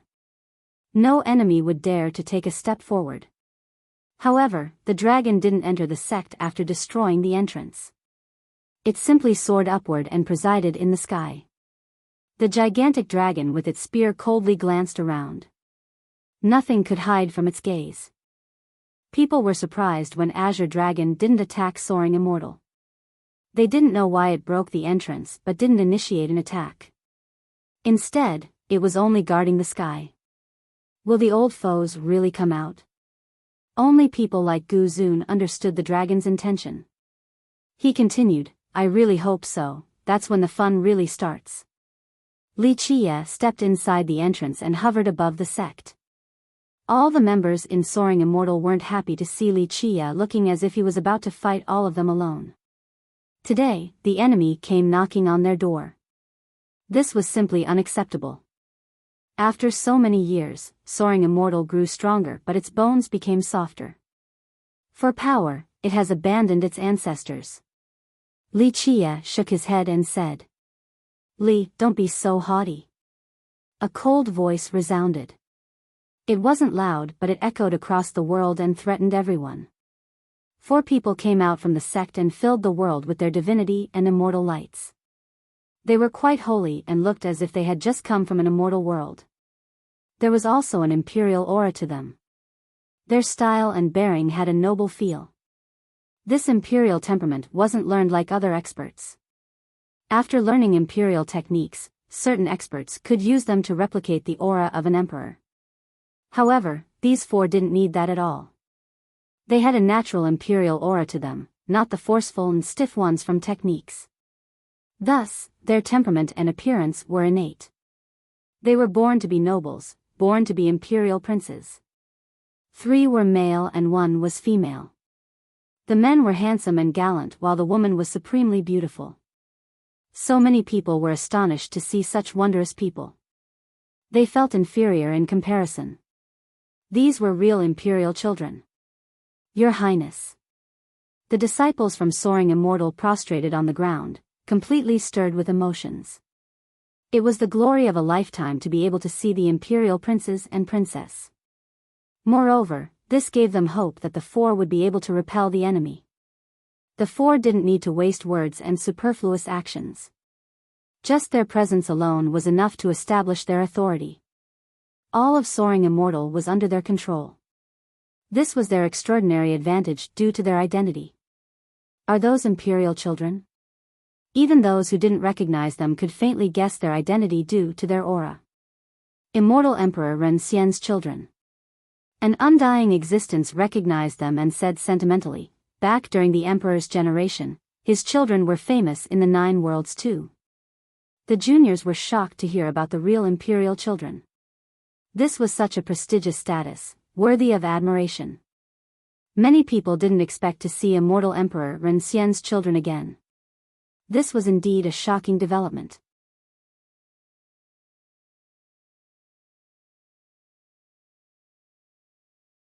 Chapter 1676. Immortal Emperor Ren Xian's 4 children had the following title: Azure Dragon Prince, White Tiger Prince, Black Tortoise Prince, and Vermilion Bird Princess.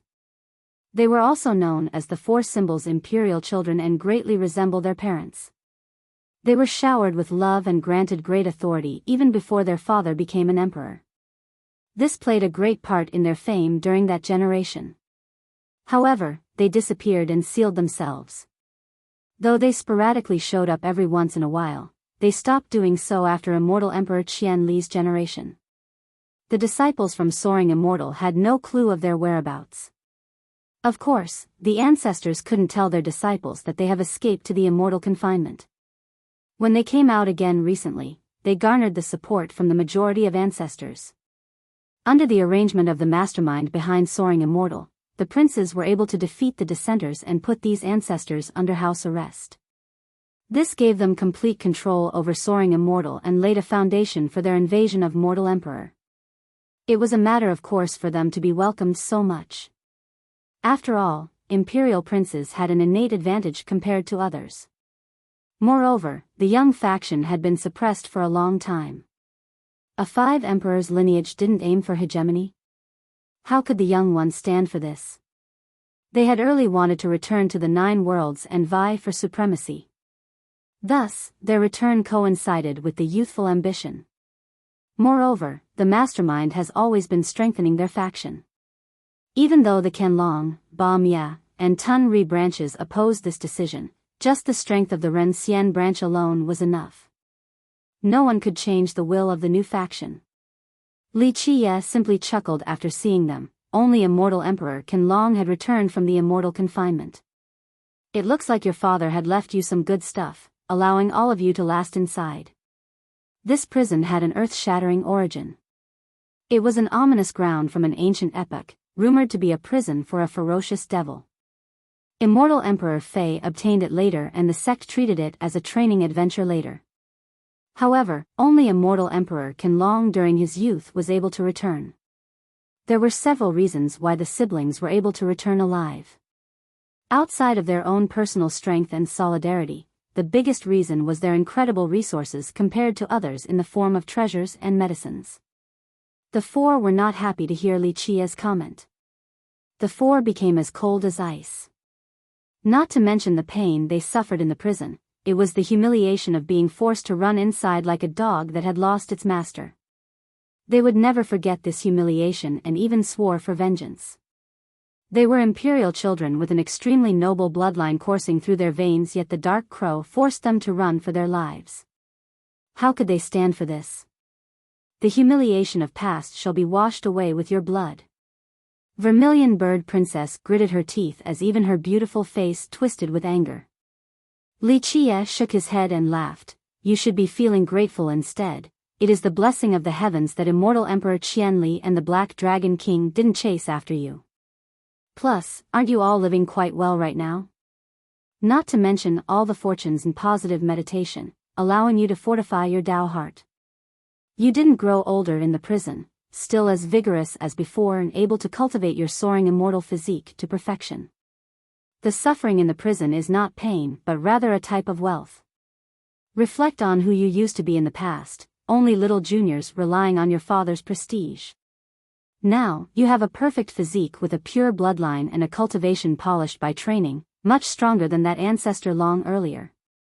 Even if your father was around and not showing any mercy, you can still last up to 2,000 moves against him. Isn't this an amazing thing? Perhaps you will even feel pride in it. Thus, instead of feeling grateful, all you feel is hatred. What a shame. Grateful? The Azure Dragon Prince shouted, We will never let this go until we break your bones and turn you to ashes. I swear on it. The prince felt responsible because he was the oldest of the 4. He was the one who took his younger siblings inside to suffer all the torments. After escaping, he swore to kill the Dark Crow and all of his underlings. Li Qie didn't mind at all and continued on, You 4 are too disappointing compared to your father who showed great self-restraint and vision. He took pride in his human bloodline. Because of that, he worked his whole life to establish a respectable reputation. But as his children, instead of bolstering your own reputation, you are besmirching his with your action. Don't you feel shame about letting down your real bloodline and your father's lifelong effort? The princess uttered coldly back, "Do not speak of my father. If it wasn't for the dark crow's pressure, would my father have suffered like this?" During that period, next to his side and seeing everything, enough. The calm black tortoise prince interrupted her at this point. "Why not keep going? I want to hear who told you all of this." Li Qie smirked and said. But the princess kept her mouth shut this time, realizing that she had fallen into his trap because certain things shouldn't be said. The group simply glared at Li Qie instead of talking. Li Qie continued, "Does it really matter now who told you all of this? The situation has escalated to this level, nothing else matters in your eyes, not even the imperial bloodline in your body. There is only vengeance left and of course, a desire for hegemony. An ambition to unite the 9 worlds, a will to have emperors for generations." The white tiger prince retorted with a sneer, "Humph, so what? Why is only your group allowed to do so and not us? It is because we challenge your position and prestige." Li Qie couldn't help but smile, "Fool. Just a little bit of authority in the 9 worlds, it is meaningless. All of you know full well that you are inviting a sect destruction calamity. You think you can rule the 9 worlds, but in my eyes, you're nothing but ants. Even the mastermind is only a puppet, used as a meat shield by the ancient Ming. You'll find out soon enough." The black tortoise prince said chillingly, "It doesn't matter how strong you are, don't think about living past today. We'll settle both old and new scores today and herald in a new epoch for the 9 worlds." Li Qie chuckled, "With what? You or the mastermind? Really now, that's not enough to warm me up, too weak." The 4 siblings were livid to be treated with such disdain. At this moment, they were indescribably strong. Their combined effort could sweep through all enemies, but Li Qie spoke as if they weren't worth a single coin. "You're doing this alone or with the Azure Dragon Legion?" The Azure Dragon Prince uttered. "You think too highly of yourself." Li Qie smiled, "The 4 of you are indeed powerful emperor assailants. However, you really think that your combined effort can oppose the power of an emperor? It's not that simple to reach the emperor rival level. All of your wondrous fortunes and achievements in the prison only allow you to take the first step to this level. Your current power level isn't enough." The siblings nearly vomited blood from anger. A murderous bloodthirst appeared in their eyes. At this moment, old and new grievances overwhelmed them. Only by tearing Li Qie apart would their rage subside.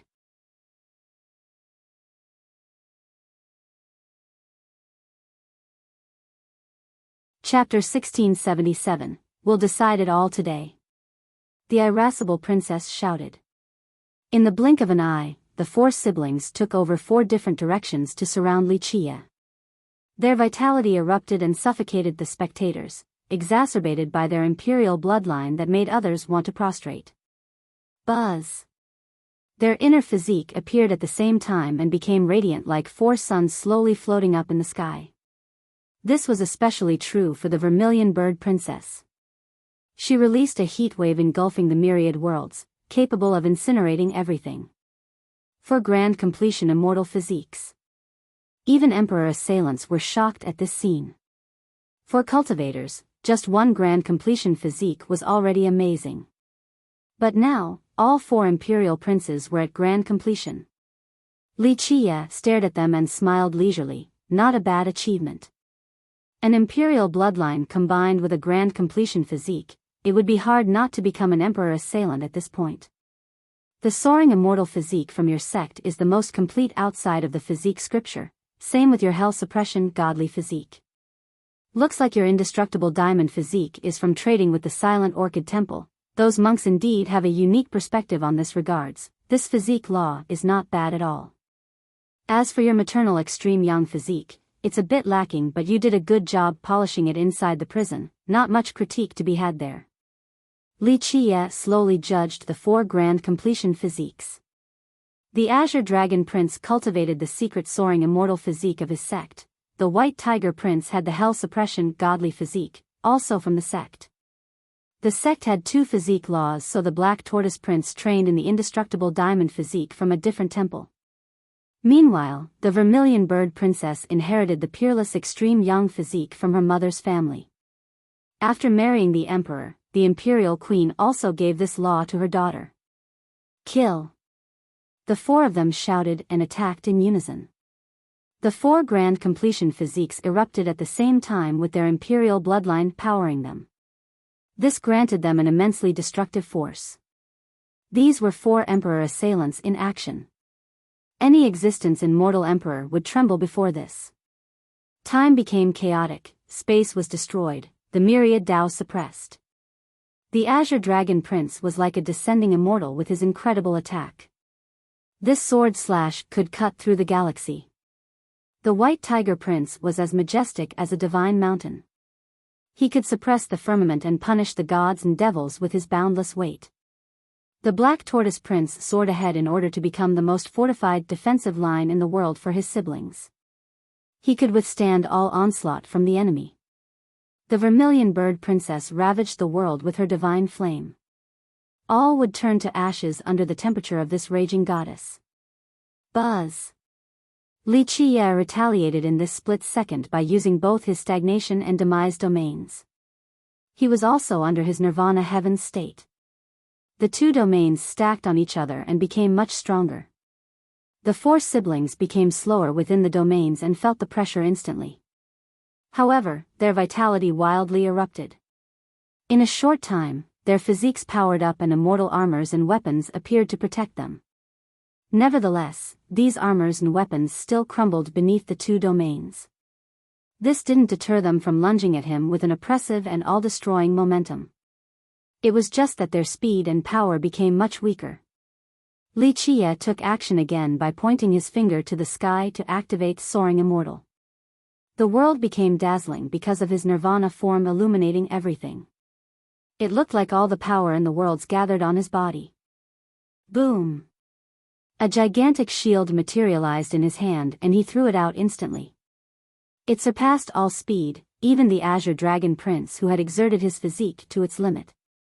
Myriad World Soaring Immortal and Hell Suppression Godly Aegis. This was Li Qie's Soaring Immortal and Hell Suppression physique break. These 2 attacks were perfect inside the 2 domains. It exceeded everything and even Emperor assailants couldn't stop them. Boom! Even the Soaring Immortal sect that was protected by 5 emperors began to tremble. Without their protection, the shockwave from this attack could destroy the entire sect already. Space shattered and all 4 siblings spat out blood. They were repelled and wounded in just one move. Both the crowd and disciples from Soaring Immortal gasped in horror. This power was too horrifying. Soaring Immortal was very hopeful when the 4 siblings came out. They assumed that the siblings would be able to stop all enemies, so they didn't expect this result. Like I said, it's not that simple to add or subtract power by just adding people. If you can't do a good job of working together, you might as well fight alone. Li Qie chuckled. Immortal emperors might have a chance to fight him. Anything else would lose for sure. Gu Zun saw this scene and murmured. The 4 siblings glanced at each other and wiped the blood off their lips. At this moment, they realized they have underestimated Li Qie. They were at a great disadvantage before the 2 domains and physique breaks. Because of this limitation, their combined effort was not much more effective than fighting alone. Despite hating him, they admitted that he was right in this regards. Boom! The 4 stepped forward together and their body became shrouded in flame. The Azure Dragon Prince had a green flame, the White Tiger Prince had a black flame, Black Tortoise Prince had a golden flame while the princess had a frightening sunfire. Roar! The 4 beasts roared and the siblings disappeared. The divine beasts emerged before everyone instead. A primordial beastly aura engulfed the world like a flood. Everyone was trembling from sensing this aura. Not a bad idea, to be able to cultivate the immortal physiques in this aspect. This is taking an unprecedented step forward. Li Qie smiled and said. Whoosh! The azure dragon opened a spatial portal. The black tortoise rushed forward first to pave the way while the other two beasts attacked from both the left and right. Their teamwork was much better this time around. Each movement and attack were in harmony, allowing them to have perfect offense and defense without any opening. Wuxia attacked with the same moves again, the two domains and the two physique breaks. Rumble. All of Mortal Emperor trembled. In the blink of an eye, the 5 of them have exchanged 200 moves. The princes had the advantage this time around and continuously forced Wuxia back. Bang! Finally, under another powerful assault, they blew Wuxia away and made him spit out blood. However, Wuxia in his nirvana form quickly stood up and smiled, quite impressive. Still not an emperor contender just yet, but there is still hope to reach it eventually if your 4 physiques can fuse together even more. Having said that, 12 existences that were identical to Wuxia appeared. These 12 gods and devils instantly fused together with perfection. Behold, the true fusion of immortal physiques. He claimed. Boom! A boundless immortal light surged out of this new being. It grasped an unbeatable level in this split second. The crowd was aghast. The fusion of the 12 beings gave it an immense power-up. Even though they weren't real immortal physique users, their perfection fusion still scared emperor assailants. It was as if they were looking at an immortal emperor. Kill. The 4 siblings attacked again as if their mind was connected. Rumble. The ensuing battle destroyed the stars in the sky. They were fighting up above and tore the void apart. A calamity was descending on this battlefield. No one dared to get close to this battle. Even god kings would be torn apart once they got close. Only emperor assailants were strong enough to watch in close vicinity. Guzun back in heaven suppression was relishing in watching the battle. He would occasionally stare at the horizon as well. The Azure Dragon Legion in its draconic form didn't watch the battle at all. It remained vigilant with its sweeping gaze as if it was waiting for something dangerous. Their goal was no longer soaring immortal. In their eyes, the Sex Legions had been defeated by them. There was nothing else worthy for them to take action. They were waiting for their old enemies, the lucky survivors of the ancient Ming. Of course, no one knows if there are still ancient Ming legions left alive. However, World Keeper truly hoped to see the ancient Ming. If they dared to appear, he would destroy them again. Guzun was also aware that there were even more frightening existences looming in the darkness outside of the dragon. As long as the ancient Ming dared to come out, a battle like never before would absolutely happen.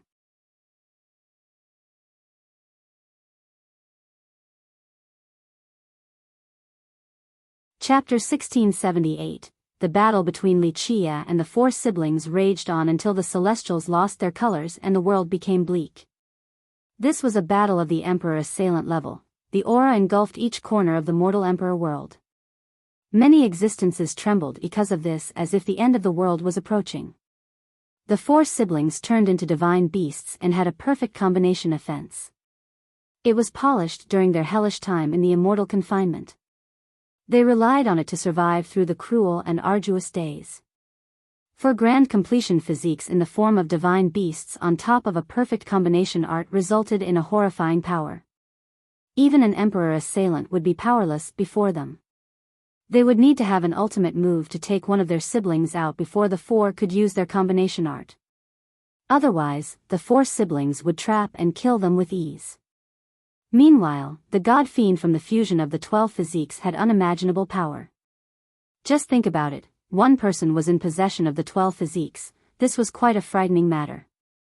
Speed, strength, and defense were instantly boosted to the top level. Prior to this, Wuxia said that just fighting together didn't mean that it would be effective.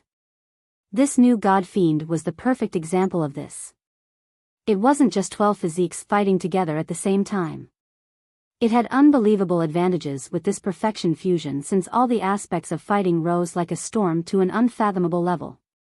It became an unkillable existence with a speed hundreds of times faster than lighting and enough power to crush everything.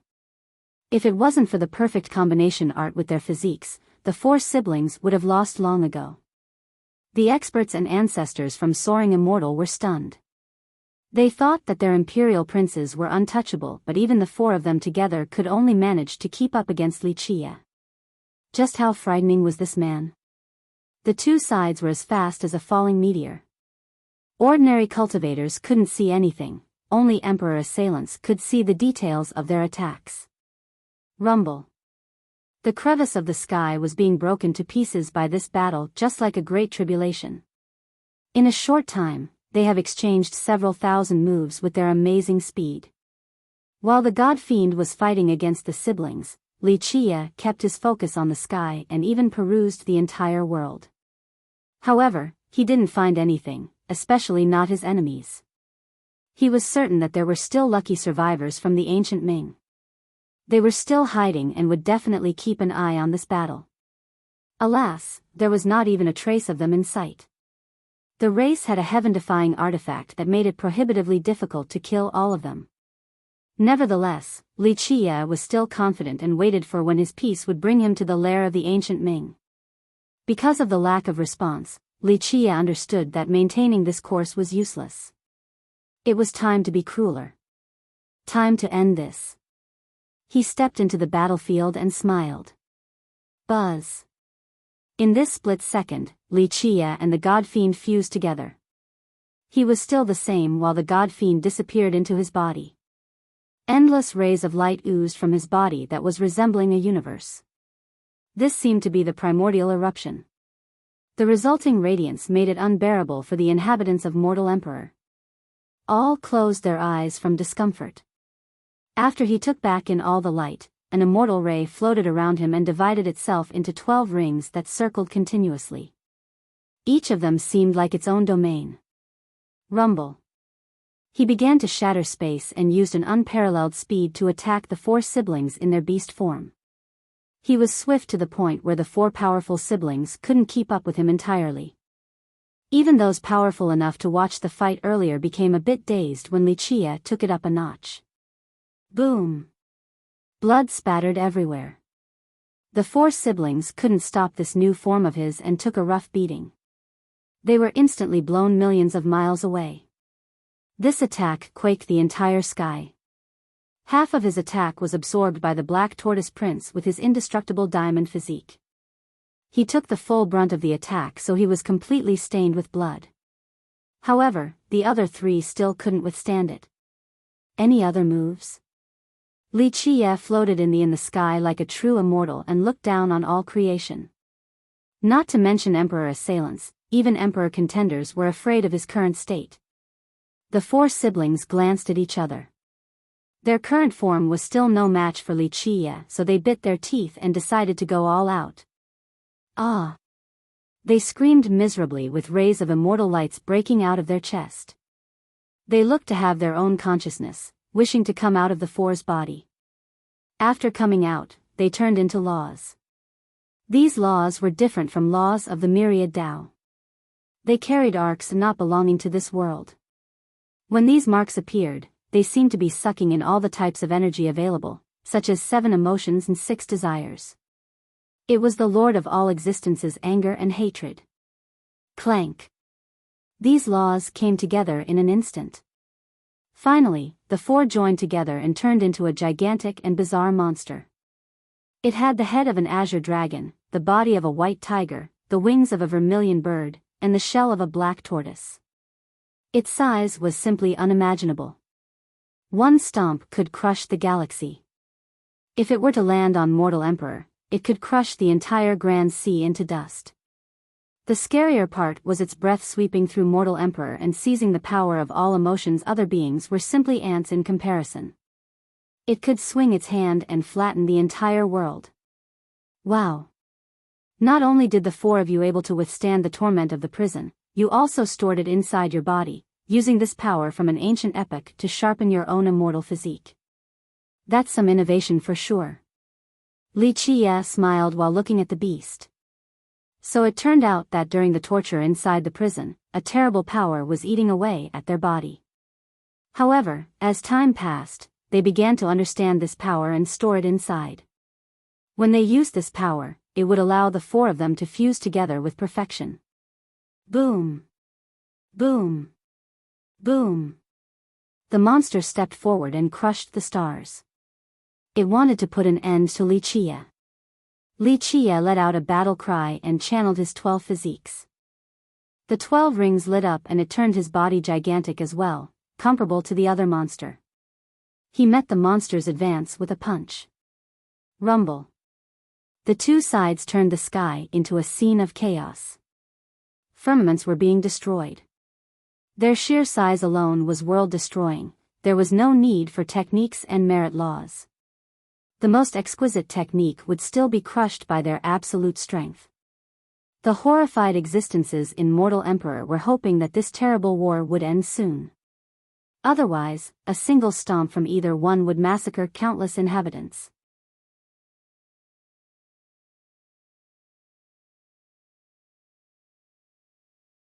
Chapter 1679. The battle above the sky turned the world dark. Everyone was trembling in fear and praying for peace. However, the two sides had similar power, so no one had the upper hand, resulting in push and pull in a stalemate. Buzz. Wuxia changed his style by activating his Heaven's Will crystal physique.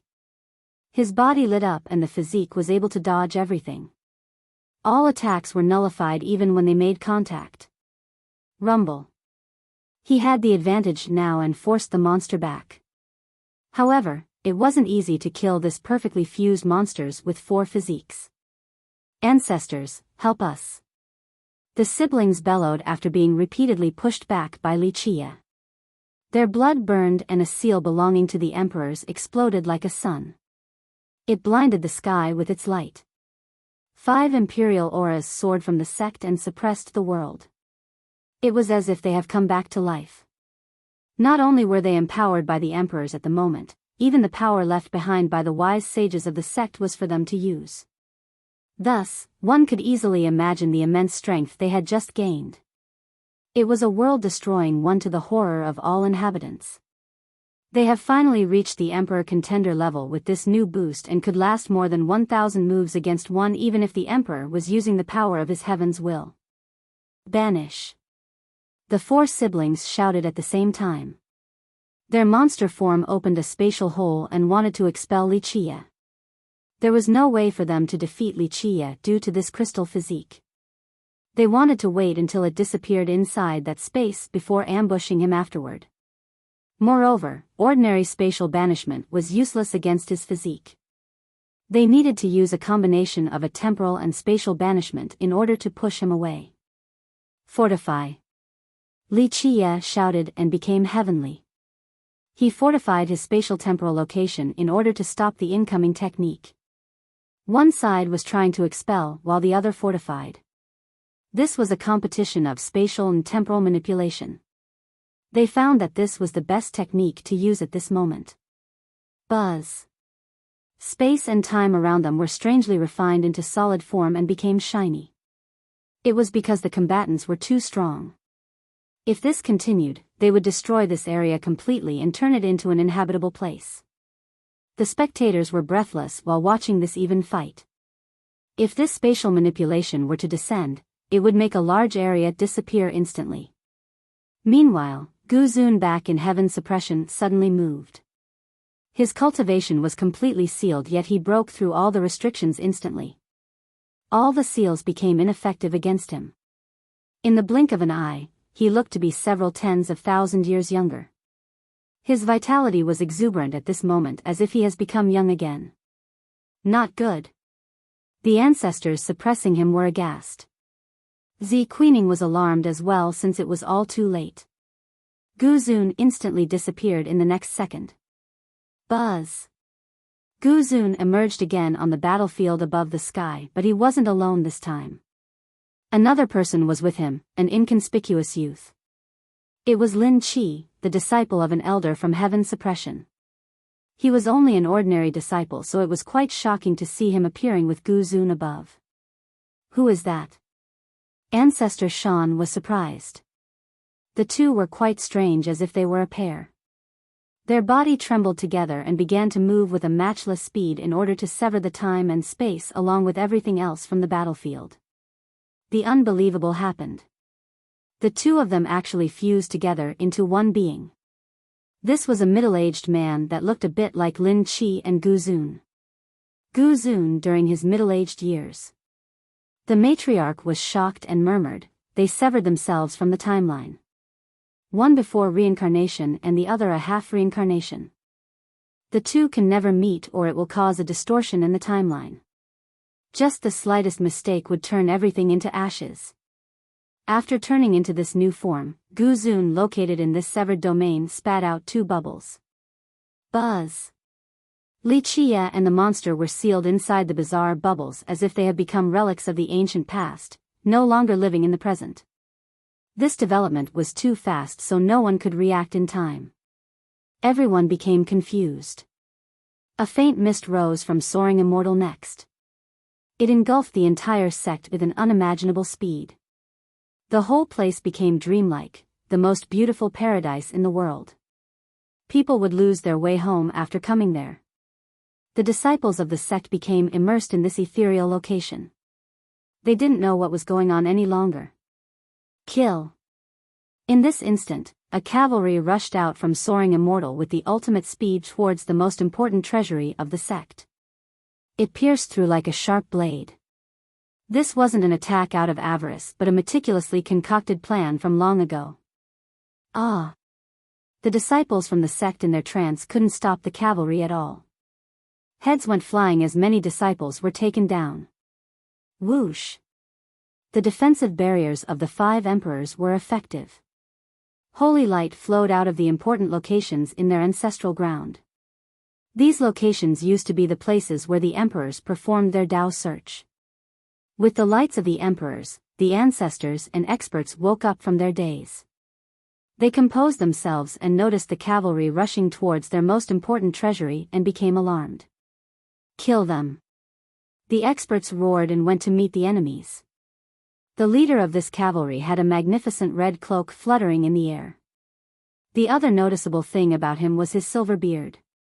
It was Yi Jiuzhou and the cavalry that he had personally trained. They used to be a branch of heaven suppression made up of the sect's elites. At this moment, this elite force was attacking soaring immortal under Yi Jiuzhou's leadership. People were stunned to see this since they knew that soaring immortal and heaven suppression were allies. Thus, this ambush from Yi Jiuzhou shocked them all. The even more bizarre thing was the mist's ability to mesmerize all the experts from soaring immortal. If it wasn't for the holy lights from the emperors, soaring immortal would have fallen prey to the cavalry already. What are they trying to do? Ancestor Shan was astounded by Yi Jiuzhou's decision. He still thought that Gu Zun's group was with soaring immortal.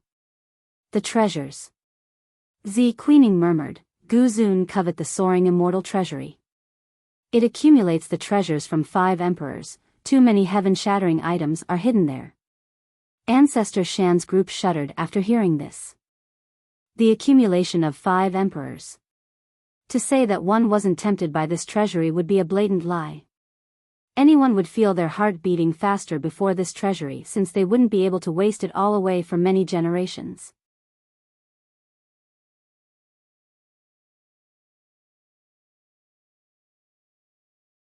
Chapter 1680. This sudden development took everyone like a storm. The one reversing the tide wasn't soaring immortal or Li Qia, it was Gu Zun from heaven suppression. Surely no one expected for this to happen. Whoosh! 2 ropes shot out and immediately coiled around Li Qia and the 4 siblings' bubbles. Gu Zun wanted to take them with him. Clank! The hymn of a spear resonated as the weapon aimed for Gu Zun. The azure dragon stopped his path and scared the crowd with its intensity.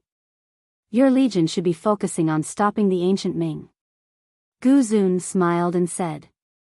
Release the temporal bubbles and I'll spare your life. World Keeper spoke sternly, leaving no room for negotiation. Even though Gu Zun was one of the 10 Ionic geniuses, he couldn't underestimate someone as powerful as World Keeper. Unfortunately, your opponent is not me. Gu Zun still wasn't afraid at all. He laughed loudly at soaring immortal. If there is no objection, I shall be taking your princes. All the experts and ancestors in soaring immortal were both livid and scared. They couldn't do anything to help since their main fighting force had just woken up from the mist. They were busy with stopping Yi Jiuzhou from stealing their most important treasury. The sect was indeed mighty, but Jiuzhou came prepared with many treasures and sieging artifacts. He was simply unstoppable, and it took many ancestors before Soaring Immortal managed to hinder his movement. Thus, they couldn't spare men to try and save the four princes. As for the people still immersed in the mist, this group was useless. Gu Zun wasn't in a rush to escape because Li Qia and the four princes couldn't escape from his seal. Azure Dragon Legion was still guarding this area on top of the Black Dragon King looming in the horizon. He was certainly aware of this. Despite his top middle-aged form, he knew that he alone couldn't fight both the Legion and the Black Dragon King. Thus, he had decided to use his ace card, which is taking advantage of his hostages. Boom! A holy location in Soaring Immortal suddenly cracked open. There was an old grave in this place. Despite the humble size, it had beautiful sceneries with an abundance of holy rays and imperial auras. There weren't that many things in the world that could enjoy this treatment. The eternal auspicious rays here showed that this item or person was too important to an emperor. There was a simple tablet before this grave with the words, "Love of my life." It was signed by Yi Yunzhou. People might not know who Yi Yunzhou was, but they were certainly familiar with his title, Immortal Emperor Tun Ri, the third emperor of Soaring Immortal. A woman came out from the grave with a beauty stealing away the splendor of the mountains, rivers, and the stars. She was the culmination of all that is fair and bright in the world. The most admirable feature was her regal aura, making others want to kneel down after sensing it. It was as if she was born to rule the world and give orders. Is this Immortal Emperor Tun Ri's wife? The experts from Soaring Immortal were stunned to see the woman walking out from the grave.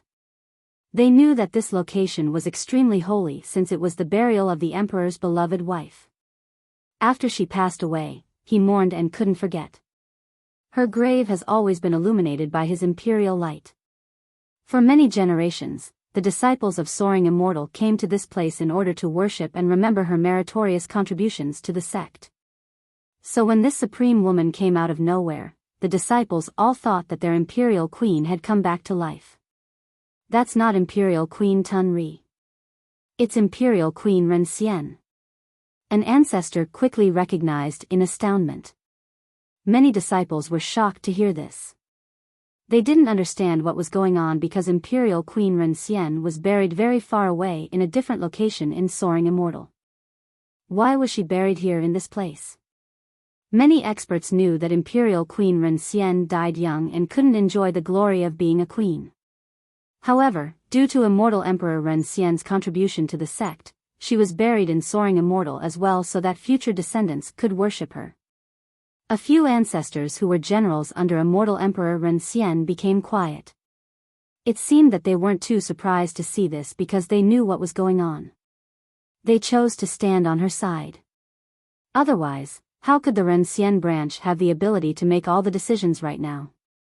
Boom! She raised her finger straight at Yi Jiuzhou's cavalry. Ah! Many experts from Heaven Suppression were instantly killed. Even Yi Jiuzhou was blown away. The opponent was simply too strong and he couldn't block her first move. Whoosh! She took one step into the battlefield and instantly blocked Gu Zun's path. At this moment, Gu Zun, the Imperial Queen, and the Azure Dragon formed a triangle. The first to take action would be at a disadvantage. Release my children and I shall spare you. She spoke for the first time with an unquestionable authority. She didn't care for a monster like Gu Zun at all. Gu Zun smiled in response and leisurely said, Imperial Queen, I have no hostility towards your sect. This is only a little method to get you to come out. It's much easier with you here now. I can let the 4 imperial princes go and dispel the poisonous mist, with just one condition. You're not qualified to negotiate with me. Release my children now or I shall trample your Heaven Suppression. Her eyes turned cold with an oppressive glint. Imperial Queen, don't waste our time. Gu Zun smiled and shook his head. I won't deny your considerable power. I believe you have the strength of an emperor contender right now, no, maybe even the means of an emperor rival from the ancient Ming. But I, Gu Zun, am not afraid of you. I have met people much more terrifying than you before. His eyes became serious at this point. Right now, we are on the same boat. Imperial Queen, you're not a fool and should be able to tell between friends and foes. I only need him, you can have the rest. The Queen stared at Wuxia sealed inside the bubble with a murderous glimmer. She knew exactly who this person was. Her lifelong goal was to kill him. And if I refuse? She asked coldly. Then, your plan for many generations will go to waste. He smiled. Not only will you lose your children, your sect will be massacred as well and turned to ashes. If you want to go hard with me, no problem, I'll release him and work together with the Azure Dragon Legion. He went on, no need to glare at me like that. That's right, I want to kill His Excellency and he knows it too. He knew that I had a penchant for treachery since my youth, so it's not surprising for me to betray him at all. Even if I stand by his side, he might still not forgive me and will kill me eventually. But don't forget, we are strangers while I am still master disciple with His Excellency. If I have to pick my death, I will definitely pick being killed by him. It will be much more glorious and renowned. Plus, even if I won't be considered a contributor or an ally after releasing him, at the very least, I'll still earn a proper death with a grave. So now, do you know the right choice? Stand by my side and stop the Azure Dragon Legion so I can escape. I'll release the Imperial Princes from the temporal bubble in due time. The Queen slightly batted her eyes and had to reconsider. Not a bad plan. World Keeper said coldly. His legion was watching both Gu Zun and the Queen at the same time. You're too kind, true God. This is because His Excellency is such a good mentor. Gu Zun joked, as the saying goes, rich and risk go together, so I have to seize success in a time of danger. The truth is that I'm not too confident in success right now because His Excellency had schemed the ages. But regardless of that, I still have to try, don't you think, true God?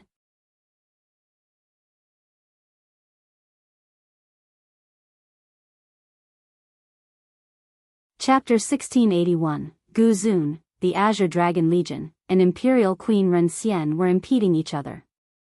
The first one to attack would be ganged up by the other two. Imperial Queen, this is no time for indecisiveness. Gu Zun slowly added, you can get your revenge or pursue me later. Now, you must repel the enemy or you will end up with nothing. Help me now and become the ruler of the 9 worlds in the future. Your soaring immortal sect will have countless emperors. Gu Zun's words made some sense. If Gu Zun were to take Wuxia away, the Queen would be the real master as long as she can defeat the Azure Dragon Legion. Once her ancient Ming bloodline became stronger, on top of having the resources of soaring immortal, the 9 worlds will be hers for the taking. She no longer hesitated and walked forward to stop the Legion. She had made her choice, picking hegemony over revenge for now. This is a wise choice, I am lost in admiration for your wisdom, Imperial Queen. Gu Zun smiled and carefully retreated. As long as the Queen was there to stop all the firepower, he would have the chance to run. Want to run? The Azure Dragon thrust with its spear through space. The power of this attack would shock Emperor assailants. Cease your impudence. The Queen shouted and stopped the dragon. A pair of boundless fiery wings emerged behind her and sealed all the portals in the world to stop the thrust. She still looked as leisure as ever. This made her strength quite apparent. Imperial Queen, unbeatable indeed. Gu Zun praised and got even farther away. He left behind the Imperial Princes this time and only took Wuxia with him, in accordance with his agreement with the Queen. The princes as hostages have lost their worth since he had gotten what he wanted. Clank. The Legion was furious now. Its spear aimed at the sky and a green light oozed out with an erupting draconic aura. It wanted to defeat the Queen as fast as possible in order to save Wuxia. No rush, no rush, why is everyone fighting or leaving so fast? It's not easy for us to meet, especially on a beautiful day like this. A leisure voice came about. Gu Zun was stunned to hear it and turned pale. He had already prepared an escape path and no one would ever be able to find him again in that location. However, someone was standing in front of him, causing him to look back at the bubble. Of course, it was Li Chia standing right there. In the bubble, Gu Zun saw another Li Chia. The two were completely identical. Even someone as intelligent as him couldn't tell the real one from the fake. The queen was shocked as well. An expert of her level couldn't figure out the real one either. In this split second, Gu Zun retreated to a safe distance with Li Chia on top of releasing the four princes from their bubble. After doing so, he stared respectfully at Li Chia, in awe of the man's abilities. He learned all of his craftiness from the Dark Crow, so he was actually the biggest admirer out of everyone. Li Chia looked at the bubble and the mist before praising, "I have to admit, you have learned many things from me. Not only did you obtain the temporal bubbles and I missed, you have even recreated a part of your soul, in order to use the pre-reincarnation and half-reincarnation selves to meet and create a temporal chaos in order to capture me during the gap. I don't think anyone else besides me can come up with such an excellent plan. It can indeed seal an emperor. And the danger from messing with the timeline. Just one misstep would turn everything to ashes. Even the Black Dragon King doesn't dare to experiment with this. You're too kind, it's all due to your guidance." Gu Zun didn't become complacent. He retreated to the queen's side. He had toiled and calculated just for today. Countless blood and sweat were spent in order to obtain the temporal bubble and the eye mist. The bubbles were born along the river of time. They were extremely rare as essences of the timeline. Because of this, one epoch would only produce 3 to 5. This would already be a large quantity. In the past, Li Chia had also thought about using them to seal existences on the same level as emperors. The method was hypothesized by him too, but he never carried it out. Gu Zun was aware of this method. Who would have thought that he would actually be successful with it? The eye mist was very rare as well. It was also another type of essence created from certain sea serpent that had the bloodline of a true dragon. There was a complete corpse of this creature in the 9 worlds. Li Chia told him in passing, but Gu Zun memorized this and actually came for it. He used it on Soaring Immortal and allowed his cavalry to attack. This is all due to your own effort, I don't dare to claim credit. It is such a shame that you have chosen the wrong path. Li Chia shook his head and smiled. Even the everlasting crow had to admit that Gu Zun was very talented with amazing achievements. In the past, the ones he trained used their talents and tried their best to become an emperor, all focus was on cultivation. This wasn't the case for Gu Zun. He learned strategy and scheming in order to become someone like the Dark Crow or even replace him. Unfortunately, he still wasn't a match for the Dark Crow. You are right, I'm still too inexperienced compared to you in all aspects. I lack your vast knowledge as well. I wasn't too confident in sealing you this time, and I understand now that your plan wasn't meant just for me. It involved everyone. Gu Zun was still calm enough to smile. He was aware that Li Chia wanted to kill all of his enemies, including him, the Imperial Queen, and the Ancient Ming. Otherwise, his brother-in-law, the Black Dragon King, wouldn't be hiding in the horizon and stopping all escape paths.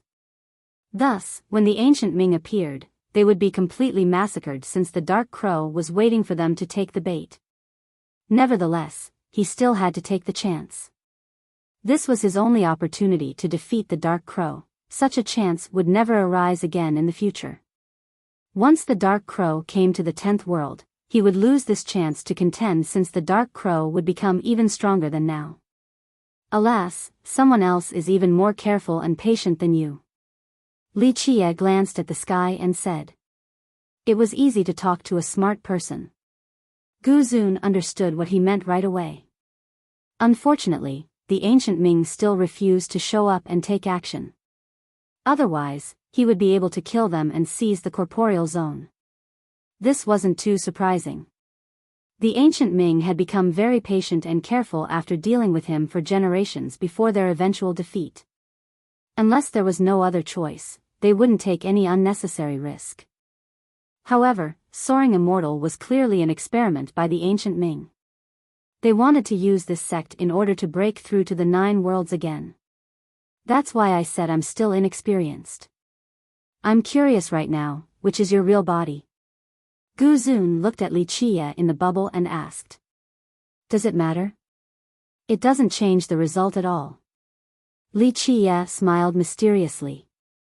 Having said that, he slightly moved his body, seemingly crossing through time and the bubble. Pa! The bubble shattered and the two Li Qia fused together. No one could ever tell the real one from the fake one earlier now. In fact, there was indeed a double among the two. This wasn't an ordinary double since Li Qia used the world seal to create a duplicate for himself. This particular double was only a bit weaker than the real body. Gu Zun wasn't surprised to see the bubble being destroyed. Others might not be able to do this, but the Dark Crow was a different story.